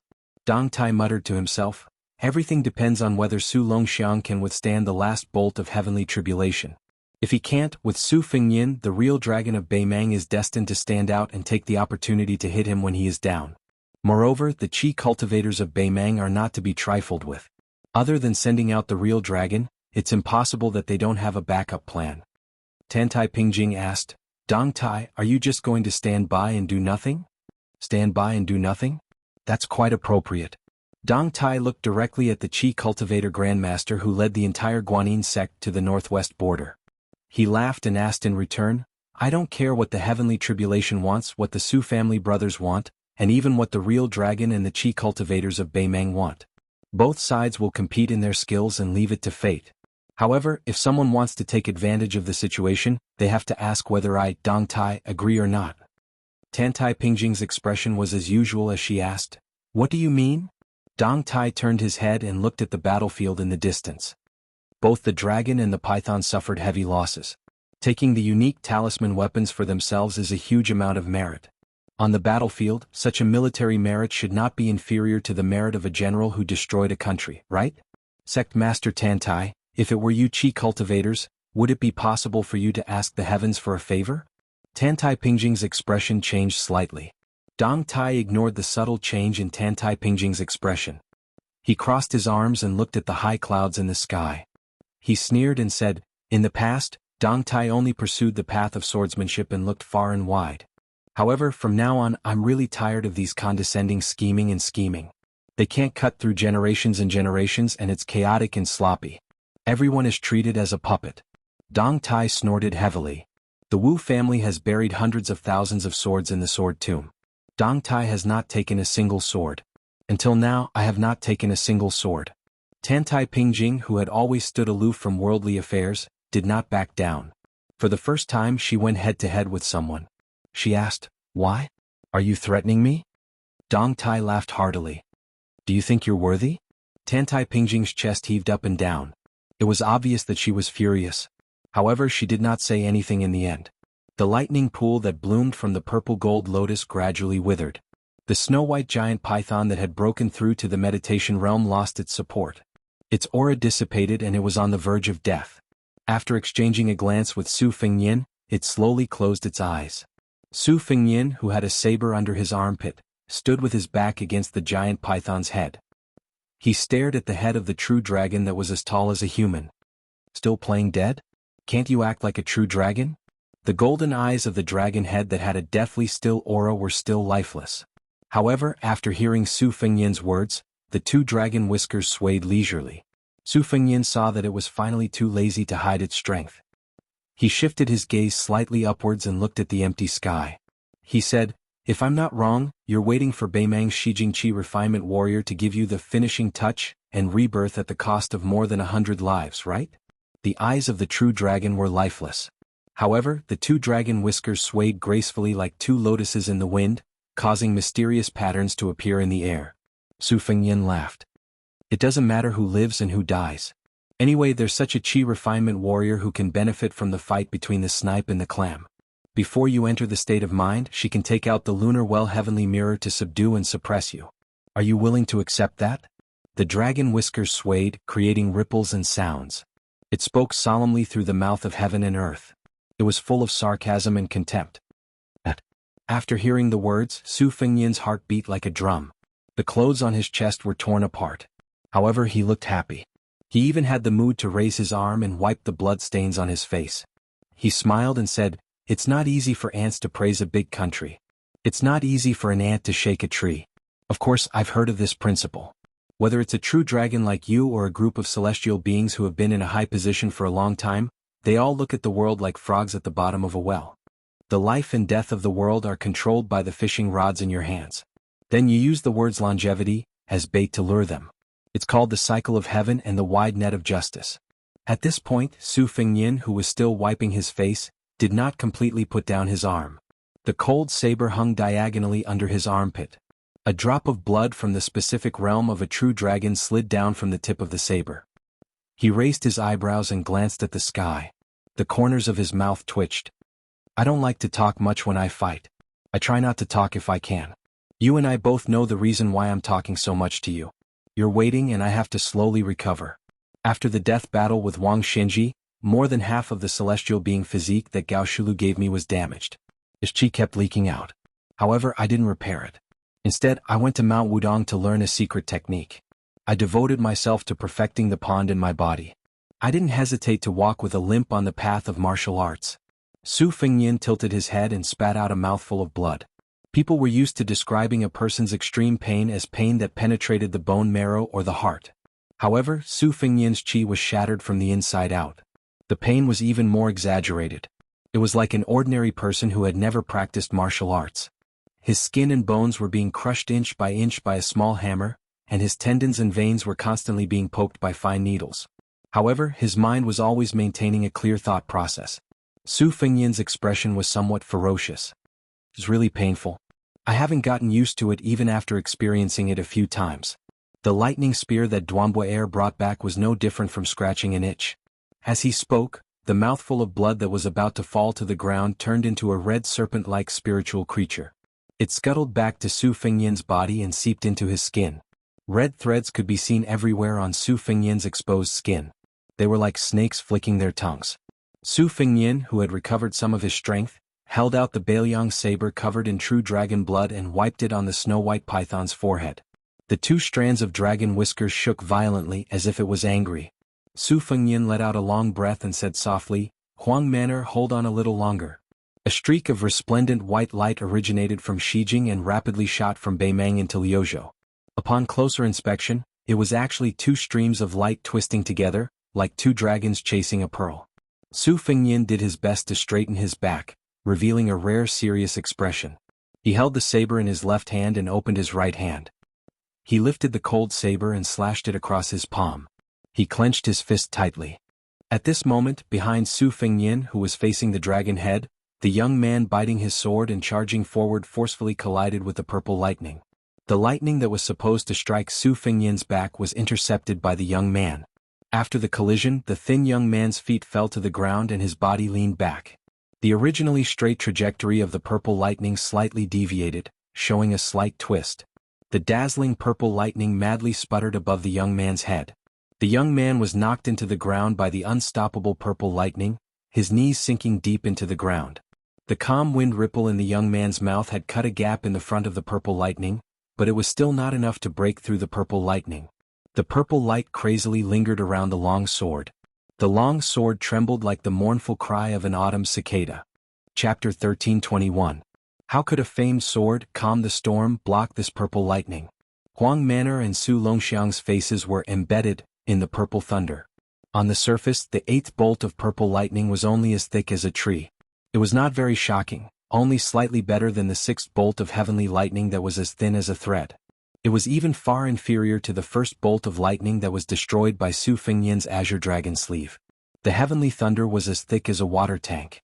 However, Tantai Pingjing and Dong Tai, who were watching from the side, knew very well that this purple thunder was enough to peel off hundreds of heavenly thunder, which was as powerful as the sixth heavenly thunder.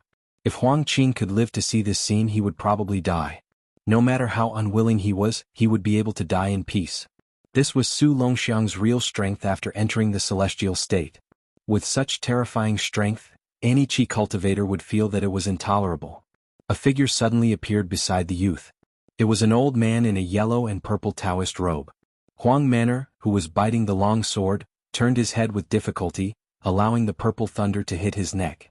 The old Taoist priest closed his eyes and faced the youth. The old and the youth met again after a long separation. The old man grinned. The purple golden lotus that bloomed on the tip of Su Fengnian's blade was the tragic result of the old man's life. Purple golden lotus completely withered. The old Taoist priest's figure disappeared at a speed visible to the naked eye. The youth's face was shrouded in purple light. His lips moved slightly but no sound came out. It was impossible to see whether the youth was crying. The old Taoist priest, whose lower body had disappeared, turned his head and glanced at Su Fengnian. "Su, don't die. It doesn't matter if you bring wine to the grave in the future. Just burn a few more copies of the Plain Girl Heart Sutra. Disciple, I just reincarnated first. In the next life we'll be master and disciple. Also, there are so many hawthorns on the mountain this year. It's a pity that you're not here. Without your help, I can't finish all the hawthorns I picked." The old man turned his head to look at the young man. It was as if he had returned to the dilapidated Taoist temple at the foot of Mount Longhu. As usual, he rambled on and on. Finally, the old man pointed his finger at the sky and said angrily, "Huang Manor, F***ck, that heavenly tribulation. A heavenly master of a generation had passed away just like that. The youth, who had turned his neck to look at the old man, was struck by the heavenly thunder and lowered his head more and more. He tried to raise his drooping arm, wanting to reach out and grab his master to prevent the old man from leaving. But to no avail. The young man took a step forward. Suddenly, his abdomen vibrated like a drum, resonating with the earth and creating circles of ripples. When things are unjust, they cry out. Apart from the circle around the brothers and the dragon python, the ground within a radius of 5 kilometers instantly collapsed. However, at the turning point where Su Longxiang became braver with every setback, the true dragon, who was on the verge of death but didn't die in the specific realm, obtained a powerful new life, like rain after a long drought. After the two intertwined white lights approached the true dragon's head, they suddenly parted ways and then instantly crashed into the true dragon's lifeless eyes. The finishing touch. The true dragon opened its eyes. The true dragon's body, whose head had been separated from its body, propped its 4 dragon claws into the ground. The head that had been cut off by the cold blade swept back to the body, seamlessly and as before. The true dragon flew into the sky and disappeared without a trace. In the next moment, the true dragon's head poked out of the clouds and looked down at the world. Its tail was faintly discernible in the clouds 800 feet away. Tantai Pingjing said in a daze, "It shouldn't be like this, it shouldn't be like this." 1,000 feet, heavenly dragon. Su Fengyin turned a blind eye to this and muttered to himself, "I originally wanted to let you show up when I went to the ancient city of Luoyang." A drop of blood slowly fell from the gap of his fist.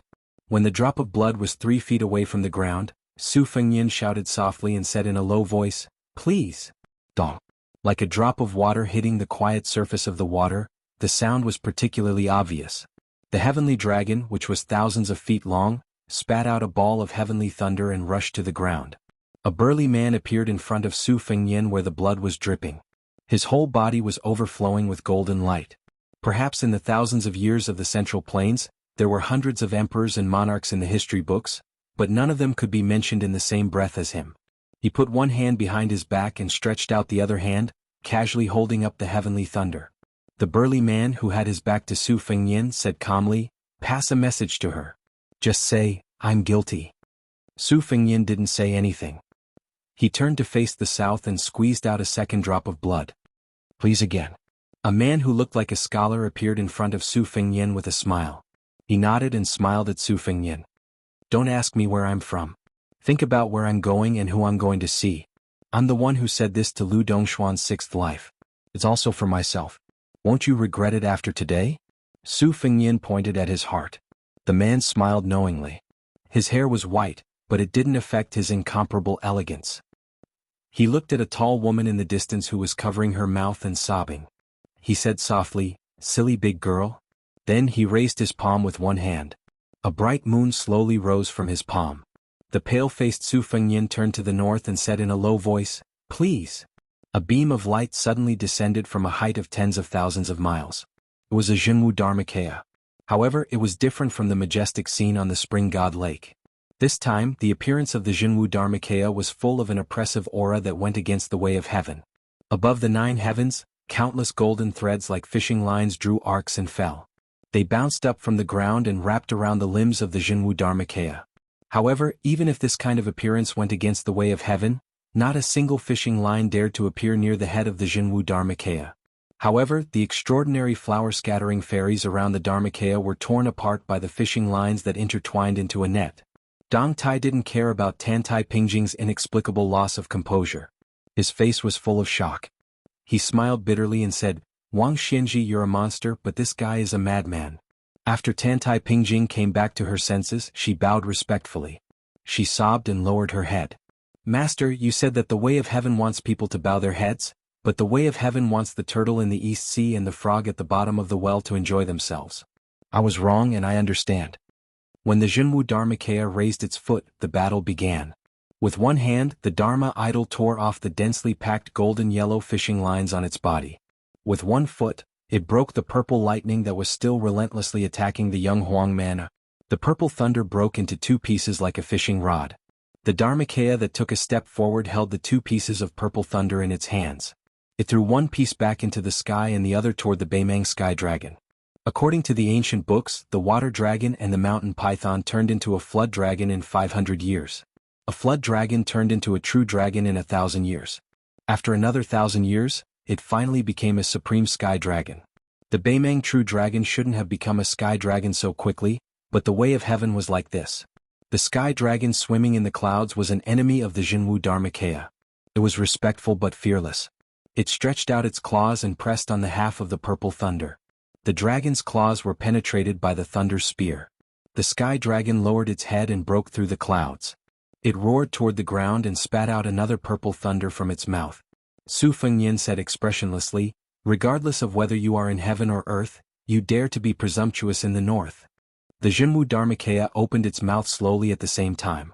Its voice was so loud that it echoed between heaven and earth like a great bell. After the Jianghu Dharmakaya spoke, the sky dragon that raised the sea of clouds showed its true body that was thousands of feet tall. It was no longer covered by clouds. However, at the same time, a majestic beam of light fell from the east, west, and south respectively. Heaven and earth shook.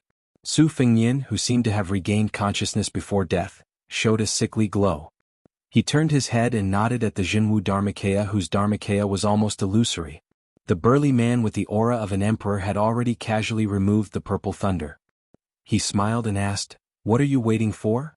When the elegant man with the moon in his palm opened his 5 fingers, the moonlight was unparalleled. The full moon turned into rays of light that flowed into the Bailiang saber in Su Fengnian's hand. He smiled and said, "The heavens have no worries, the people have no worries. I have discussed the Tao with Lu Dongshen III 3 times. I feel that it is reasonable to not interfere with each other's business. The reason is the reason, the great Tao is the reason. If it is not in accordance with the great Tao, then it is not reason." As he spoke, the light dissipated. The elegant man's figure began to waver. The great Qin emperor suddenly laughed and appeared at the feet of the Jianghu Dharmakaya. He sat in the north and looked to the south. Before he turned into rays of light and dissipated into the Jianghu Dharmakaya, he shouted, "Get lost." The 3 majestic beams of light in the east, west, and south actually stagnated and trembled.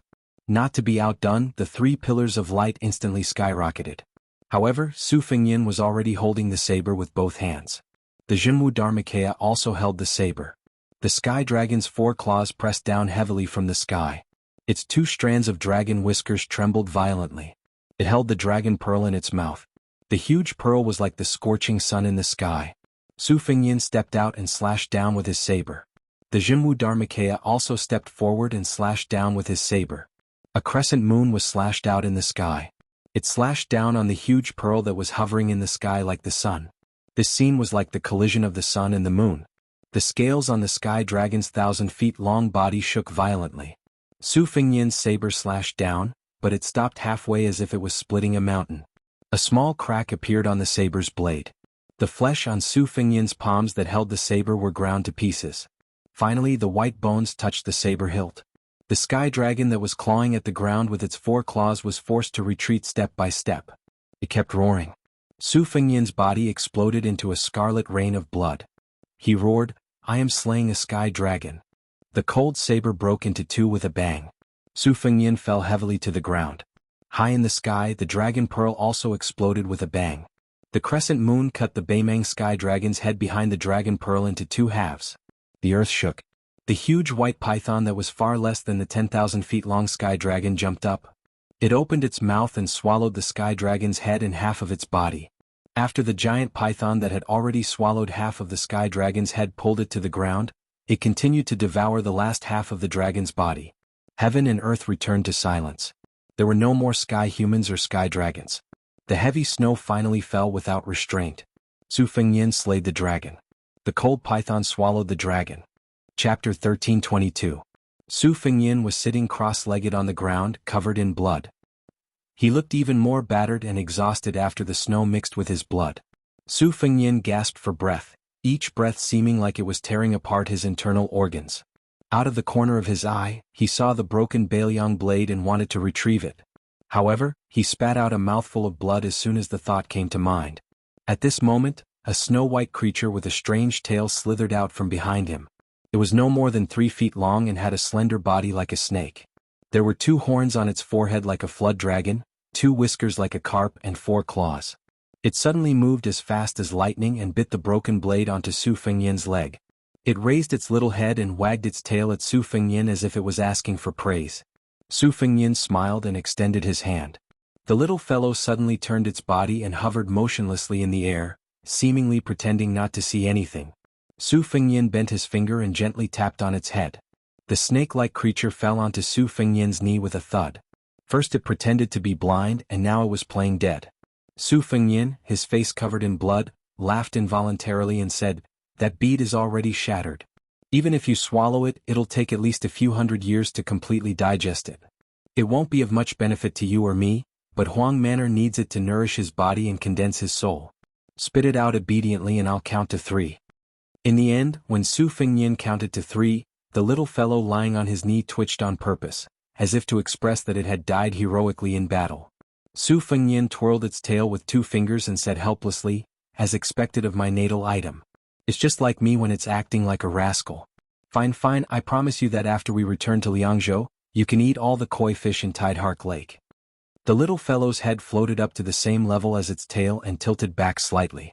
Its head and tail joined together to form a cute little circle, just like a lively dragon wall. It hesitated for a moment, then reluctantly opened its mouth and spat out a bead with visible cracks. It was as small as a grain of rice, but it radiated the brilliance of the sun and moon. After spitting out the pearl, the little thing was somewhat dispirited and listless. In a flash, it disappeared into thin air. Su Fengyan held the 2 sections of the cold blade in one hand and pinched the bead with 2 fingers in the other. He stood up with difficulty and turned to walk towards Su Longxiang. The young man stood there in a daze. The body of the famed sword storm calming in his mouth and his hanging arms had dazzling lightning swirling around them. Even Su Fengyan was shocked by his imposing manner. However, this kind of power was like a dynasty that seemed to be at its peak but was actually surrounded by danger and would collapse at the slightest touch. Su Fengyan didn't approach Su Longxiang, whose qi was extremely chaotic. He loosened his fingers and opened his palm. The broken dragon bead began to spin in his palm.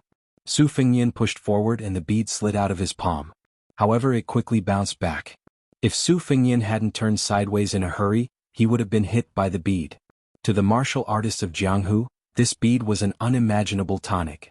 Its effect of nourishing the essence, qi and spirit was unparalleled. The bead probably felt Su Fengyan's resistance and could only spin around. To the spiritual bead, its choice of Huang Manor as the dragon cave was naturally far inferior to Su Fengyan, who was a natural matchmaker.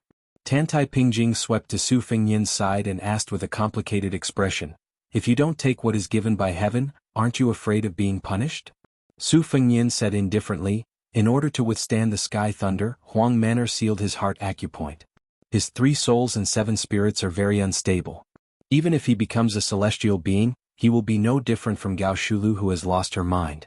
Tantai Pingjing, if you help me, I won't fuss about your sinister intention of trying to take both dragon and python." Tantai Pingjing's mind was full of thoughts. She didn't agree or refuse. Su Fengyan suddenly smiled mischievously and said, "Then I'm begging you, blockhead. Can you do it? At most, I'll return the moon well sky mirror to you later." Tantai Pingjing was stunned and looked absent-minded. It was unknown when Deng Taya had appeared beside the 2 of them. He chuckled softly and said, "You're still flirting at a time like this?" Tantai Pingjing turned her head and looked at the young man who was absorbing the qi of heaven and earth crazily. Her expression became serious. Deng Taya touched a sore spot and joked, "Yo, our sect master Tantai is at least 100 years old, and yet she can still act like a shy little girl. Look, her ears are red." Tantai Pingjing ignored the peach blossom sword god's ridicule and sighed softly, "Even if I help, I'm afraid it's too late. There's only one obsession left to become a celestial being. If I don't cut it, even if Dong Tai takes the sword and I send the pearl, it's meaningless. Su Longxiang still can't return to the human world. Moreover, whether I send the pearl or Dong Tai takes the sword, the price will be very high." Tantai Pingjing raised her hand and waved her sleeve. A breeze rolled up a handful of yellow sand and floated to the young man. The sand didn't turn into powder immediately. Instead, it shot into the lake like an arrow and slowed down bit by bit. However, in the slow process, there was a kind of natural and unreasonable weathering. It was natural because the weathering of sand in the desert was a matter of course. It was unreasonable because under normal circumstances, it wouldn't take a few years or even dozens of years for the weathering of sand in the desert. This strange phenomenon was like a toddler who had just learned how to walk. After one step he would become a teenager. After a few more steps he would reach middle age and old age until he died of old age. Dong Tai clicked his tongue in wonder and said, "This is the way of heaven." Tantai Pingjing said worriedly, the so-called celestial being realm means to forget about the world without worries. When everyone is awake I sleep alone. Just like what the saint said, Lizi travels alone with the wind. How to wake Su Longxiang up is the most difficult part. Dong Tai smiled and said, it's useless to talk about it. I have a sword. As he spoke, Dong Tai put two of his fingers together, raised them up, and then gently chopped down. If it was said that Su Longxiang's surroundings followed the rules of the heavenly Tao and formed a small kiliacosm of its own, and this part of the world was in chaos like a chicken egg, then Deng Tea's sword momentum was about to split open the world and split the chicken egg in half. Dong Tai laughed loudly and said, after splitting the mountain, I'll use another sword. Let's call it paving the road. The finger sword cut the mountain and the mountain was about to close. Dong Tai then released streaks of sword aura between the mountains, forcibly blocking the gathering of the way of heaven. Dong Tai rode the wind and flew forward. After leaping over Su Longxiang's head, the calm wind ripple with purple lightning appeared in his hand. After the peach blossom sword deity went straight through the thunder pool of heaven, his figure went further and further. He knocked his fingers and flicked his sword. He laughed and said, splitting the mountain and paving the road, 2 swords in exchange for a good sword. We don't owe each other anything. Chapter 1323. Almost as soon as Dong Tai took the first step, Tantai Pingjing took the bead from Su Fengyin and followed closely behind Dong Tai. The path was as narrow as a sword's length.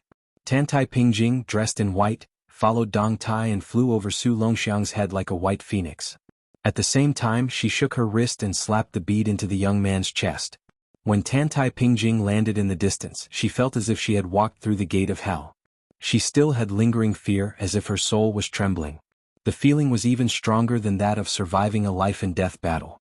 It was because she was a top chi trainer in the world and someone who knew the strictness of the natural law best that she felt the lingering fear. The reason was simple. If Zhang Julu, the Grand Secretary of the Imperial Court, was traveling incognito in Tai and City, ordinary people could ignore him if they didn't know his identity. However, if an official working in the 6 ministries passed by the blue-eyed man, he would inevitably feel as if he was walking on thin ice. Dong Tai and Tantai Pingjing passed through the thunder pool one after the other. It happened in the blink of an eye. She turned her head and showed a shocked expression. The 2 mountains merged, but Su Fengyin was standing beside Su Longxiang. Tantai Pingjing knew that Su Fengyin went there with the help of the Yujing Sky Mirror, and he could also leave with the help of the Yujing Sky Mirror. However, the key was that in the middle of this trip, Su Fengyin was not going there to enjoy the scenery, but to wake up his younger brother Su Longxiang. Tantai Pingjing could be 10 years older or even a month later. Perhaps in less than half an hour, she would see a hunchbacked old man with white hair instead of a young king of Bailiang who was only in his 20s. Tantai Pingjing bit her lips. She could understand why Su Fengyin gave the bead to Su Longxiang. It was common for brothers to respect each other in the world. Although it was rare in the families of emperors, generals and ministers, she was not surprised that Su Fengyin was willing to give the good stuff to Su Longxiang. It could even be said that Tantai Pingjing also thought that it was reasonable that Su Fengyin was willing to resist the heaven's punishment for his younger brother. After all, at that time, Su Fengyin still had the strength to fight. However, now the chi pond in Su Fengyin's body had dried up. What else could he do other than die? Tantai Pingjing could not suppress her anger. She suddenly opened her mouth slightly. Su Fengyin seemed to have only said one sentence to his younger brother, and then quickly retreated to the original place. He staggered out of the shaky Yujing Sky Mirror with a bright smile on his face. Tantai Pingjing did not think that one sentence could wake up Su Longxiang. One sentence could break the heaven's law? However, the scene that followed made her believe that rules and reason really didn't work on this pair of brothers. The youth opened his eyes, turned and ran to Su Fengyin. He lowered his head and crouched down, gently carrying the exhausted Su Fengyin. There was a sound of horse hooves in the distance. It should be the 2,000 dragon elephant army that arrived late. Of course, even if this cavalry army arrived early, they would only be caught in the crossfire without any power to retaliate. Tantai Pingjing came to the side of the 2 brothers. She glanced at Su Fengyin's hands on his younger brother's neck. His palms seemed to have been cut clean by a knife, revealing the shocking white bones. She softly reminded, Wang Xinji's disciple Lu Huang is here. In the distance, in the wind and snow, there was a wooden man with an ancient sword, Bodhisattva barbarian, at his waist. The exhausted Su Fengyin had an indifferent face. He smiled and said hoarsely, Lu Huang is here to watch the show. If he really wants to take revenge, he will honestly wait for me to recover my strength. If he is willing to kill a weak enemy, then Lu Huang is not Wang Xinji's disciple. Tantai Pingjing sneered, Lu Huang can wait for that day? Su Fengyan glared at her and said weakly, how can you talk to your master like that? Tantai Pingjing seemed to have been touched. A trace of indistinct murderous intent appeared. Su Fengyan knocked Huang Manor's shoulder with his chin, indicating that he should ignore this woman. Tantai Pingjing's meaning was to ask whether Su Fengyan could return to the peak. This peak obviously could not be the time when he fought Wang Xinji, nor could it be the time when he was invited 3 times. It was before he withstood the last sky thunder. At that time, although Su Fengyan did not have Gao Shulu's physique, he had abundant spirit. Su Fengyan did not want to answer this question directly because he did not have the confidence in his heart. After this battle, he completely separated himself from his previous life. The disadvantage was that he did not have any trump cards. The advantage was that Bailiang would not have any twists and turns because of Su Fengyan's luck. On the other hand, Su Fengyan had a life item and was already closely related to the fate of Bailiang. Once Bailiang was broken, he would certainly die. In this regard, Su Fengyan did not worry about personal gains and losses. He could save Huang Manor and let his younger brother have no worries. Today's big deal was a profit. Doing business with God without any pretense of cordiality, not only did he not lose everything, but he also made a little profit. This was a technical job that made Su Fengyan feel proud of himself. After the battle, Su Fengyan was a little sleepy and his eyelids were fighting. But before he fell asleep, Su Fengyan still had some things to say to his younger brother, so he spoke his mind in a long-winded manner. Huang Manor, I don't want to say nonsense like your master didn't die for you. The old heavenly master sacrificed his life for you. You feel guilty, but I feel the same way. When old Huang left Bailiang for Martial Emperor City, I also thought that because old Huang was a sword fanatic, he went to the Eastern Sea to prove the 3 words, 9 swords Huang. But in fact, I know very well that old Huang went for me. There was no other reason. Perhaps he wanted to tell me that if Su Fengyan did not have Bailiang in the future, there was still the martial world to think about. Perhaps old Huang felt that the first time I walked the martial world with him, he did not give me any face and wanted to leave in glory again. Perhaps, who knows? In short, old Huang left. Just like the old heavenly master, he couldn't escape death in his lifetime. But for us, he died a long time ago. You wanted to kill a few more experts for me. I understand your thoughts, but you didn't do it well. More accurately, you did it in a complete mess. I rushed here to fight this and that, and I really didn't have time to beat you up. Otherwise, I would have already beaten your butt. I want to beat you up now, but I really don't have the strength. When I was young, I clearly did something wrong, but I still liked to argue with Su Xiao. I felt that it was a very satisfying thing, and I was afraid that our father would scold or beat me. After the incident, I always felt that I was a man. But when I grew up, I realized that it was wrong. Huang Manor, don't learn from me. Su Fengyan's nagging voice was getting softer and softer. Su Longxiang didn't interrupt from beginning to end and carefully carried his older brother on his back. When he was young, he had already revealed his innate divine strength. He would often carry his older brother up and down Mount Qingliang. Occasionally, his older brother would even pull a kite in his hand. The big sister, who loved to join in the fun, would run behind them and shout happily, "Fly, fly, fly." Huang Manor said softly, "Big brother, don't sleep.